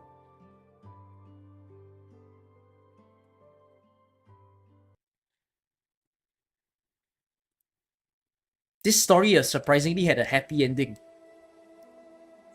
Nene was set out. Nene was thrown back, because they said they didn't want Nene to be involved in the firefight. Maybe Nene will come back. Adios, Tierra. What is Tierra? I've never even heard of the term Tierra in the story at all.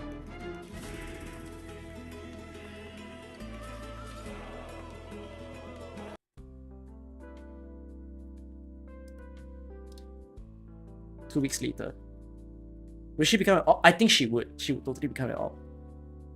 It's the only intact salt ship left. The rest has taken damage, but there are plenty of salvageable parts. Oh, Tierra is just Terra in Spanish. Really? Oh, Tierra just means land. Oh, okay.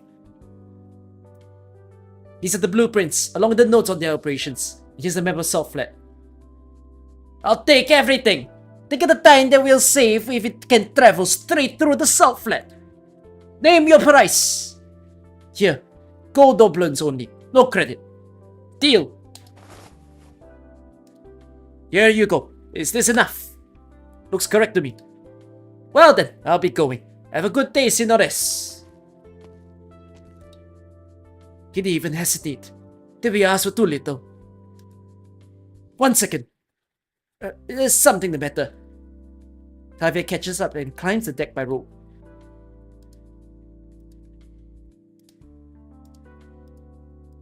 I want to keep this helm wheel. How much? I'll pay you back. The helm wheel, of all things, is the most important part of the ship. If you really want it, I'll part with it for this much. No, don't give me that look. We had a deal. It's my ship now, right? We do honest business here. It's only a question of whether you think it's worth the price. Never mind then. How unfortunate. Well, I hope to do business with you again.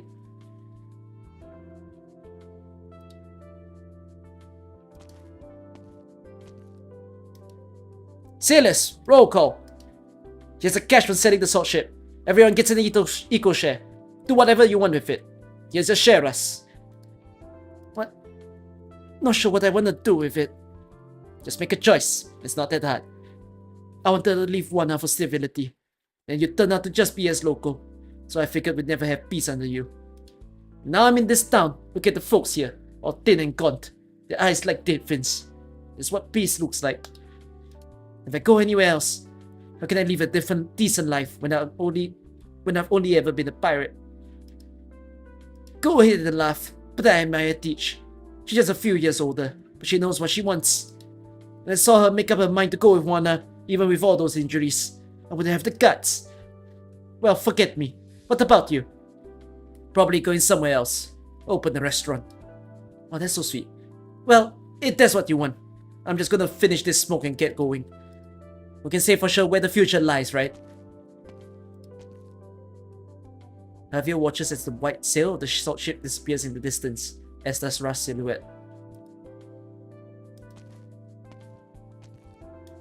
He puts his own share in his pocket and walks down the road.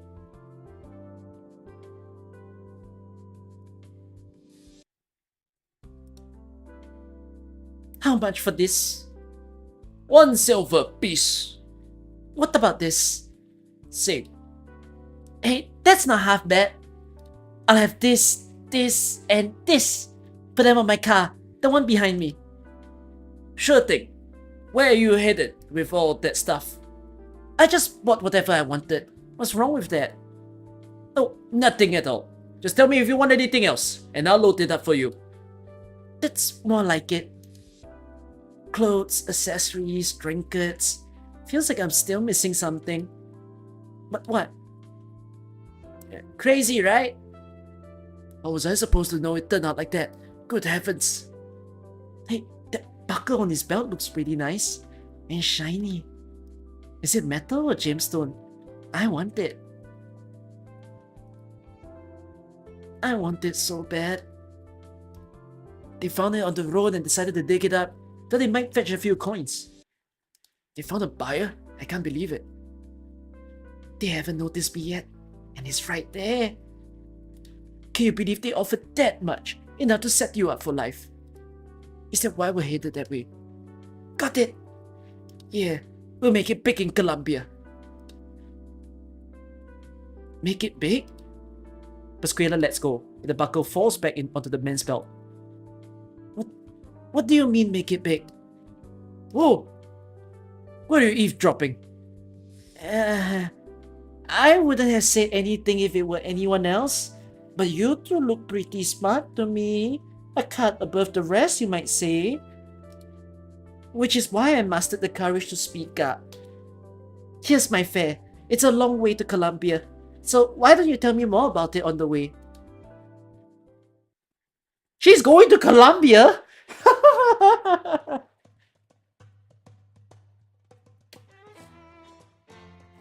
Are we really going out to sea, Sinora? Can't believe I lived to see the day. Of course we are, Pelita. We're heading out to sea. Incredible. Juana brushes her windswept hair and looks behind her. Now we really have nothing left, Isidro, but my mind is set. Will you be coming with us? Sinora and Juana. Will you be my first mate? Well, alright then, Captain. I'm ready to. It seems my old friend is a little grumpy. Let's see if we can cheer her up.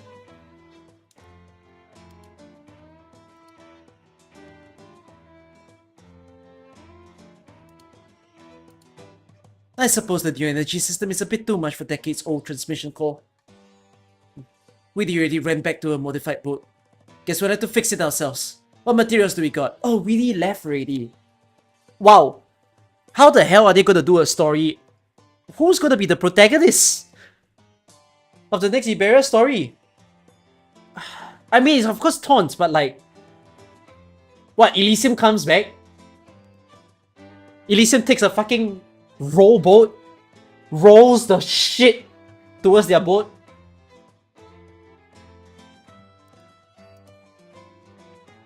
Isidro, what's in that bulky bag you have there?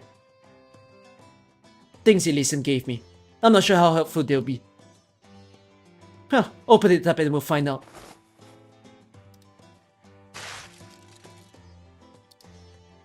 Isidro opens his backpack and the contents spill up. Juana and Teach lean forward and examine them. Vitamins. Certainly useful at sea. Yeah, that's true.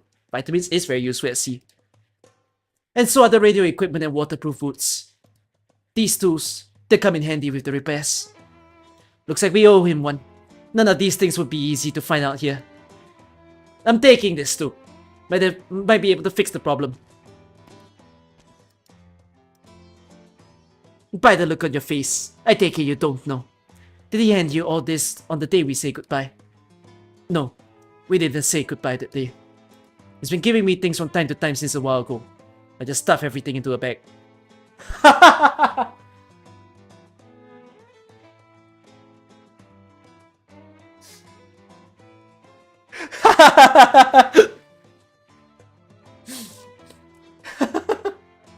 So his bag is a collection.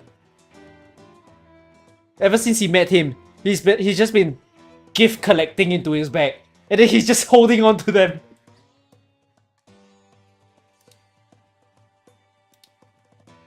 He knew. Even before I did. Of course he knew. He's your best buddy, isn't he? Fixed it. We're ready then. We can set sail. Hey ho! We're sailing! We're sailing! Let's go, Captain. It's time to set the course. Isidro takes the spyglass from Juana. Grains of salt stirs upon the flat like white waves, but he soon turns his eyes from that false sea to the sky on the horizon, to that one little streak of bright blue.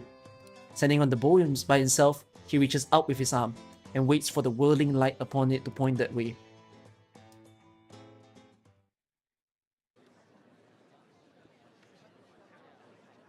He stands in the street, putting his palms together. The last speck of stardust has disappeared, and darkness has taken over again. The fireworks is over? Is it time to go? Let's go. Time to go home. The onlookers disperse. The crowd that had gathered because of him have left again.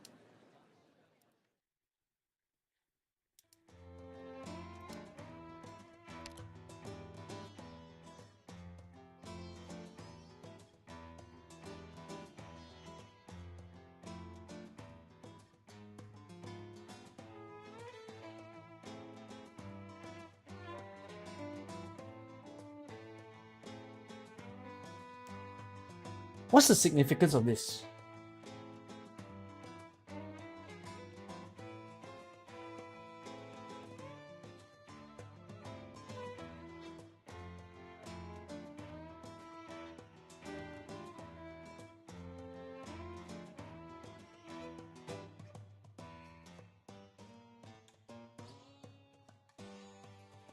Is this just a comparison again? Yeah, this is a reference to him as a kid. Because if you remember in the early story, because he can play with alchemy, right, as a kid. So he always did street tricks. That's how he met Aulus. So like... yeah, I'm gonna read it on. Receiving no answer from him, Juana steps forward, with Teach following behind her on the front of deck. One by one, the sailors gather, trying to see what their new captain is seeing. A crowd forms around Isidro. Those who have fallen behind have strained their necks and forced their way through. What is it, Captain? What do you see? Have you found which way to go? Which way is the sea? Are we sailing in the right direction? Isidro does not answer. His entire attention is focused upon his arm. Why is it spinning? How long does it take? Where are we going? Where will we go from here? Patience, patience. Our captain will tell us the answer. But I'm a bit little, like, slightly confused in the sense of, it makes it sound like he wants people to be following him, but that's not really taunts, right? It's not it. I don't think it's something that taunts crave, but rather taunts things back to his younger days of like how people I guess he thinks of how people are drawn to light. You know, people are drawn to light in that dark town because it's like hope. Light represents hope. And in the case of this, I think he's just thinking as to how it's a weirdly similar situation, right? That he has become light itself, right? That's the prime thing of him having the Corazonix. Corazonix is the light, and is now in him, and he's become the hope for everybody.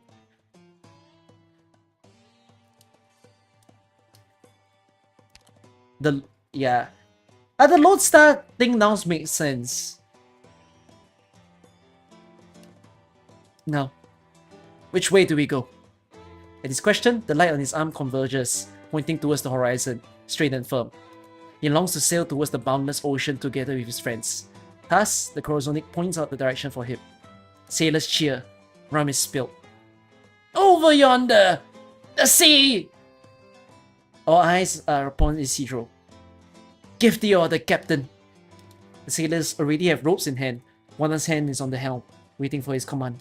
Isidro takes a deep breath and takes in the eager eyes gazing upon him, filled with hopes and expectations, burdens that he is no longer afraid to bear.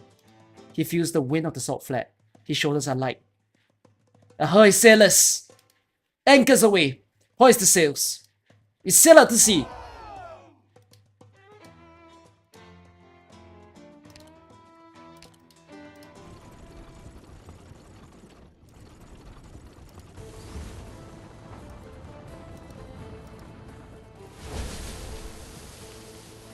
Anchors away, hoist sails. High winds roar, our clothes are tore. Rain drowns our drunkard haze, and lights our hearts ablaze. Ready ho, sail forth, 1,000 ships break port. I will wrestle the waves, I will sail the winds, I will fence the lightning. I want to find the treasure buried at the bottom of the sea, all that shiny gold. You know, I've been thinking, we all came together because we want to go out to sea. So will we split up again if we have different ideas? You're thinking that far ahead, Javiel. Whatever the future holds, we're together now. And we're going out to sea. So stop thinking too much and grab that rope. Got some rum for you, Captain Isidro. Say something. Isidro stands atop the boat. He can feel the air grow moist. It is an exciting feeling. Into the distance.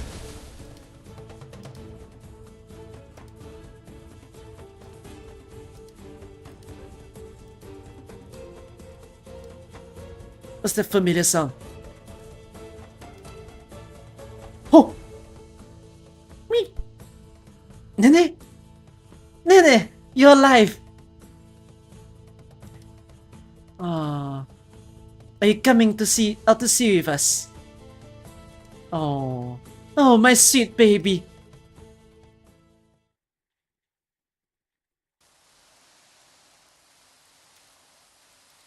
A trail of blood leads from the steam to the depths of the boundless salt flat. A cold tongue tastes the blood in the mouth. Broken limbs keep crawling, driven by a powerful desire that lives on without its master. A short distance away, an appendage breaks through the salt layer, wiggling towards the sunlight that it has not seen for many years. Then a second, a third. There's another powerful desire without a master, compelling the light-emitting organ to reach for the sun, as though trying to gain the sun's light. Hi, Anastasio. How the fuck is this man alive? All he wants is to live on. All it wants is to live on. By whatever means, in whatever form. The broken parts of man and seaborn struggle. Wiggle, hungrily devouring each other. They will walk this land in perpetuity. Yeah, he's seaborn.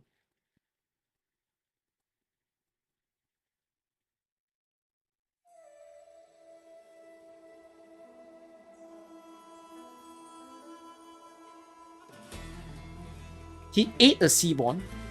Was he always seaborn or did he just turn seaborn? What is it? Was he always seaborn in the story? Which explains why he's so immortal seeming.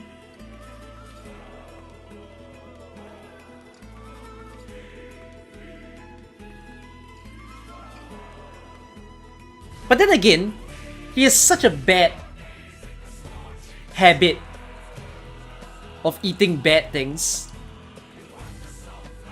that, you know, maybe he was Seaborn before?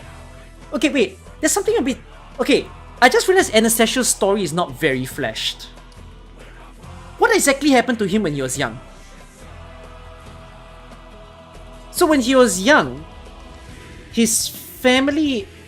What is his backstory? I'm actually not quite capturing the full picture.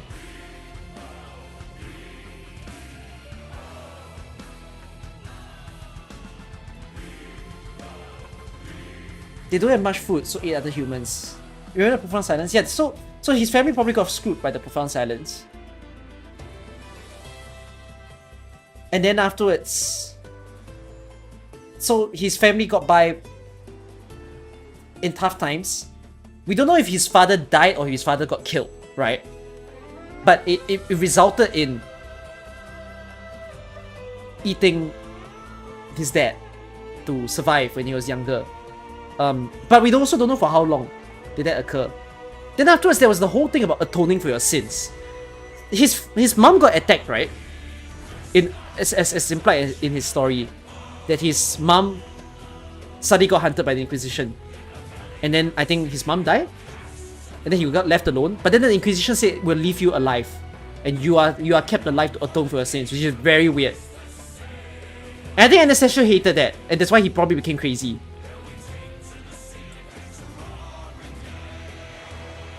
Or he killed his mother. Out of survivability. His sin is that he lived. His mom was deemed a heretic, but his sin was being a cannibal. Is it his fault?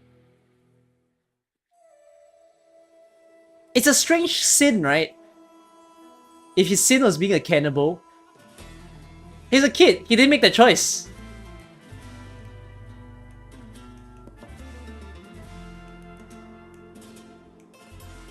His desire is to live, but his sin is living. Yeah, I know that's the paradox that he talked about.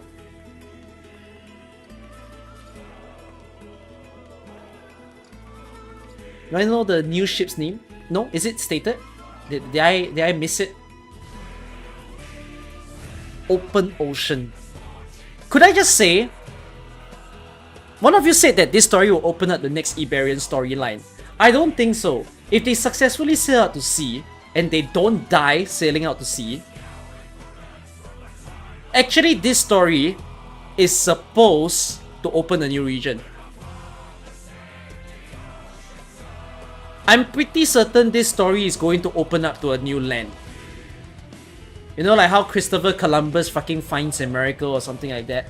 I think that's what the next story will be. We might enter a new place that is not even documented on Terra.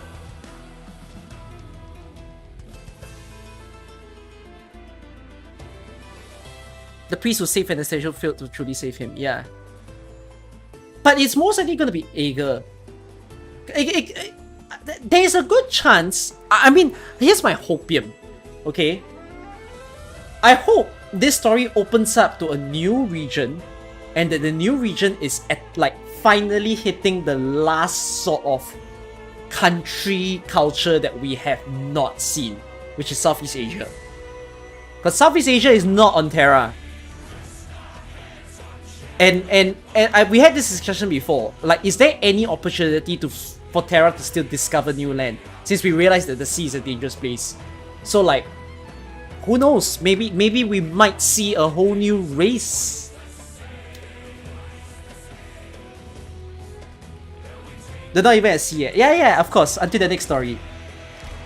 We haven't discovered Australia, but Australia's in the game. 미안. 부딪혔다. 다친 건 아니지? Okay, let me read Roll Salt Story. By the way, this is a double story reading stream. I'm still gonna read Ideal City. So we're gonna read Ideal City right after this.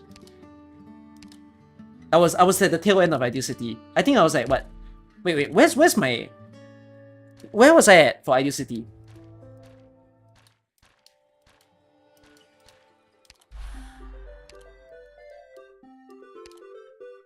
Oh my god, I got so sleepy that I probably wouldn't even remember what I was reading.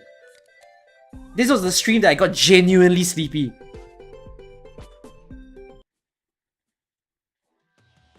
Oh, I remember seeing this.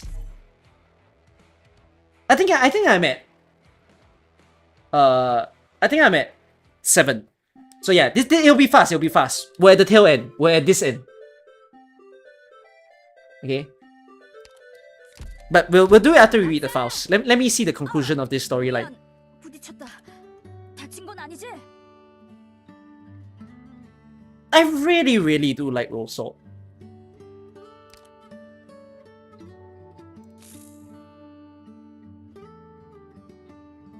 It'll be funny if Roll Salt appears in you know, the next Rhine Lab storyline, cause apparently we're gonna get Yerek X Rhine Lab. And then freaking Roll Salt appears as a little unknown midget in the story.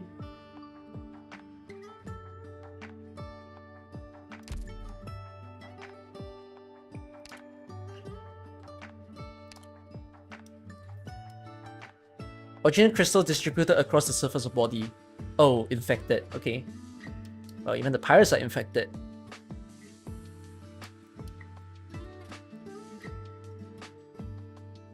I just realized something, by the way. When I played Enfield, right, I never once read a single... I didn't read every operator file. So... I don't know the connections. But I also chose not to read it because I know nothing about AK story at that time anyways. So like... I can't appreciate it even if I read it. But like, I read like Aurora, Surtur. I didn't read the rest.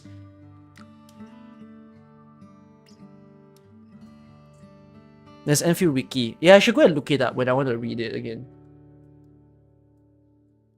So why did she join Rhodes Island? Barely a day has passed before the operators coming and going for Rhodes Island were aware of a newly arrived sweet little girl. Damn, sweet little girl! Wow! She would greet people with honey-glazed senor and senoras, and if she spotted anyone unwell, she would approach to ask if they needed help.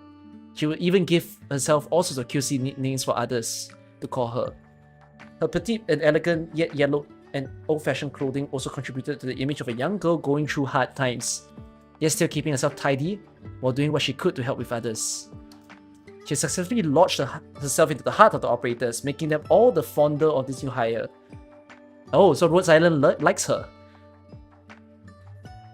The situation would deteriorate as her old habits reared their head, and she found herself palming another operator's beautiful bracelet. Oh no. As a thief and pickpocket who long operated in remote regions of Iberia, Rosa was completely unaware of Closure's handmade high-grade security system when she did the deed, and her crime was recorded in high definition by surveillance cameras. To teach her a lesson, Closure had her do honest work by weaving 300 identical bracelets and selling them. At first, Rosa assumed she would be paid a portion of whatever she earned, but to give her the experience of having her things taken by others, Closure put all the money towards security system maintenance. After this harsh punishment, Rosa was a pitiful sight, slumped against the wall of the dormitory. Yet she never expected to be approached by the operator she once stole from, carrying one of the bracelets she had made for Closure. The operator gave her her bracelet and said to the young girl, "If you liked it so much, you could have just told me. We could have woven them together, and I had given you one." Rose Salt's face was blank as she received it, but she quickly broke into a sincere smile. Since that day, she rarely falls back into her cloying honeyed greetings. Perhaps she has learned that there is no need for her to pretend while aboard Rhodes Island, and if she's true to others, they'll be true to her. I wonder who she interacted with.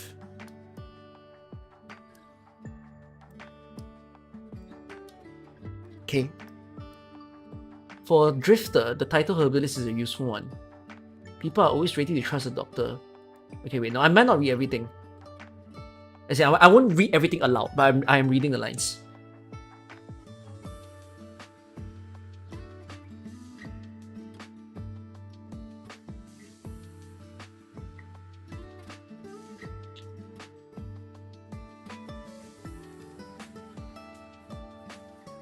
As soon as the herbal soup went down his throat, Thorn's throat, he found himself gripped by some indescribable force, restoring his vitality, allowing him to walk the shuddery salt ship like it was dry land. She's a miracle doctor. He only later learned the cause of this. Rosso had given him an anti-nausea dosage appropriate for a healthy adult mangler beast. While it did cure his motion sickness for good, he does not recommend taking her prescriptions lightly. Wait. Oh. To combat motion sickness, she gave anti-nausea. Oh, and a lot. Oh, a healthy adult mangler beast. Oh. So she overdosed. Right.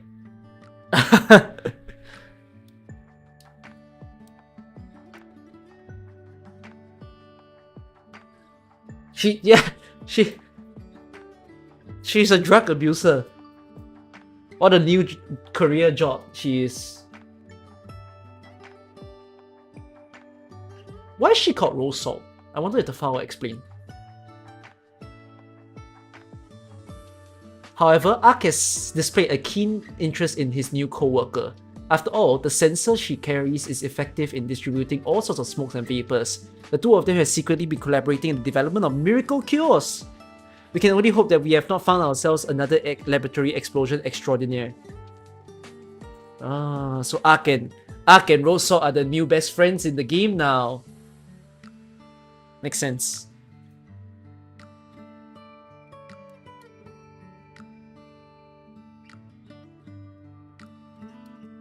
I'm missing 2 files. I might want to go ahead and search it up.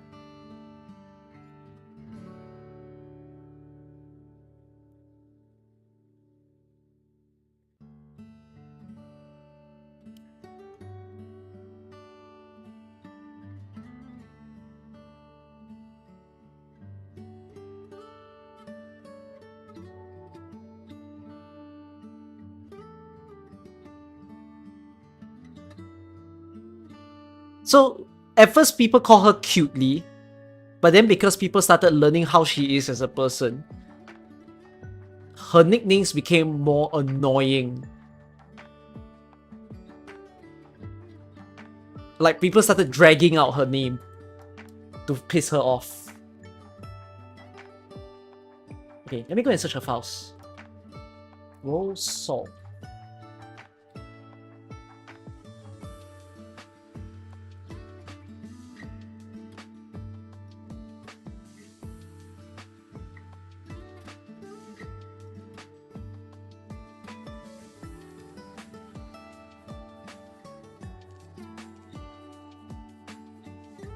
Oh, you know why the random Google was there?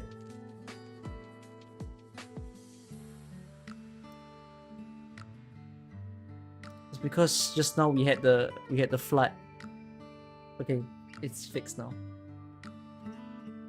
Anyways.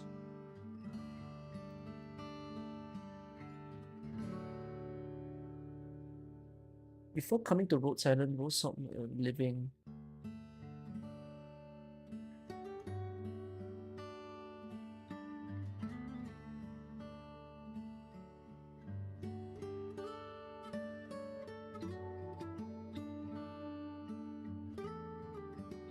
After joining Rose Island, we taught her the knowledge of etiquette and etiquette appropriate for her age, and how to hold a steady job, changing her lifestyle to one where she earns a fair wage. Not only was she experienced in dining etiquette and formal speech, she even had the knowledge of subjects like formal letter writing, classical music, and painting. Since she had received a robust education, fit for nobility. But for whatever reason, she did not continue with her education, leaving her knowledge of etiquette at the level of a 7 or 8-year-old. Okay, so that tells you when she got fucked up. Right? The whole file gives you the description of how she was when she was younger. Now she leans to another extreme. In order to attain what she wants, she'll happily pretend to be a young maiden or whichever archetype she wishes, easily deceiving those who lower their guard towards a little girl. To live a good life, she heeded our instructions and joined a classroom of 7 and 8-year-olds in their lessons. No. You can't put her in the same room as Suzu, Sheme, Poka. She will destroy them. No, so she's probably like 12 or 13. Yeah, she'll be the same class as Kyobi.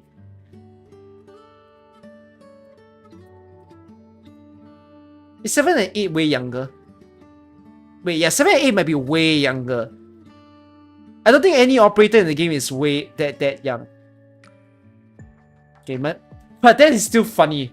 I mean, she's the big girl amongst all the kids.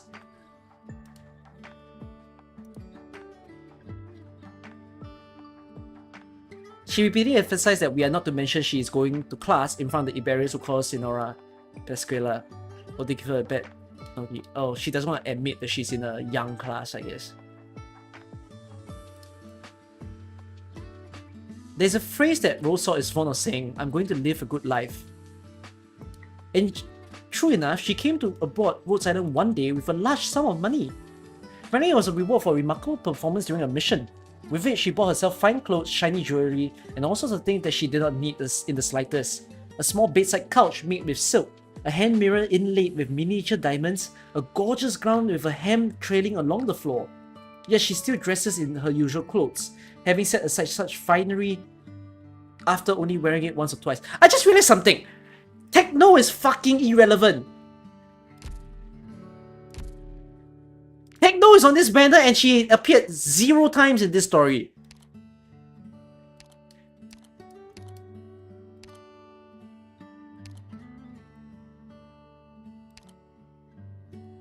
Bruh.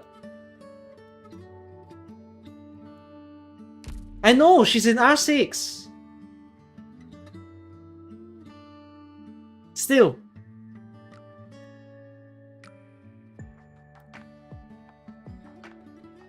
It's not 100% manner basically. They just released her because they wanted to put another 5-star.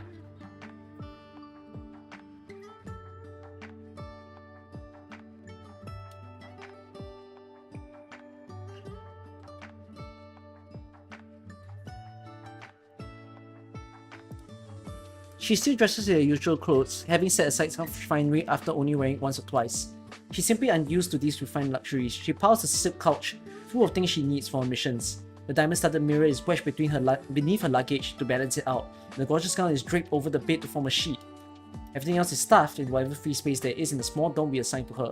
The glinting and glimmering come from random corners of the room is proof enough that they exist. It seems this is the good life she always dreamed of. Moreover, she has her wages for the month. She always tops up her meal card before spending the rest as soon as she can, buying also the beautiful baubles she needs. Filling her dorm more and more. Whether this is beautiful baubles she needs or doesn't need. Rarely does she ever wear any of them though. We're not sure why, but compared to others with such lavish tastes who delight in decorating herself, Rosal seems to prefer the act of spending money itself, as well as simply owning these sparkling treasures. Many items in the collection are only things that she has owned for a very long time, or they no longer shine like they used to. She still takes good care of them. One time she lost one of her bubbles. She tracked it all the way to the trash storage, digging the once beautiful objects from its depth. It's as if she cares about it, not its appearance, but simply possessing them. Yet, this is still good like she longed for. As the day passed, she tried the life of an ordinary rule-abiding operator, doing ordinary field work and earning an ordinary wage. She has also tried to return to the life of a drifter in Iberia, assisting Rhodes Island by discreetly gathering intelligence and occasionally earning a big wad of cash for her troubles. But after a round, she began to show a keen interest in developed nations like Colombia and Casimir's. It is apparent that in her eyes, these two countries are lands of endless wealth. We are unsure where she picked up such notions, but she is convinced that she will strike it rich there. To her, she is destined to join the upper echelons of money societies as hyper-rich magnate of some sort, and finally live the true good life of her dreams.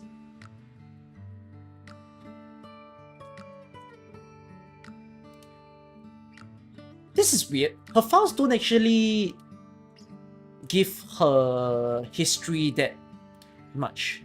I'm actually reading her files because I wanted to know her background.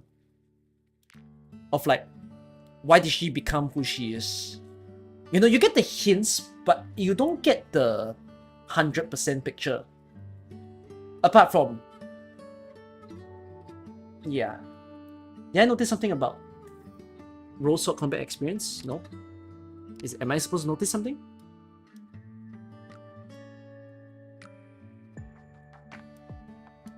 Combat experience? Where? Standard? Standard? What? Combat experience? What? What about it?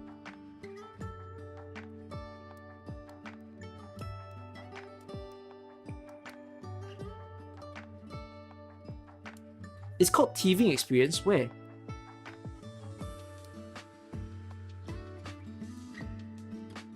Oh.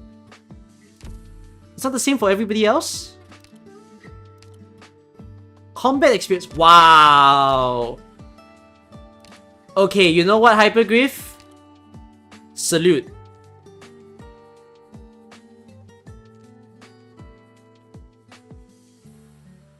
Some people have different terms. Salute, salute. Bro, she'll be so good in RuneScape. My RuneScape players will know what I mean. Okay, anyways. Taunts.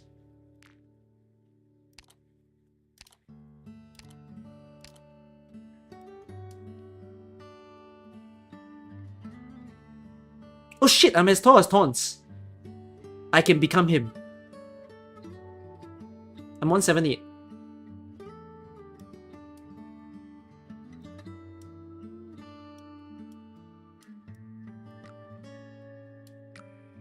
Former Rhodes Island frontline combatant, now aboard an independent exploration ship.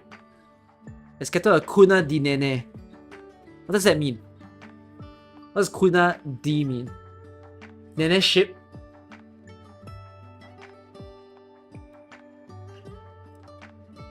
I like how it has exploration ship, scientific vessel, it has every term.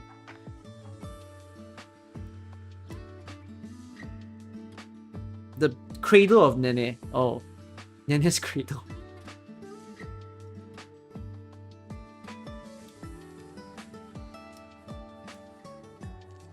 How do they... We provide medical and supply services, while in turn he offers us many ocean-related conveniences. Wait, this is so... As well as the means to contact remote Iberian settlements outside of the jurisdiction of the Inquisition. How are you guys providing medical and supply services when he's out in sea? What do y'all do to do that?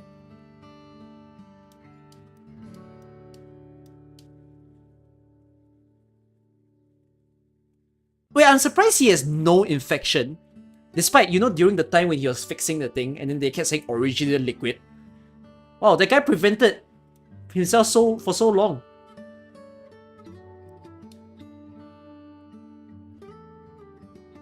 Oh no, but no signs.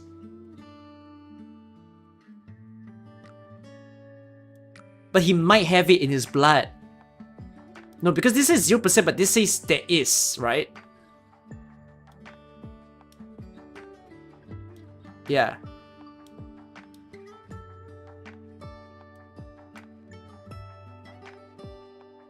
Elysian gave him a communicator. You're right. Elysian gave him something to communicate. Oh, right. In the story, Elysian said that even in the most extreme conditions, you can still contact me.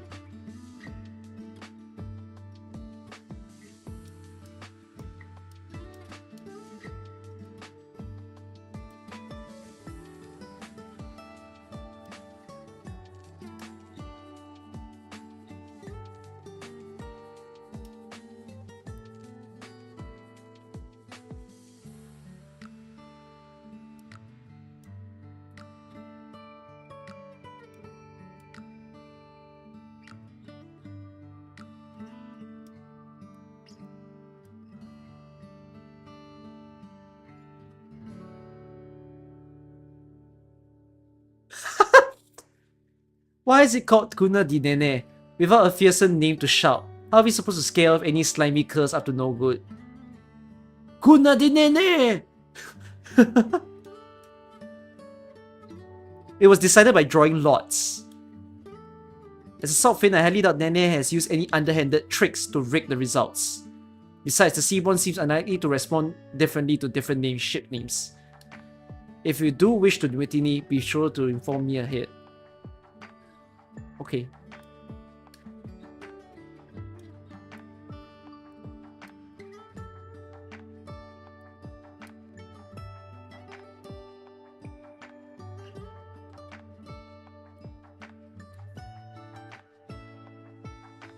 There's a lot of Nene mentions here.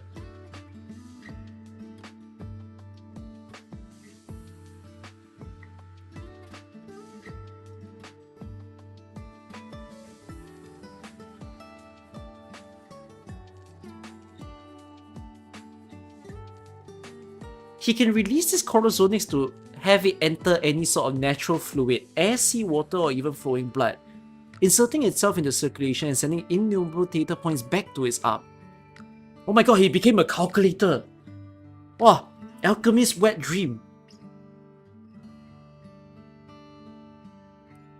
My guy's having liquid all flowing in him. Nene is secretly a beast lord. Oh, that doesn't sound impossible. That's a theory.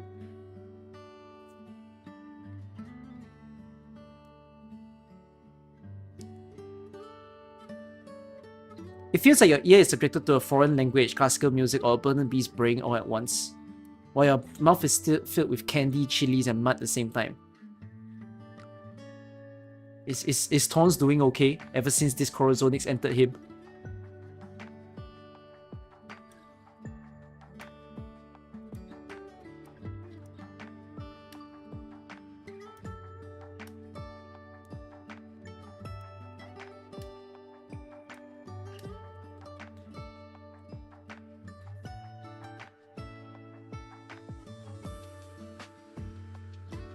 If Corazonix is so powerful, why did it not stop chapter 15? Those who don't know, stay unknown. Those who know, you get what I mean.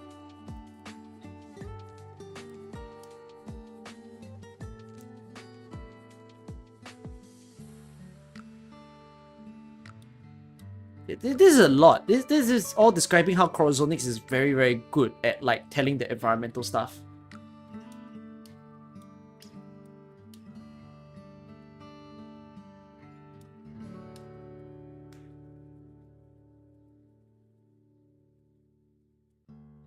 Is this his name? That's not his name, is it? Valochin? I mean, that's not his name is Isidro, but who the fuck is Valochin?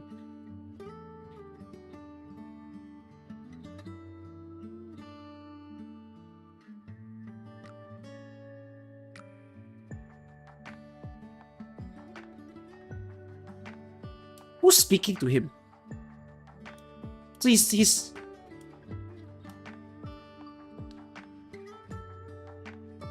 Why do you look so happy, even though he didn't follow him to sea? Didn't you say you were best of friends? I may not be there in the briny ways with him, but we're still partners. Before he set sail, I thought about everything he might encounter during his adventure. Everything he needed out was prepared by yours truly. I'm willing to even speak that as we speak, he's eating one of the vitamin pills. Recounted about himself and the captain at the signing for Saga of the Captain Volochin. Elisa wrote a book? Ew! He made Tons his product.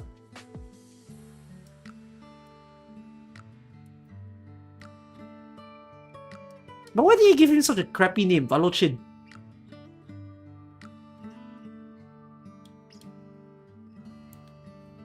He missed him so much that he had to call it Valorous Urchin. Really? Oh, is it mentioned somewhere? Okay, I'll get there when I get there.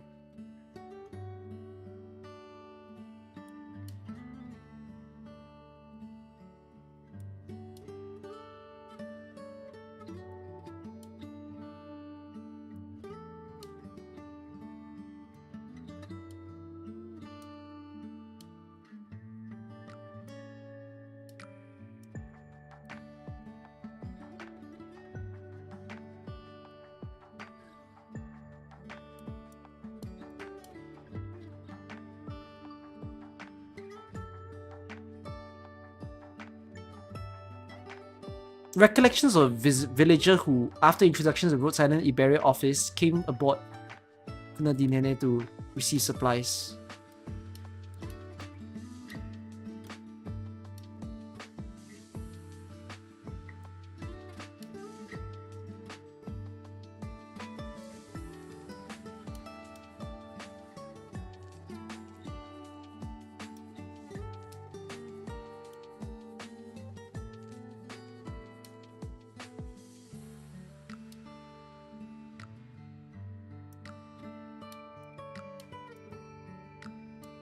You met with that youth, the so-called Captain Volochin. Wait, it's real? Because these are two separate files. Wait. Did Elysium make the fucking... Did Elysium mad publicize taunts? That like everyone starts to think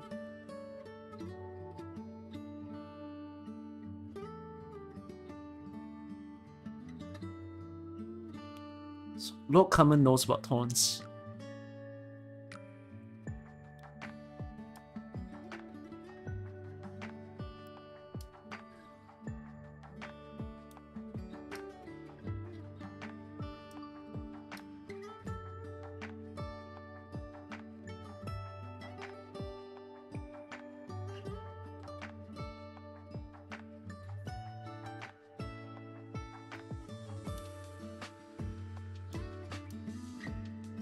I'll read this part. Yet they have not seen anyone from the defences sung off as a folk hero. I saw the eyes of those villagers as they praised the Captain Volochin. I've seen that look before. What sort of look? 60-odd years ago. Whether aboard the church seaborne Basilica or Alfonso Staltifera. Every time I returned, I could see that there are shining lights. Hero de Ferro, Ciudad de las Olas Dorados, sometimes Puerto Orgullo. Even in the middle of the night, the people would look up to sea with expectant gaze, eager to see what curiosities we had brought back from distant waters. I see that same eagerness, the same expectation in the eyes of the praising Captain Volochin. I'm afraid the people no longer fears the sea. You mean to say that he has led these innocents to cast aside the sanctuary of fear and embrace desire instead? Desire that will only invite disaster, all the more reason to punish him as soon as possible. Or maybe what we actually need is someone to light a fire amidst the ashes. We'll not find answers we seek on land. No matter how much we fear it, Iberia's lifeline lies out at sea. If he were to submit to Inquisition supervision and act in our name, he will no longer pose as a threat to us. Quite the opposite, in fact. And how did he respond? He refused. A conversation between St. Carmen and the senior Inquisitor.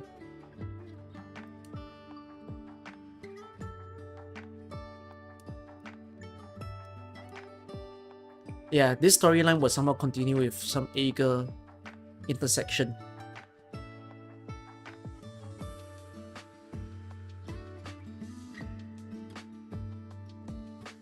I remember reading this, there will come a day when you can answer in your own words, or rather when the time comes to answer with your own. I feel like this was one of the lines in the story.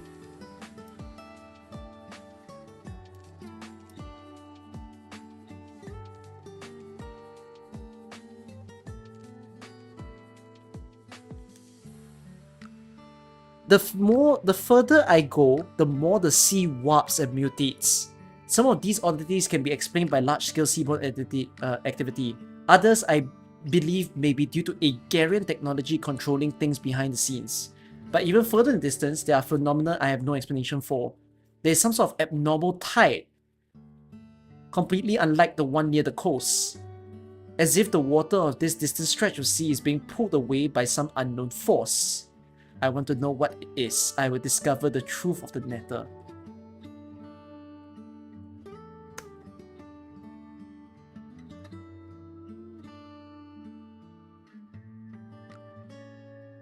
Is Terra flat?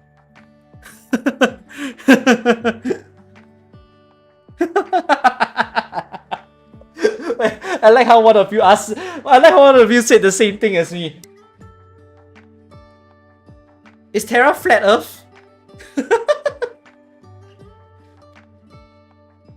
Flat. Wait. That's a fucking funny video to make. Imagine. Oh, that's a banger video title. Is Terra round or flat?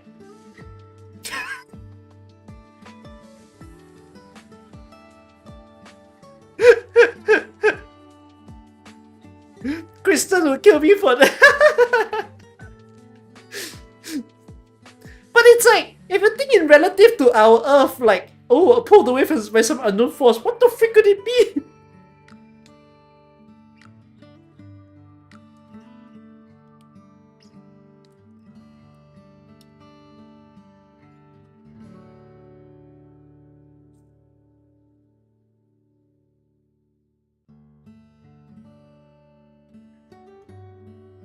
I mean, yeah, this is a hint to next story, whatever it might be. They have two ways to drag this story though. The first way is that they open it up to the first way is they open it up to what's beyond the sea. The second way is they do it to Aeger. I'm not sure how they'll take the next story for this, but whatever it is, Juana's the next operator. I think that is for sure. Have they circumnavigated the globe? No, I don't think Terra is fully circumnavigated yet.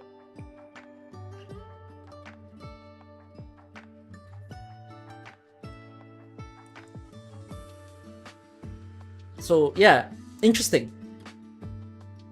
All right, I think I didn't miss anything.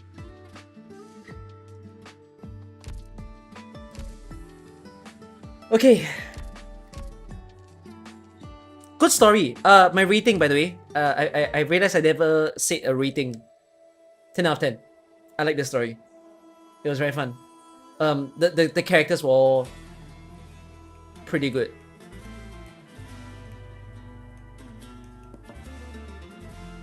Oh wait, I also just realized nowhere explained the aftermath of Aron. I'm just gonna assume that the Inquisition found out that Silver died, and then they just appointed someone new. Have I used Torn's skill tree before? No, because it's so annoying to use.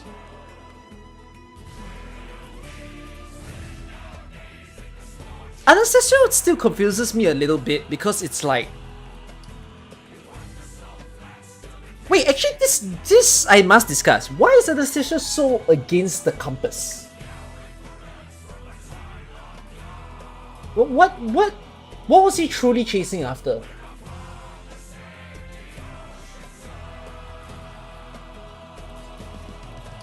Like, as far as he's crazy and he wanted to kill the pirates, but he wanted to kill the pirates for the sake of the compass. Wasn't he doing it for the Inquisition? It was implied he wasn't.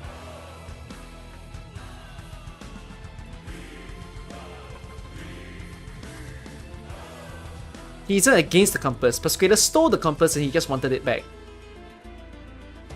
Yeah, that is true. They mentioned how it all happened because Pascuala stole the compass. Rose Sword was the whole reason that the event existed. Yeah, Rose Sword was the very reason everything went wrong. Okay, so Rose Sword basically stole a forbidden relic.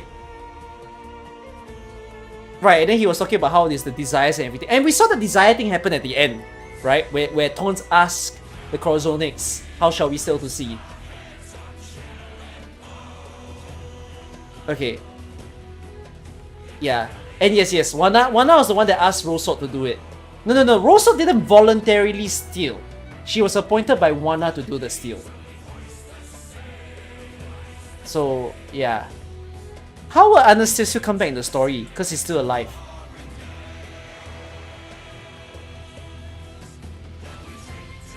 I mean, the Inquisition is obviously angry, right? Because if you saw the Torn's file implied that the Inquisition don't like his activities, right? And then they were saying how, you know what, maybe we just trust this man to be the captain. To do the sailing when no one has ever been sailing. So, yeah. The Corazon is just a very good data collection measuring machine. Supposedly, but it was also the compass that led people in the past, is what it seems. It's just that, how would people know that the Corazonics was going to be embedded into a man's arm?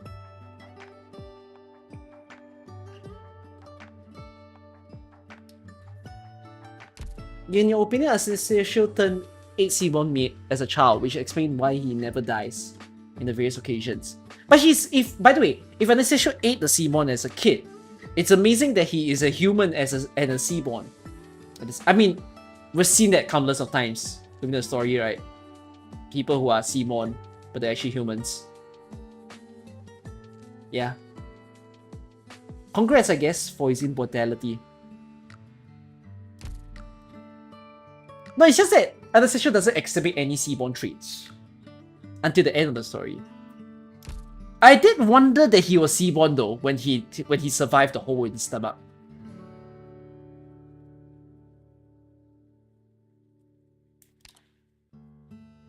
Alright. One more story. Ready to see another ending? Because we are definitely at the tail end.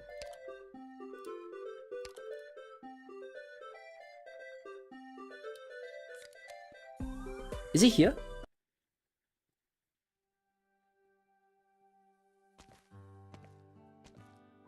Oh my god, yeah, Elysium is in this story as well.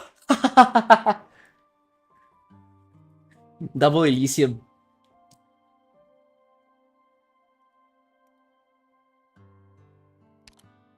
The Durians begin setting about dressing their doomed city, and after Ia is pondering how to convey her thoughts to the city's people, while stage opts to flee under pressure. I've read this, right? I think this was where I got stupidly sleepy. I'm not gonna reread.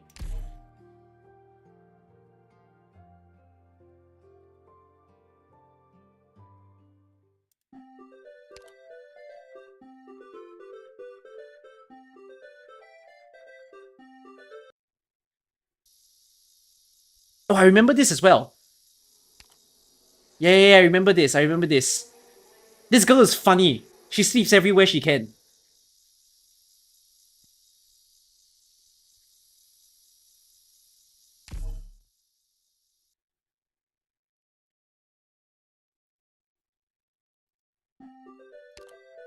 Okay, so...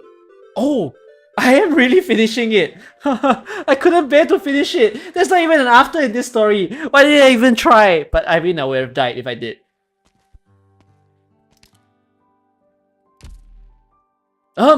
Citizens of Zurich, I am your environment and climate representative, Earthford. We are here today to discuss the future of Zurich. The survey results are back, and the representatives have discussed a few possible solutions. We will make our choice from these options today. We also hope to come up with an answer for how our city will move forward. However, today's meeting will be officiated by Avdotia.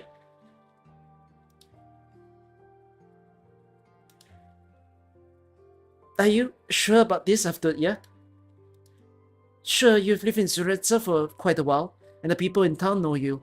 But this is the first time you'll be standing before everyone, right? Yes. Alright, you're up, Avdotia. I might take some time, Master H. Is that okay? Don't worry. You won't break my record of putting half the city to sleep. I've never heard of that story. Oh, I remember. Master Earthheart went into a long discourse about geology. He went on and on until the sun went down, and only stopped when he wore himself out. I probably won't go that long. Go after you. Is this the culmination of the time you spent here as our resident surfaceborn? Thank you. Here you go.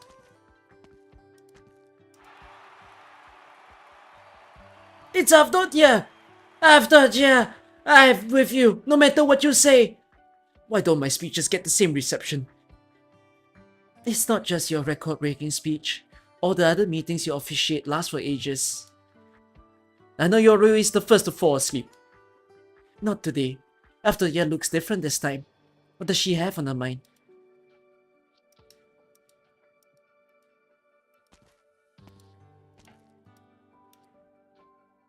Fantastic!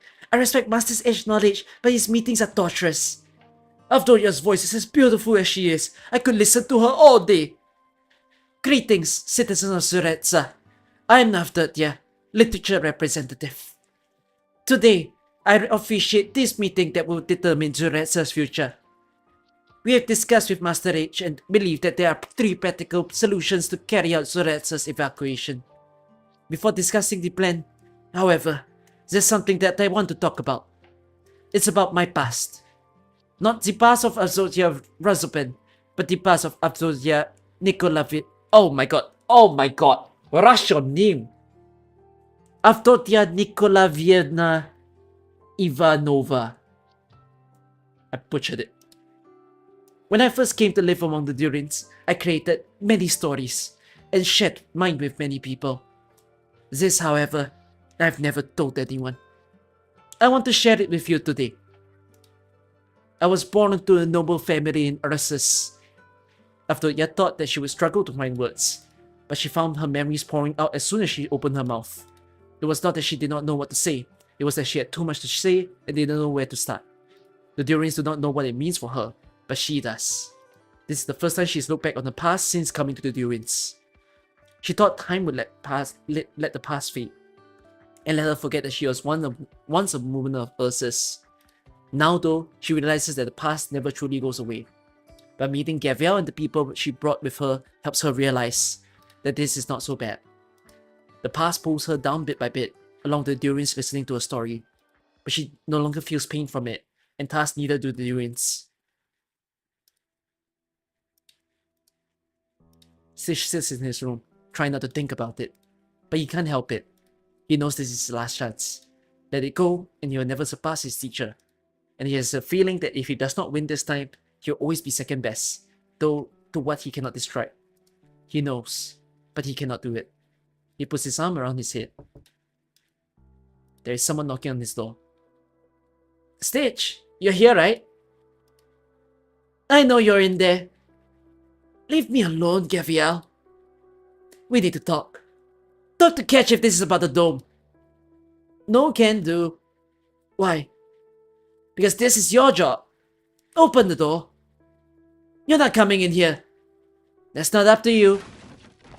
The door and the walls around it collapse with a bang, and Gaviel walks in casually holding her great axe. She sees Stitch sitting by the desk with his arm around his head, his expression hidden. A few blank pieces of paper lie by his hand. That's quite a CG.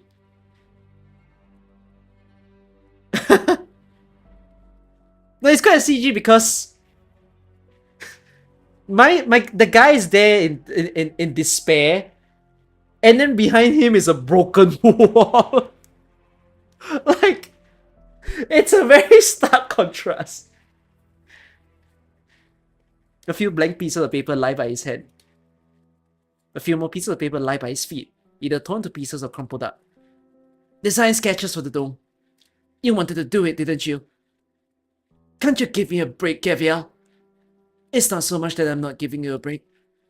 Look at you, sitting yourself in this room staring at sketches, holding in everything you're thinking. You're the one who's not giving yourself a break, Stitch. You don't know anything. Right, which is why I'm not taking you back by force. I don't know, so I gotta find out. Why did you smash my door then? You wouldn't have talked if I didn't. You're just threatening me. I'm a reasonable woman. I could be even convinced to help you, if you have a good enough reason. I realized something on my way over. You weren't happy with the whole dome repair thing, weren't you? From the very beginning.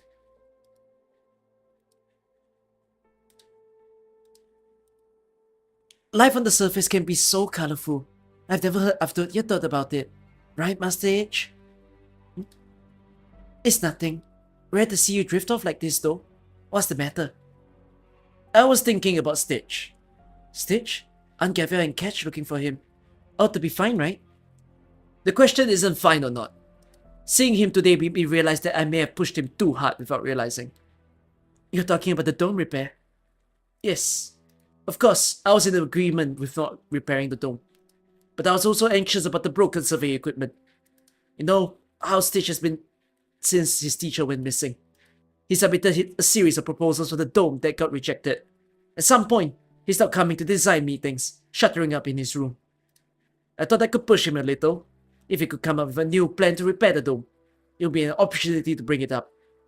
I could help him. He ended up going up to get the surface dwellers to fix the railway. Yeah, I didn't expect him to go this far to avoid fixing the dome. So I thought, forget it.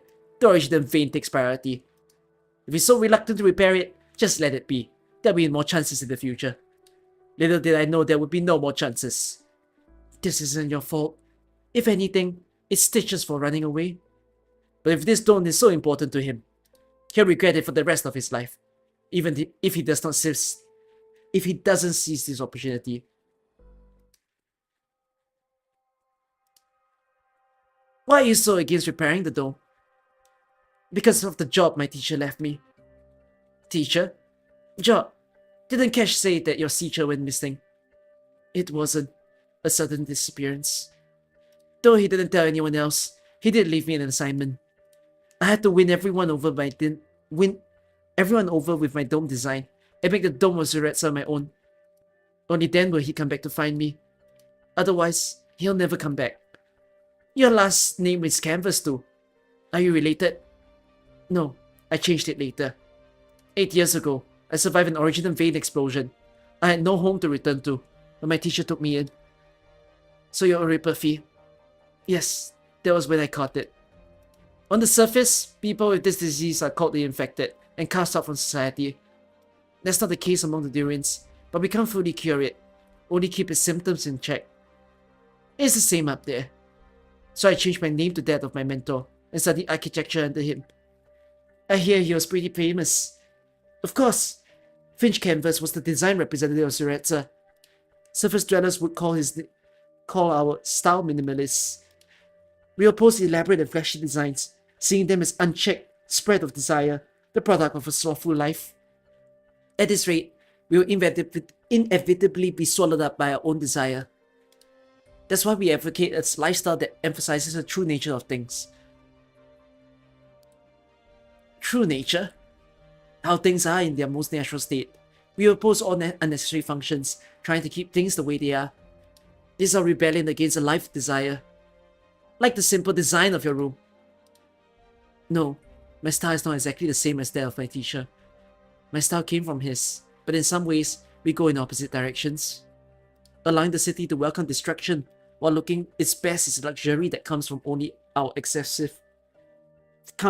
from our excess productivity. It is arrogant and wasteful. One's time is limited, and my clock is ticking. You're infected too, Gaviel. Don't you understand? You only have so much time left. You need to spend your efforts on something more meaningful. Of course, that's why I study medicine, so I can heal myself and people like me. But if that's how you feel, why not seize this last chance? You think I don't want to? Do you see the sketches here?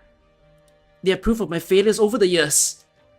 I made proposal after proposal, only to see all of them rejected. After that, I couldn't even come up with a passable sketch. I don't know who is the problem, the Zuretsans or me.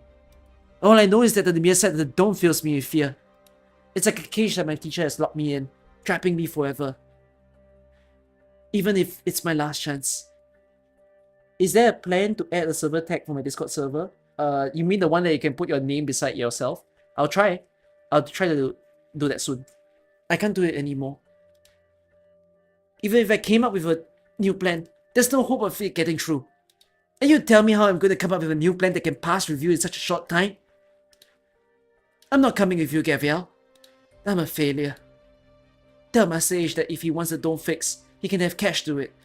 He'll undoubtedly do a better job than I can. Oh my god. He gave up. Alright, I get it now.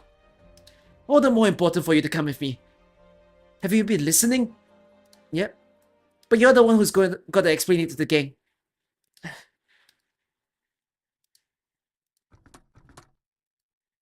Stitch is in danger. Stitch is in danger. Protect Stitch. Protect Stitch. Hey, where did these balls come from? Stop right there.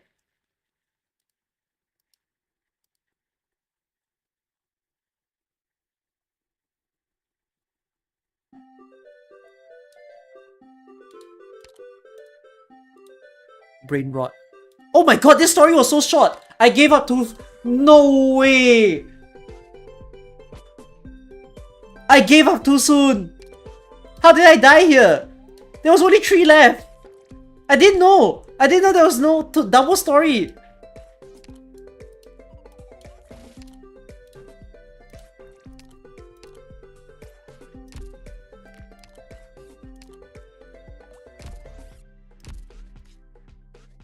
Oh, Omogus.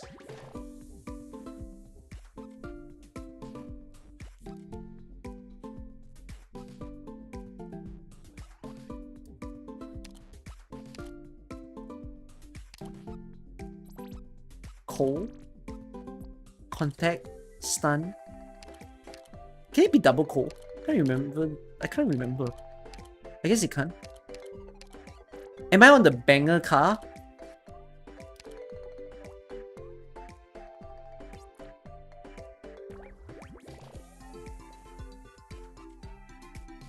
I hope I'm on the banger car. Okay, Poziomka.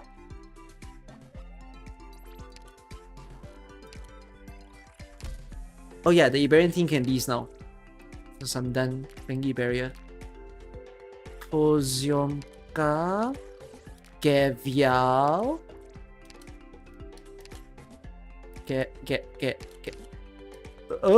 Okay there. Minimalist.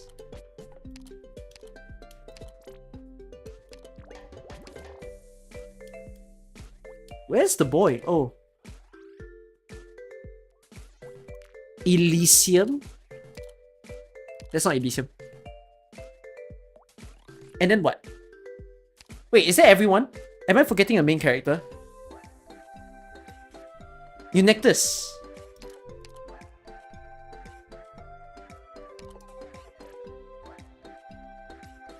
Tomimi, right. Oh my god, Tomimi is so cursed.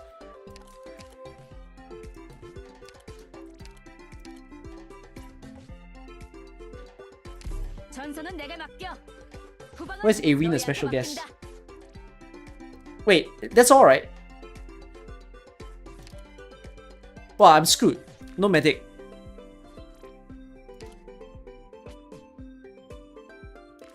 I'm genuinely screwed.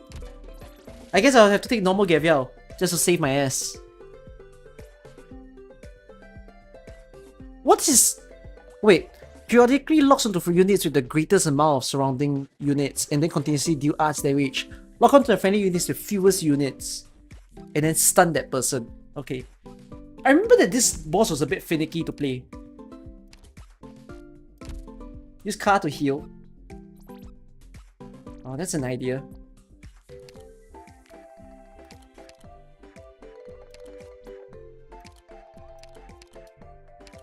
I'll cheat a bit. I'll take Gaviel. I mean, I use taunts as well.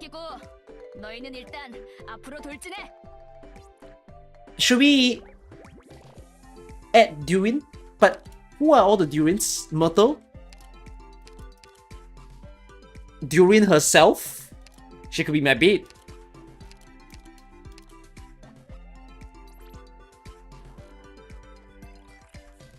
Chestnut.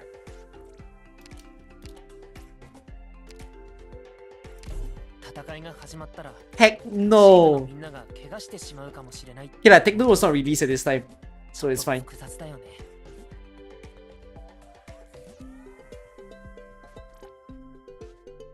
Okay. Is this team cooked? The only person that can attack him is Poziomka. Oh, this team is fried, man.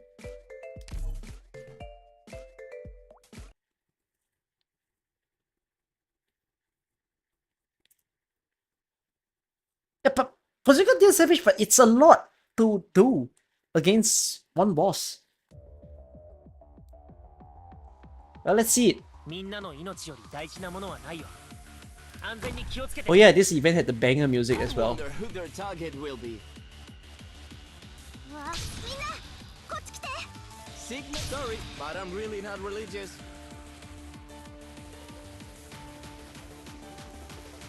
다른 곳은 너희한테 맡길게.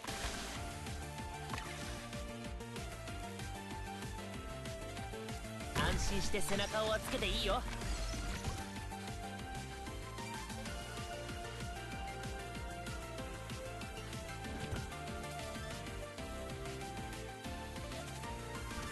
치료 준비다.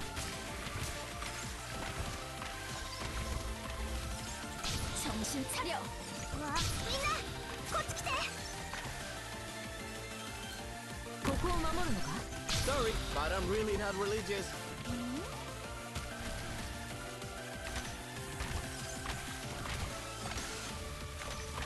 지금 구해줄게.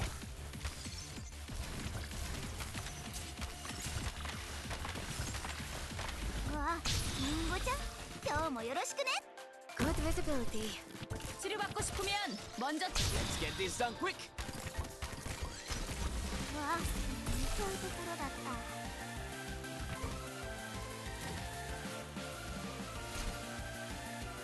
치료받고 싶으면 먼저 치료 범위 안으로 들어와. With pleasure. For a life of peace. I misplayed her! いつでも行ける。 Your orders, please. たくさん安心め。戦士戦うときは無理しないで。 No problem. No problem. 뭐 하고 있는 거야? 私の力も弱くはない。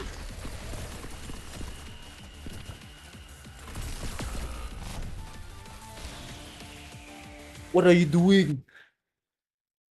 Oh yes, and Chestnut skill 2 reduces his range. I completely forgot. ごめんなさい。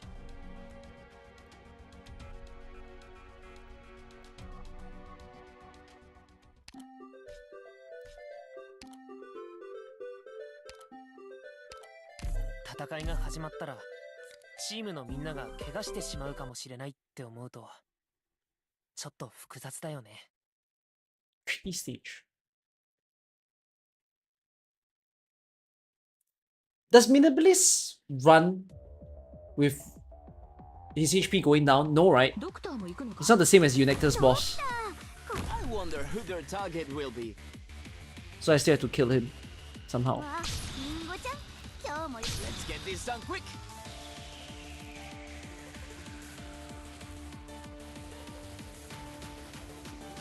다른 곳은 너희한테 맡길게.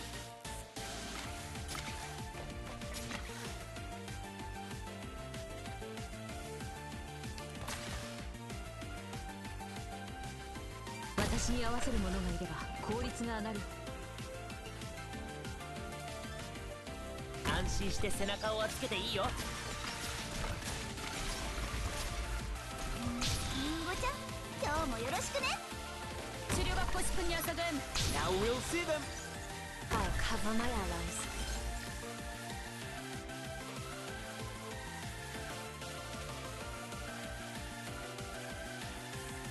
殴られたいやつは前に出ろ。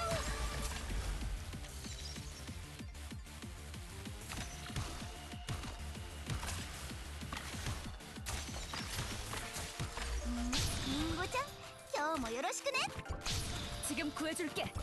Signal. Let's get this done quick. So this is war. What a waste of time. Your orders. ベンディノで噛みついたぞ。気分良くなった？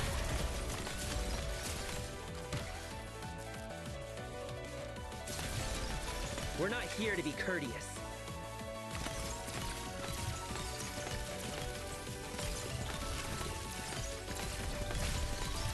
No problem. Minimalist, do something! Durin! Attack! I just don't get you people. Hello! Where? Don't push. 저기다. Your orders, please. Ah yeah, Minimalist useless. 지금 구해줄게.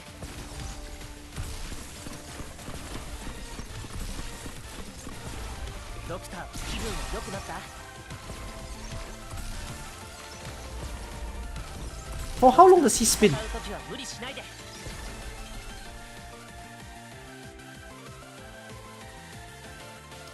ドクター、ここっていい景色だね。体に違和感があった Bruh, らすぐ教えて。 man's killing me.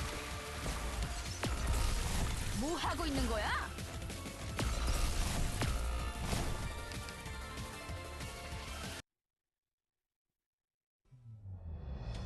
急いで。僕が守るよ。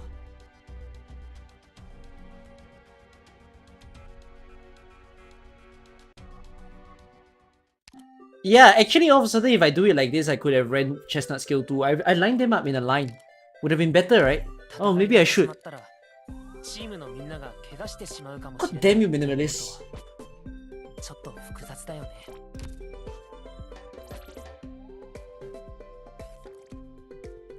Maybe I should use Tomimi against him as well. Yeah, let's do that. Let's also use Tomimi against the boss. Probably a good idea.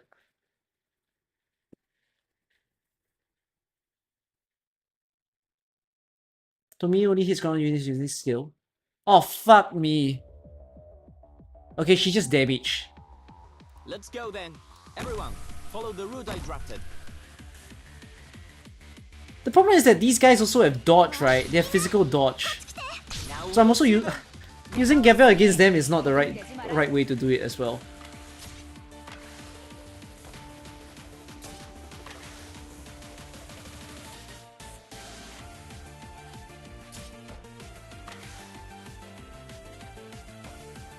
Yeah, I'll put.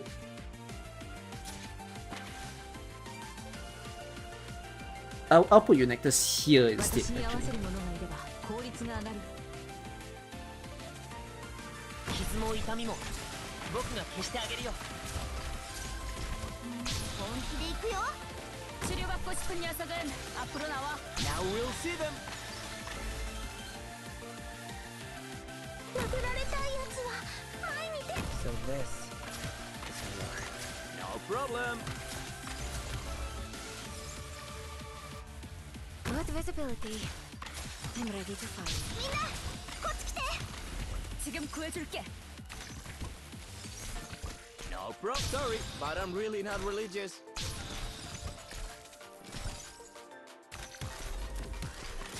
I just don't get you people.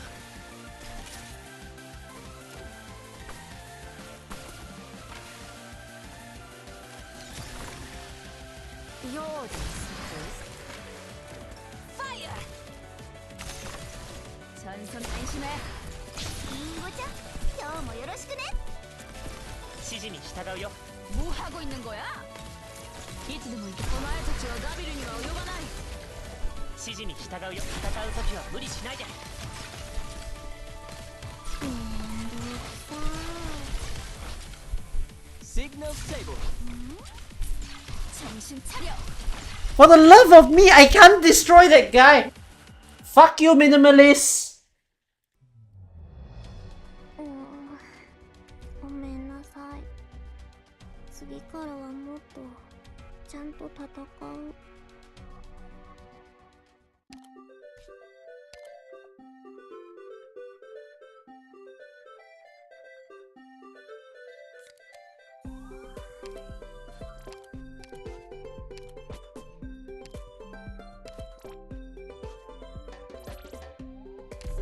If Gaviel's going, I'm not. Melee skill might end up doing better. Ah, one more go. Wow. I'm gonna change the car movement.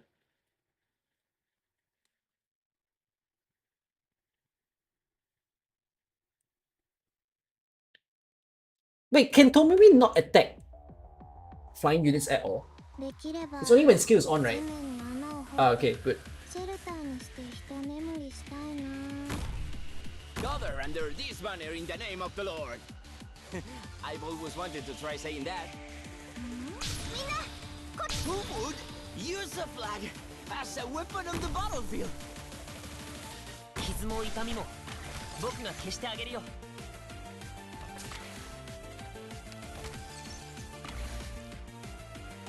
치료받고 싶은 녀석은 앞으로 나와. 지금 구해줄게. 私に合わせるの。リンゴちゃん、今日もよろしくね。 No problem. Sorry, but I'm really not religious. So this is war.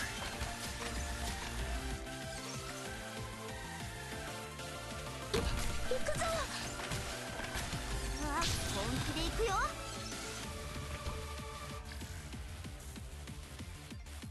뭐 하고 있는 거야? Signal, sorry, but I'm really not religious. Signal stable. いつでも行け。お前たちはガビルには及ばない。 For a life? What a waste of time. 치료받고 싶으면 먼저 치료 범위 안으로 들어와.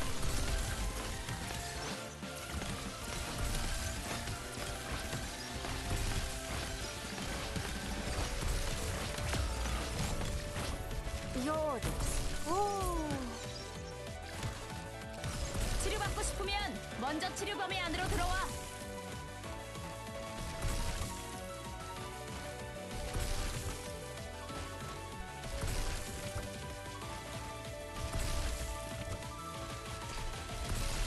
정신 차려. Get stunned, boy.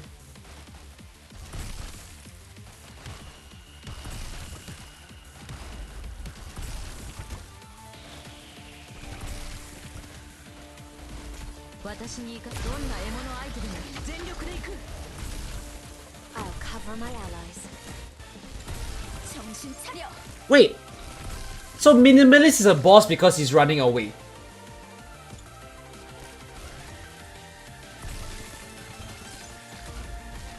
정신 차려. 미나, 助けに来たよ. 미나, こっち来て.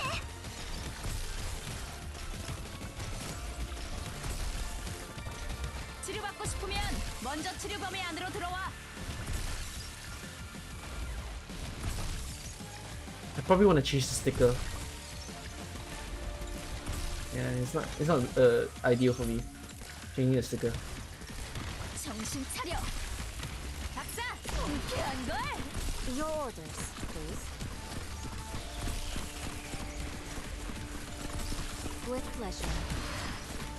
GG.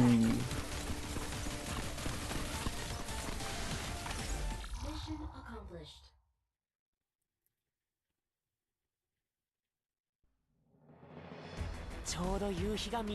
Why is the boss so hard in context of the story?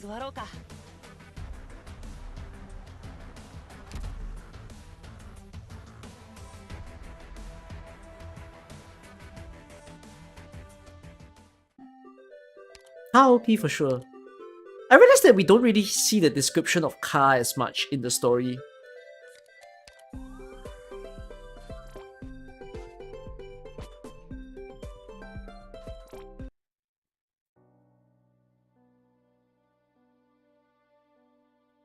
Now that you mentioned it, this is starting to ring a bell. A few years ago, I participated in a couple of Don't Design contests with him and Catch.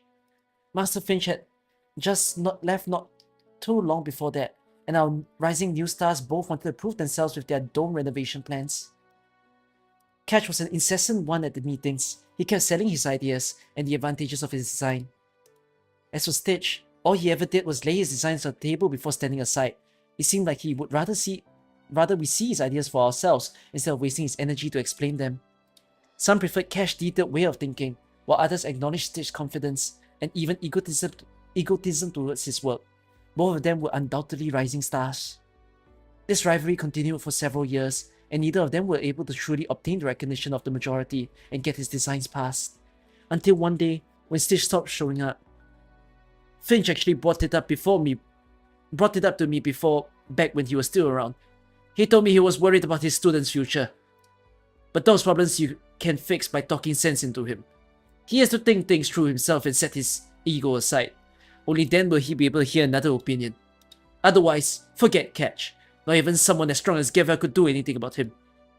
Not even if Gaviel really wanted to help him from the bottom of her heart. If there was a way around it, Finch would have tried it a long time ago. But who knows? Catch and Gaviel couldn't be more different personality-wise. If the two of them tried to help him together, a miracle might just happen.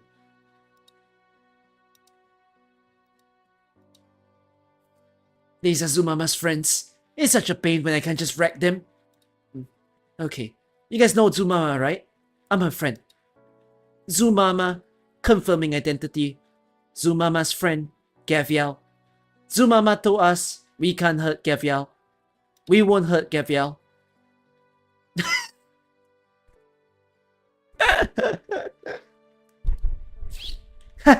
I saw you guys chumming together and thought you guys were really hitting it off. Didn't expect mentioning her name could actually do anything. And he ran. Help me surround him, will you? We cannot allow Zuretsa's citizens to come to harm. Relax, I'm just taking him where he should be. Understood. We trust Gaviel. We will help Gaviel. Hahaha. Out of my way! Stitch Canvas, I've got something to ask you. I have nothing more to say to you. You've said plenty, but in the end, do you hate the people of Zuretza? No, you don't have to answer. If you hated them, then you should have stayed on the surface after you made it there. You could have hit the danger your tribe is facing. But you told us anyways. You don't want to fix the dome, but you couldn't give this place up. That's why you brought Tomimi and Inam down here. Yes, so what? I'm just curious. Have you ever talked to the ones who voted against you and asked them why they don't like your proposal? No, I haven't. Yeah, I thought so. Just like you definitely haven't told anyone about the stuff that you just said. And actually, you still haven't told me how you truly feel. I know, some things are difficult to bring up. I have lots of patients who would rather die than open up. They don't want to make trouble for people.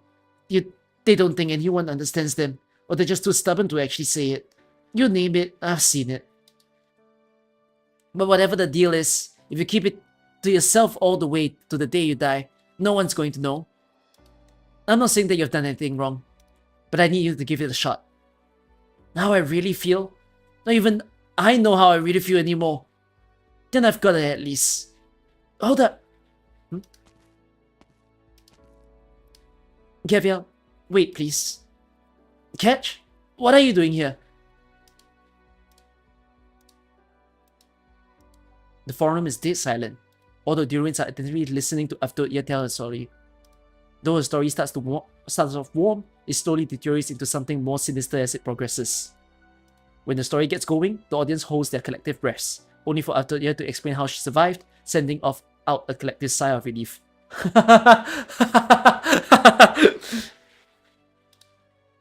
But that's only when it starts. It's the beginning of her hardships and tribulations, and she goes through much more as she recounts the story. When I reached the end of the cave, for a moment, I thought my eyes were deceiving me. Had it not been the golden shining lift, I would have mistaken it for a staircase carrying me to death. At that very moment, I even felt joy. I thought my hardships were coming to an end. I thought that I could enjoy a moment of respite within death's embrace. I never expected that lift would open the door to a new life. And that was everything I went through before I made it underground. This is the life on the surface that I can share with you. It's hardly what you would call a wonderful one.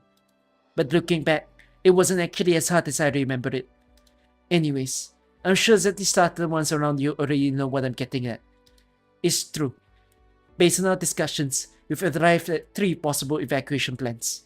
First, we could evacuate via the tunnels. According to the calculations, even if we start evacuating right now as quickly as we can, we will likely only be able to evacuate 70% of our population to our sibling city on the other end before the explosion. If that is the plan we are going with, we must start immediately, without delay. The second plan would require us to immediately use all our resources to excavate in the opposite direction of the tunnel.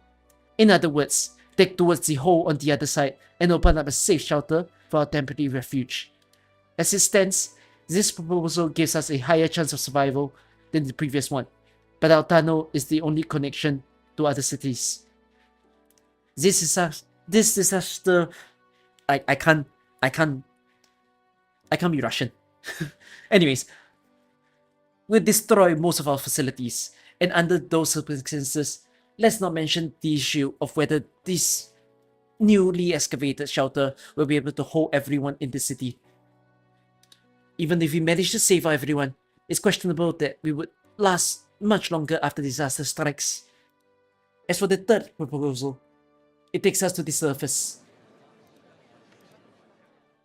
The industrial representative estimates that after a short extension, the lift will take everyone in the city to the caves above before the explosion happens. The guests who arrived not long ago from the lands directly above Zuretsa. That area is a lush rainforest named Akahula, and then as administrators, they are willing to provide all Zuretsans living space and other assistance. When the crisis is over, after we settle down, we can choose to return to this place or make other arrangements. So far, the proposal is the least risk and is the most likely to keep everyone alive. However, we must make a decision that might be unprecedented for the Durian people. We must head to the surface. That is also the reason why I told you my story. We still have other options available, and I don't want to influence your decision. Allow my story to help you determine yourselves. Okay, per the usual, we'll vote on the 3 proposals in 10 minutes. I have something I need to talk to Stitch about. Alright. Stitch, isn't it just perfect that you're in charge of the dome? You're the design representative, and everyone loves you. With you in charge of the new dome design, everyone's going to be happy with the result. This rivalry we've had for all these years, you've won it fair and square. Oh, that's not what I'm here for. I'm here to say goodbye. What? You see, I've only been acting design representative since Master Finch left us. And after I took up the burden, I gradually began to think that my skills weren't up to the task. Actually, I've been thinking about leaving to look for Master Finch. I mean, he's the only one who can really be our design representative.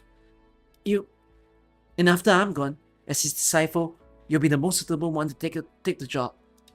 I just went back to the design department and handed my work over to the others, and I'm ready to get my things packed and leave. But why now? I hope we're all going to surface. I caught after your speech when I passed by the forum just now. I'm sure the proposal will end up passing. My Master Finch should be hiding out in some other Durin city. That's why, while it's still possible, I want to settle down in the one next door before I figure out my next step. So sorry, buddy. I probably wouldn't get to help the dome design. You think I'd be happy with this? Of course not. But I really think you're up to the task. All you need is a chance to let people get to know you. Seriously. How dare you!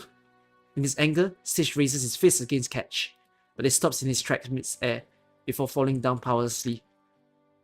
I know Master Finch left because he wanted me to become independent. And I know you're doing this because you want to give me another shot. Gaviel too. I know all of you are doing this out of kindness of your hearts. Of course I know. But Master Finch, you and Gaviel, why do you have to force me down this path? Why can't all of you just leave me alone? Why can't you just let me keep hiding? Why do you all have to be so kind? Why? Catch quietly picks up the design sketch next to him and hands it to Stitch. Because you tried so hard. You can do much better. I know it. Since when do you need a reason to be kind? And since when do you need a reason to want someone from falling like that? Now, get up. Stop crying. First, you lied to my tribesmen, and now you're making trouble for all kinds of people. So I'm going to sock you. Grit your teeth. It won't hurt too bad.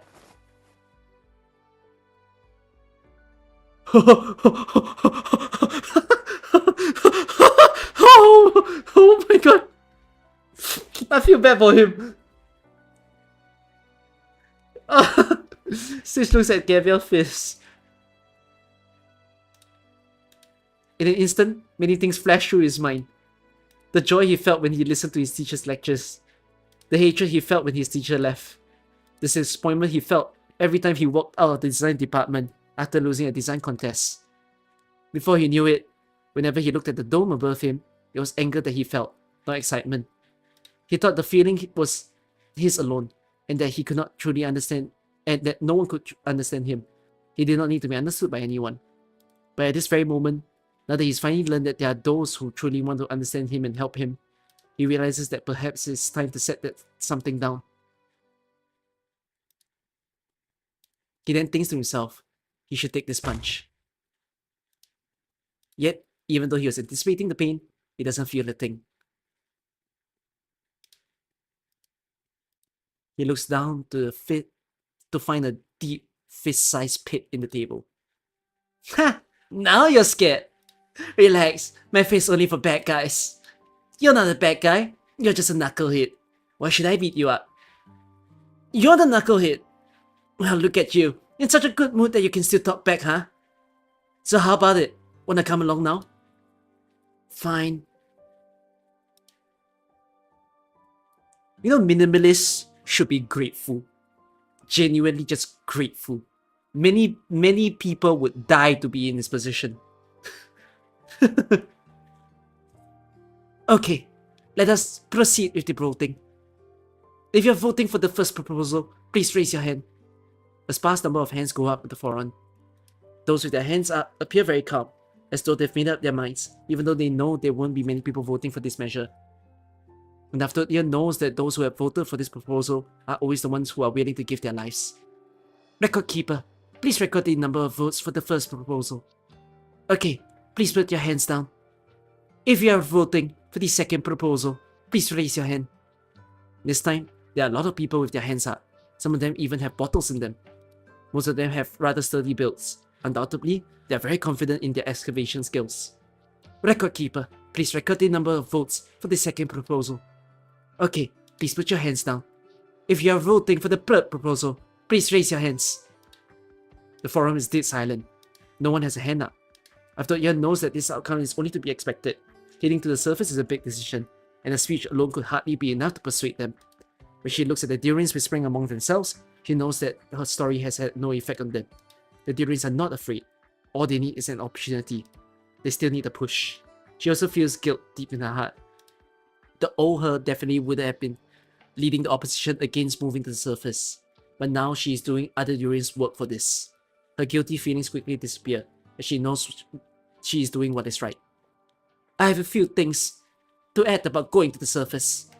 Akahula is a humid here in the forest. It is hot there, no matter the time of the year.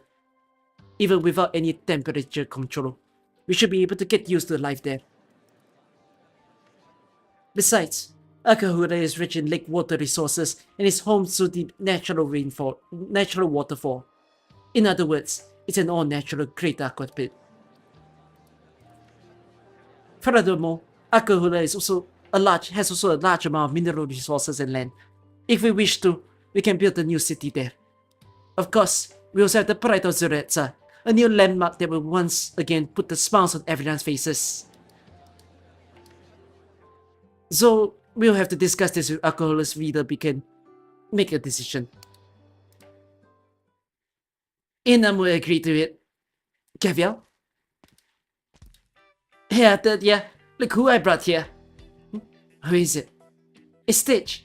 I see you guys are pretty much done with that discussion, so the dome repair's next, right? Guess I came in just at the right time. You came at a terrible time. Alright, I may not be the leader of Akahula, but let me say this on her behalf. Akahula welcomes you all. Get off the stage. Hey, I got more to say. No way. Girls are fighting. The girls are fighting. It's true. Gaviel and the surface dwellers are all interesting. Word. Besides, not only are they kind, they're strong too. Making friends with them sounds like a fine idea. I think so too. Besides, they've got a bigger great aqua pit in Akahula. What could be better? But let's calm down and think it through. This is going to affect the future of the whole Durian race. I don't see anything wrong with that future though. Right, I'm with ya. Even though a lot of bad things happen on the surface and after you're sorry, just like we've always heard. But if all those bad things shape after you into the kind person she is, I don't think there's anything to be afraid of. Besides, I've heard rumored that Stranger Things is still running on the surface. Gaviel, do you know how much time and effort I spent to prepare for a moment? What if they decide to stay down here because you had to butt in? But I just took a look around, and all of them seem to be looking forward to it. They're gonna vote for it. You persuaded them already. How can you always be so optimistic? By the way, Gaviel, how is Tish doing? He says he's willing to give it a shot. Where did he go? I saw him in the forum. That's why I'm asking. And looking at him now, I think he's really going to do it. Let me give him a hand then. The crowd in the forum is bubbling with talk of going to the surface. This seems to have nothing to do with him. He should have gone inside with Gaviel. He has never been comfortable in situations like this to begin with, but he stays where he is. He knows he isn't afraid. He knows that there is an urge inside of him to say something, but he has no idea how to begin. Right, I have a piece of regrettable news I forgot to share. After he learned of the Red's impending disaster, our design representative, Cash Lightrace, has decided to resign from his position and part ways with us for the moment. He's going to seek out our previous design representative, Master Finch Canvas, whose whereabouts are unknown. I understand and respect his decision. Furthermore, before he left, he appointed Master Finch's disciple, Stitch Canvas, to take his position. And I know better than anyone that Stitch Canvas is a talented architect, which is why I accepted this request. Now let's invite him up to say a few words. Stitch, the floor is yours.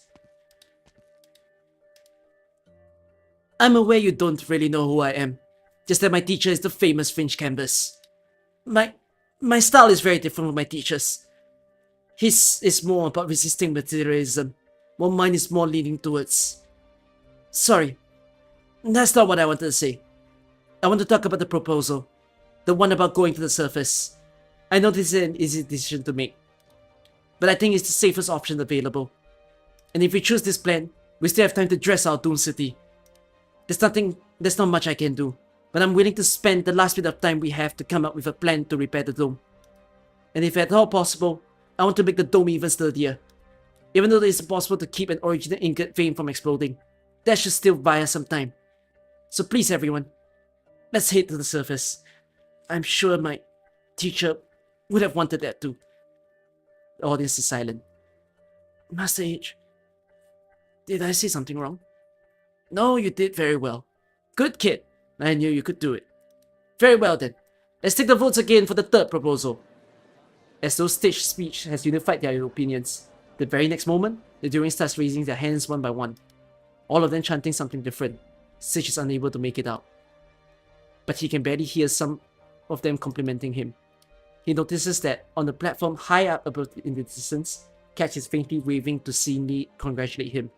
It feels as though an electric current surge suddenly surges through him. For the first time, he realizes just how exhilarating it feels to be acknowledged.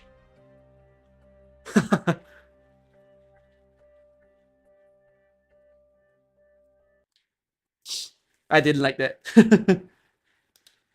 Ah, yes! The people listens to me.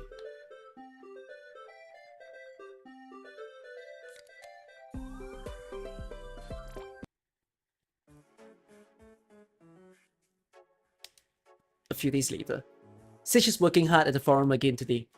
Just like the journey to the surface, the dressing of the city is a task that requires the sufficiency of all the citizens. And as the face of the city, the dome's renovation is naturally the most important task, which is why it's also necessary for the design task to be done in the forum, where everyone can see. And as Master H claims, it also saves time. That darn old man! He's definitely having me to do this because he thinks it's funny. Noticing H's smug look below, Stitch finds himself immediately incensed. However, not even he himself expected to adapt so quickly to these work conditions. When he has to take questions from passerbys, when he has to hear opinions, and even when he stands up and defends his beliefs in an argument, none of that actually carries as much pressure as he thought it would. With H grinning away at him, Stitch is definitely irritated, but he also knows what people must be thinking about him, just like how they must know what he is thinking. This little runt. He's had more arguments than I could count the past few days. Just because someone dared him to give some feedback, he had to argue for the better part of this day. Still, the work he's turning in is impeccable. Finch, I don't know where in the world you've trumped off to, but you can rest easy now. Oh, right. Stitch, what is it? I'm working here. Somebody found a letter at the top of the dome while it was being inspected. A letter? Yep, and it's for you. No way! I am Finch Canvas, the Zeretz's greatest architectural designer. I placed this letter at the top of the dome. I'm sure the one who opens it will be the next person to renovate it. I hope that he is my dearest student. This letter is for him. However, if you are not him, then please do not give him this letter, as that would mean he has failed. That's sweet. Sorry, Catch. If only I were more like you. Everyone's personality is different, and I can understand the way you think too. All I can say is, if I found out a little sooner, maybe things could have turned out different. You're allowed to stay, you know. It's fine. It feels like I did something terrible to you. Not at all, Elysium. I really appreciate your suggestion. It's true that I made the decision to give him that push at first, but I also really want to seek out Master Finch. I'm sure he'll be very happy to hear how Stitch is doing. Well, you made it plenty hard for me to know what to say here. Speaking of which, it sounds like this Master Finch really cares about his student. I have a hunch that he might have gone to the surface to seek a cure for Epilogue. After I leave, I'll try my best to track him down too.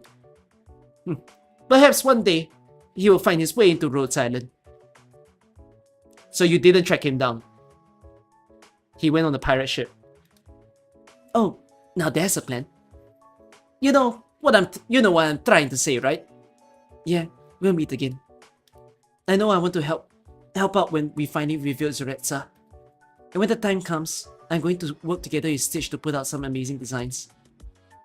It's just funny to hear that Catch-like race a little Durin is gonna run around the world. I mean, Durins in general.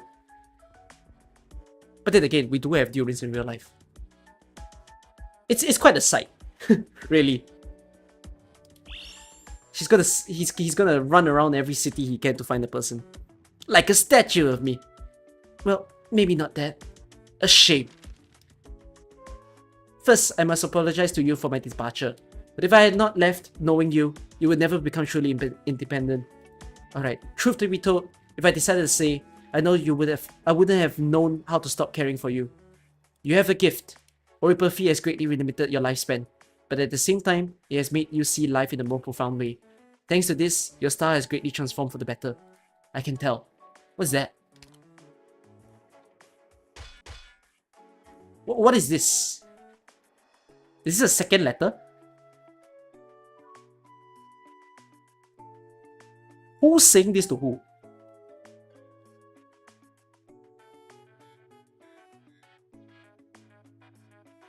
Or is a continuation of the letter?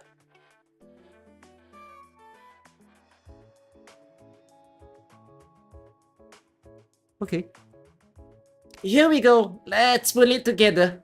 Our job today is to blow all the caverns in this area. You hear that, Yogi? Yes, brother. Yota, do you have to start working this early? What are you talking about, Inam? This is a mission Gaviel gave us herself. She saved my life. If I could, I would dig through the earth to meet her right now and check how she's been doing.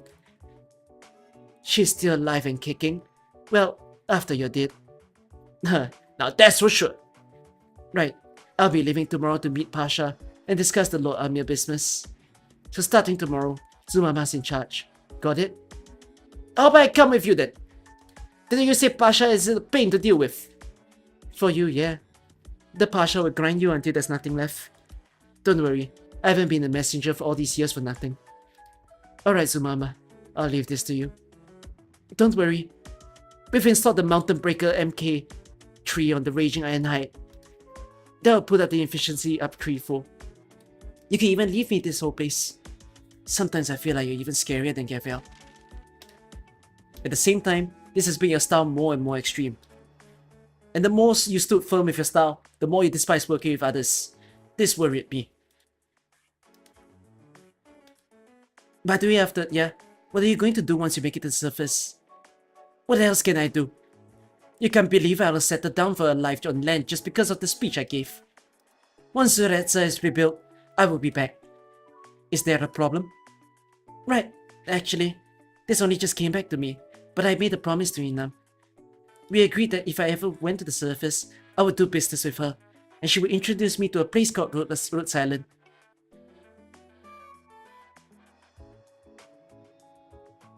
Why is Inam introducing you to a place called Rhodes Island and she's not in the game? And she's not in my account? But I don't know that much about the surface, so I told you that you would be our only middleman, and I could learn from you. So that means you sold me to her. I'm sorry, but I really want to try doing business on the surface. Please help me out. Croak. Diamond face. Didn't I tell you not to drink? I'm really sorry. When aloofness yields no result, it only devolves into misconception. It tells you that it isn't your fault that others don't understand you. It tells you that others are in the wrong for not understanding your work. But sometimes, that couldn't be further from the truth. You can of course hold on to the way you think. However, if your line of thought is really so fine and exquisite, shouldn't you try your best to share it all the more?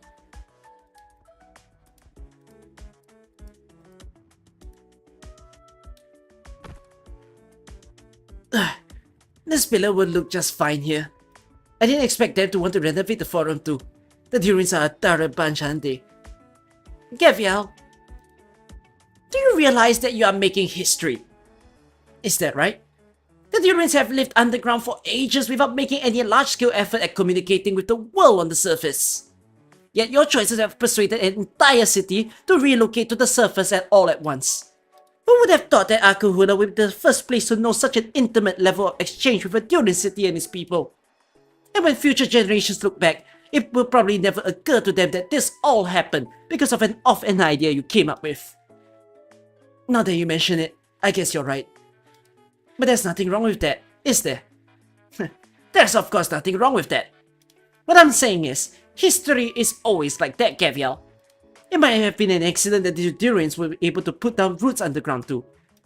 This goes to show that perhaps history is nothing to be revered or feared, just like the Arknights traditions that you so easily destroyed. Now, I'm not so sure about that. I think people who know their history pretty great. Wait, I think people who know that. Wait, I think who is not supposed to be there? Whatever. Like Dr. Cal said, she knows history like the back of her hand. Cal said? I could count the number of lives we've dealt with each other on one hand, but she might be the only person in the world who takes history the lightest. Is that right? Of course.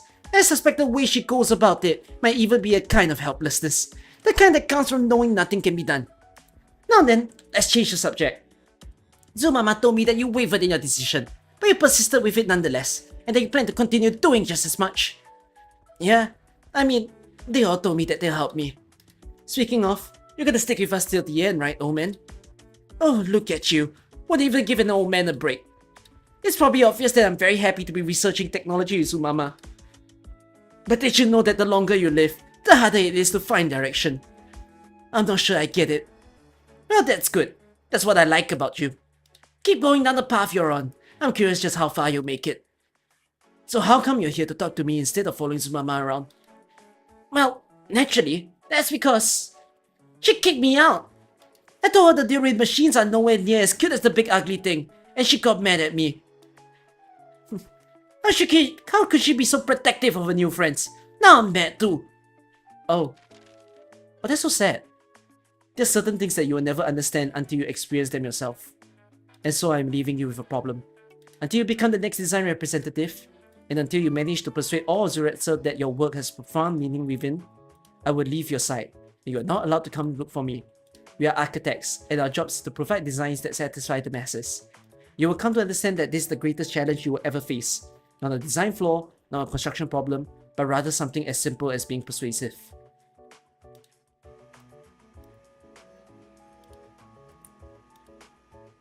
Oh, don't beat me. You feel it? Yeah, it's shaking. I'm surprised we can still feel it even though we've taken the lift all the way up here. Those are some huge tremors. But all the Zuretsans have made it to the surface. Every last one of them. Yeah, everyone's done a great job. You okay? I told you to drop the Tafek, but you had to be the last one to leave the city. What inspiration can you get from watching it crumble anyways? You wouldn't understand, even if I told you. That was the final moment of an entire city. It simply overwhelmed me with emotion. Master, this might be impossibly difficult, but I'll give it my best shot. And you, little whelp, what are you mumbling to yourself? He looks exhausted. Well, can you blame him? He's been working really hard. Not only did he manage to design the thing, he went to construction site every day and even insisted on being the last one out. A while back, I would have expected him to be such a responsible guy. Yeah, I'm starting to see him in a different light too. Alright, let's go. We're the last ones. Everyone's waiting for us.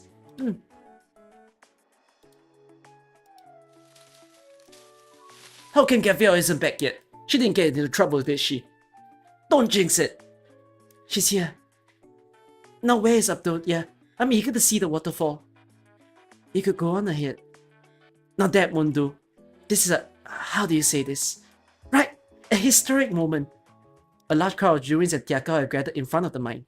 They're all waiting for the last group to ride the elevator to the surface. Wearing her usual smile, Gaviel steps out with Stitch in tow.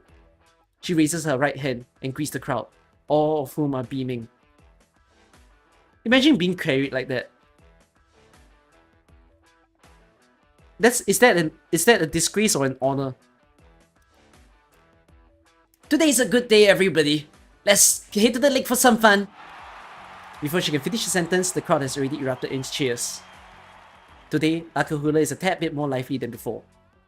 In the future, it might get even livelier. Nice CG, even with Inam in it. Oh, this story has no teaser.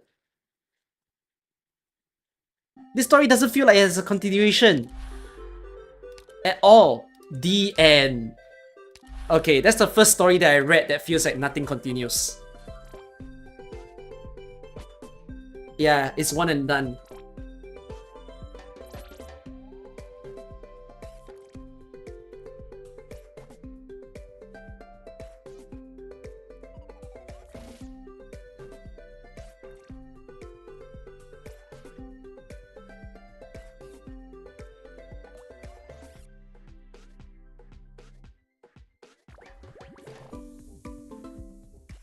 .5 out of 10.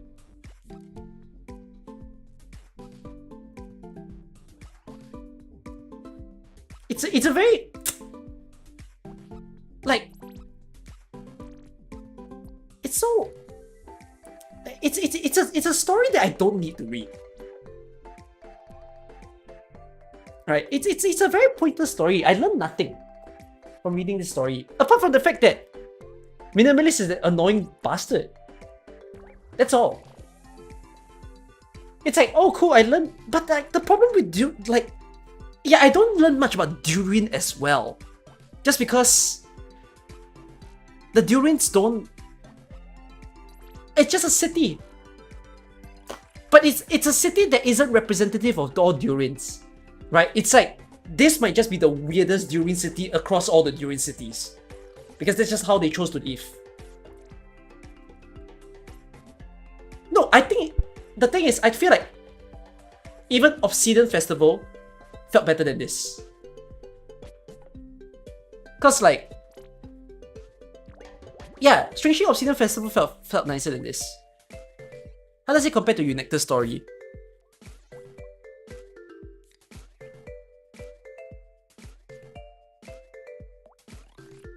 I like Unecta's story because it felt like a setup for Gaviel. Like you learn the characterization of Gaviel, and you see how she's a very respected figure, which I thought that was very nice. Like I don't think it was like the best story ever, but at least the characterization was enjoyable to see. In the case of this, I don't see nice characterization, cause like I wouldn't like Minimalist by the end of this. You see, Minimalist is a midget himself, right? And then comparing with Rosalt is also a midget. Who's the more likable midget? I think it's a landslide. It's a sweet, obvious answer for that. So yeah. Also, I don't quite like this story for how Gaviel is very strong, but I feel like the story don't do justice to Gaviel Alter. Right? As in, I feel like Gaviel Alter is deserved, but the story doesn't quite depict it very well. If you all get what I mean. So yeah, there's not much conflict. Like there's not much fights and action. I'm all for a simple story, by the way, but it's just like we've seen simple stories in this game written well. You know, I feel like the other summer stories were more enjoyable than this. Yeah, the whole Ideal City is just to show how badass Gaviel is. Yeah, but like, oh, Gaviel could have looked so much cooler if she was actually like destroying shit. Yes, yes, you're right. The conflict was meant. No, the original vein was not man-made. The original vein was a real threat. The problem with the original vein is that I couldn't feel the threat while reading this story. And by the way, for some reason, the lines in this story feels very weak. Like, the reason why I feel I was falling asleep was that even now that I'm reading while I'm more awake, right? IC8, IC9, the lines just feel weak. I don't know why. I think there's just too much unnecessary things. You know, like the part where Poziomka was giving the speech, and then after they say, oh, raise your hand, raise your hand. I found that part very annoying. Because I'm like, you would know what the outcome is. Right? You would know what they're gonna write. So it's so annoying that we have to read the lines for first proposal, second proposal, third proposal. Where they could have been choppy. Like, it could have been very fast. So, yeah. Well, I might even downgrade this story even more. I think it's a 3 out of 10. The thing that made it a little bit more enjoyable, I suppose, is I did like the side characters though. At the very least, I don't find the characters hateable. I found some of the characters likable.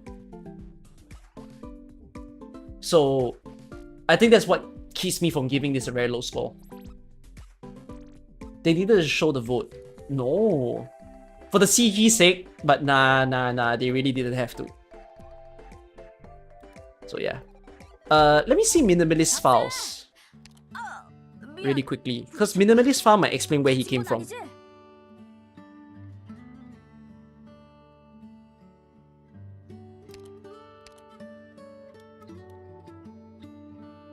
Oh.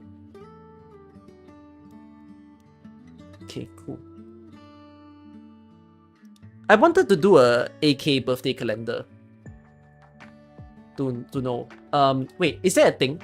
Arknights birthday calendar. Yeah, I wanted to do a full birthday calendar. My birthday... I feel like my birthday is the same as someone. I cannot remember. Is my birthday the same as Winflit? Do you all ever check whose birthday is the same as you? I'll watch you take on Terra 100% in the stream. When all the episodes come out, have they released the last episode? Is episode 6 the last? I'll watch you take on Terra the entire way through in the stream.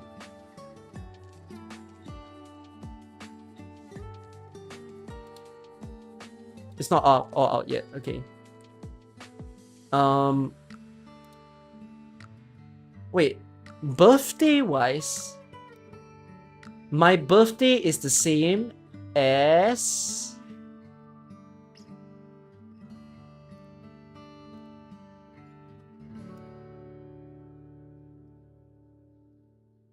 I can't check. Oh! I had the same birthday as April. That's funny. Her name is April. But we learned that her name is April because she likes a song called April.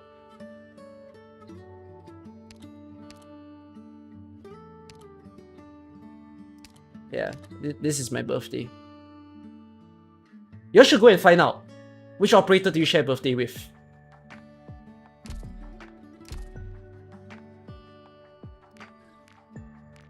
Your lie in April. Yeah. April's birthday, not in April. Amazing. What's the site? I don't know. Find whatever site that you can. Is there a calendar? I should go and make a calendar. It'll be a fancy thing to make.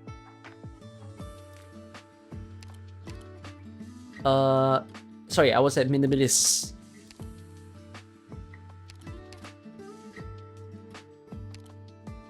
Don't share with anyone. We have like 350 characters now. You're bound to be able to find someone that matches birthday with you.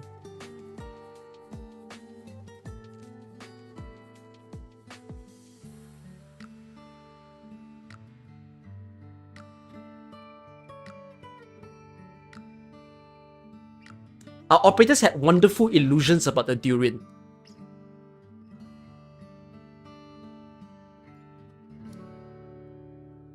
These include suddenly showing up a room to critique the interior design, submitting 80 applications to renovate his quarters in a single month, and most characteristically, insisting that he is kept clean and tidy from head to toe. Brother, I will unlevel you. I will fucking unlevel you.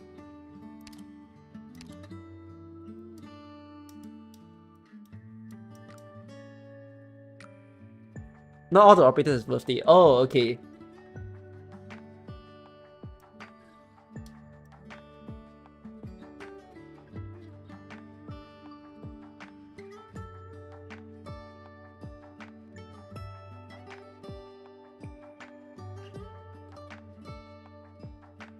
Wait.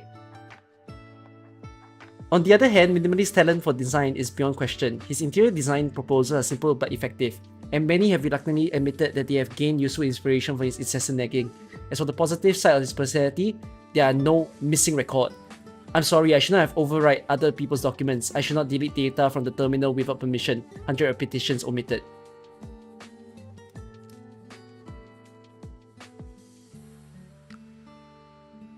He destroyed his own record.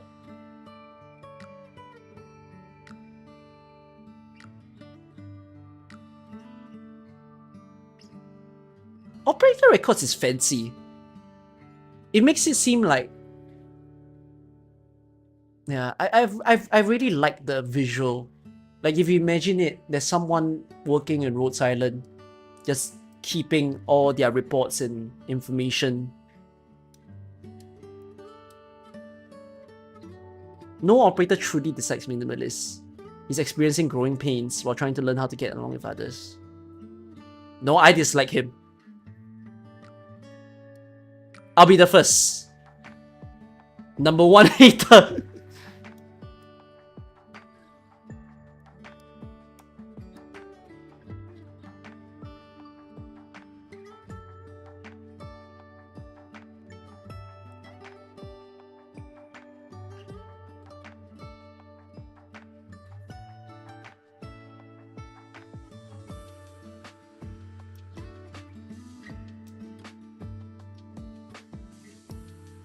Oh, wait.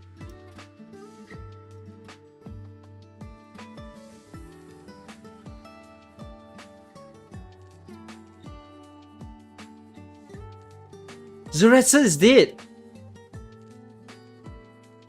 Right? It failed.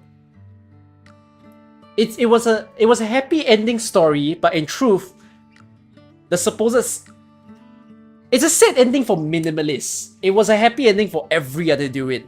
Because apparently from what this says, it means that everybody apparently became happy to live in Nakahula.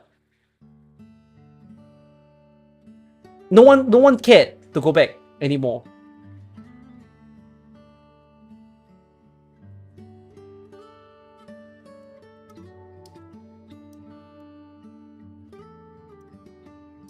Poor thing.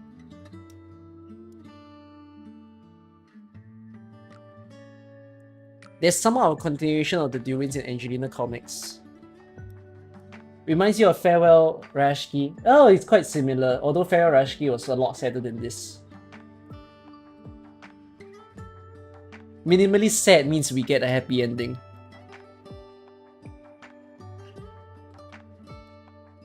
So Minimalist is actually an architect in Rhodes Island. I mean, understandable.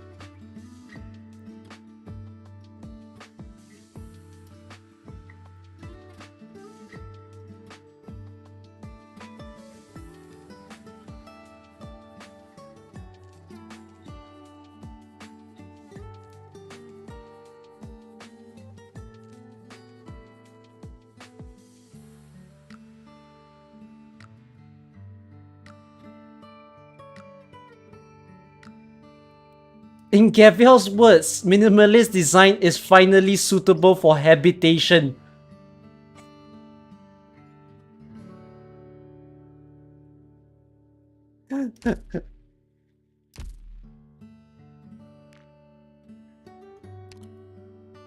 You Take on Terra will show the lights in Akagura. Yeah, I want to read You Take on Terra after I read more stories. Then I'll appreciate the animations more.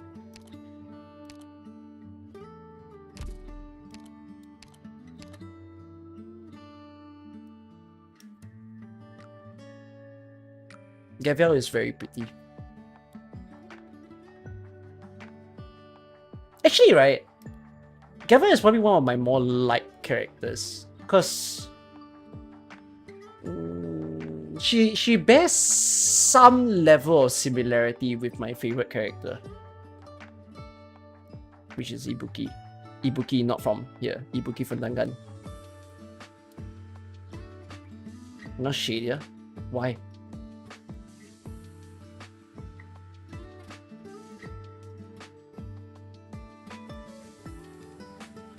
New test.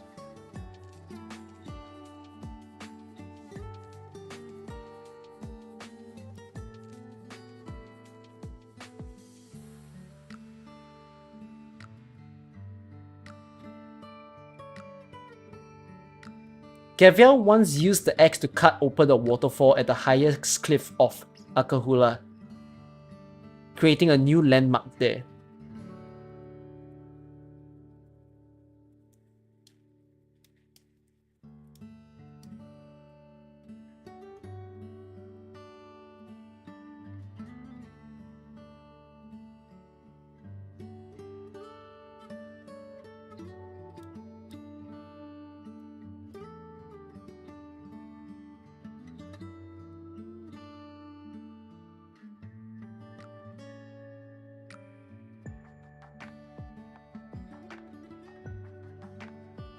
What were we supposed to do? She's Gaviel. Oh, what a name for herself.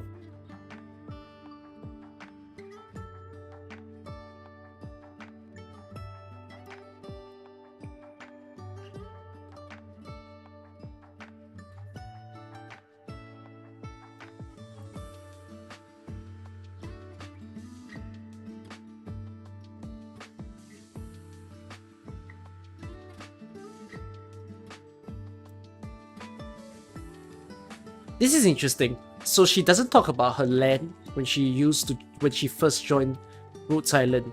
I think at that time it was probably because the burden of the she was supposed to be the great chief or Akahula, but as Akahula kind of grew and then they accepted her as the great chief who shall never be on the land, and as they do their own things, and then Inam just takes charge, like she became more proud.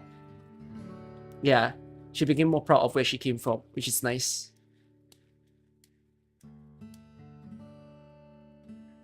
Gaviel is a lucky fella, right? We've got characters in the game where they're lucky to still have a home. So, you know, a place that they once belonged.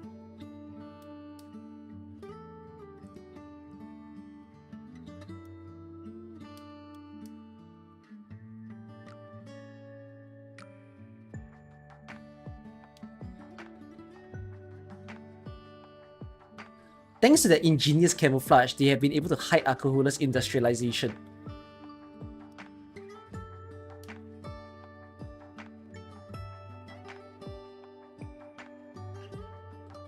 Inam is now Akahula's Lord Amir.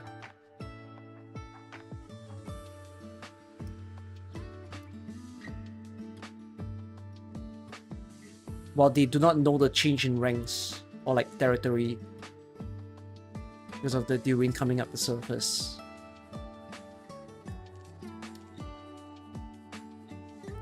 There is no going back to Zuretsa. The sudden surge in population will exhaust Akahula's resources. Unecta's tribe is benefiting from Durin's technology.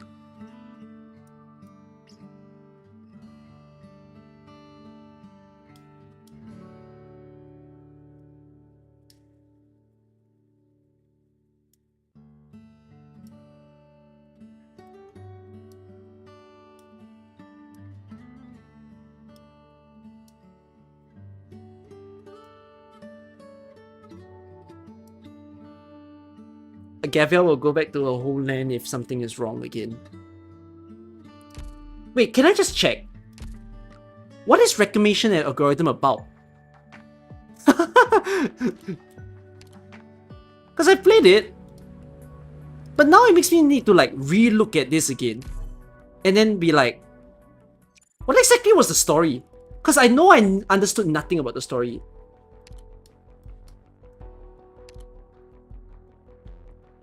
This RA is about passenger? No, the second. How about this RA? This one in specific. I should go and relook at the first RA. The first RA had its own story. Wait, so the together.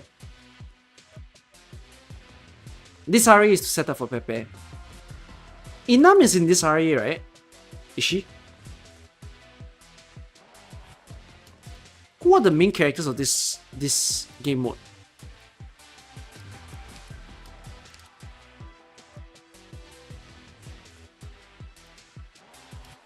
Yeah, I might need to read wrong into that, so I know nothing about Passenger. I'll read it when I do. Am I close to seeing everything? No, I have a whole region I haven't explored yet. This will be a few streams. Okay, we'll get here when I get here. Alright. Manticore, Passenger, and Tuya. Second RA is... First RA is before Passenger join roads. Second RA is after Passenger joins. Okay. So nothing about Akahula then. It's the bigger lands of Sargon. Okay.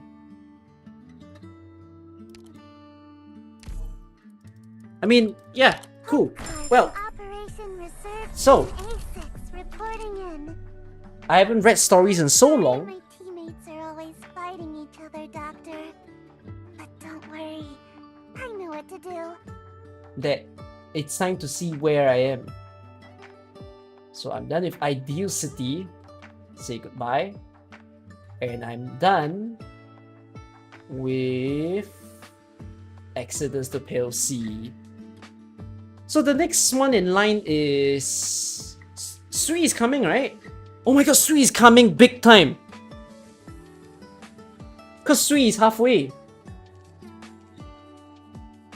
Like, halfway in July.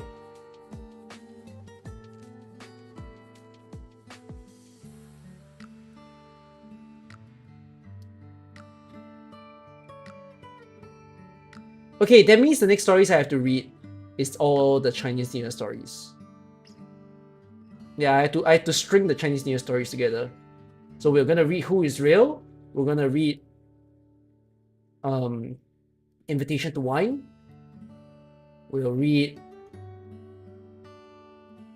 Vernal Winds. Do I need to read Chunfen?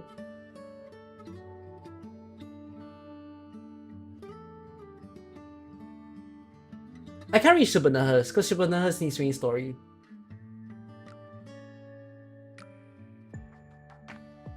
Chunfen is a good... Yeah, I heard Chunfen is a good story, but it's on its own. Okay. There's some interface that has previous unlocked story for RA2 if you've done them. Oh, okay.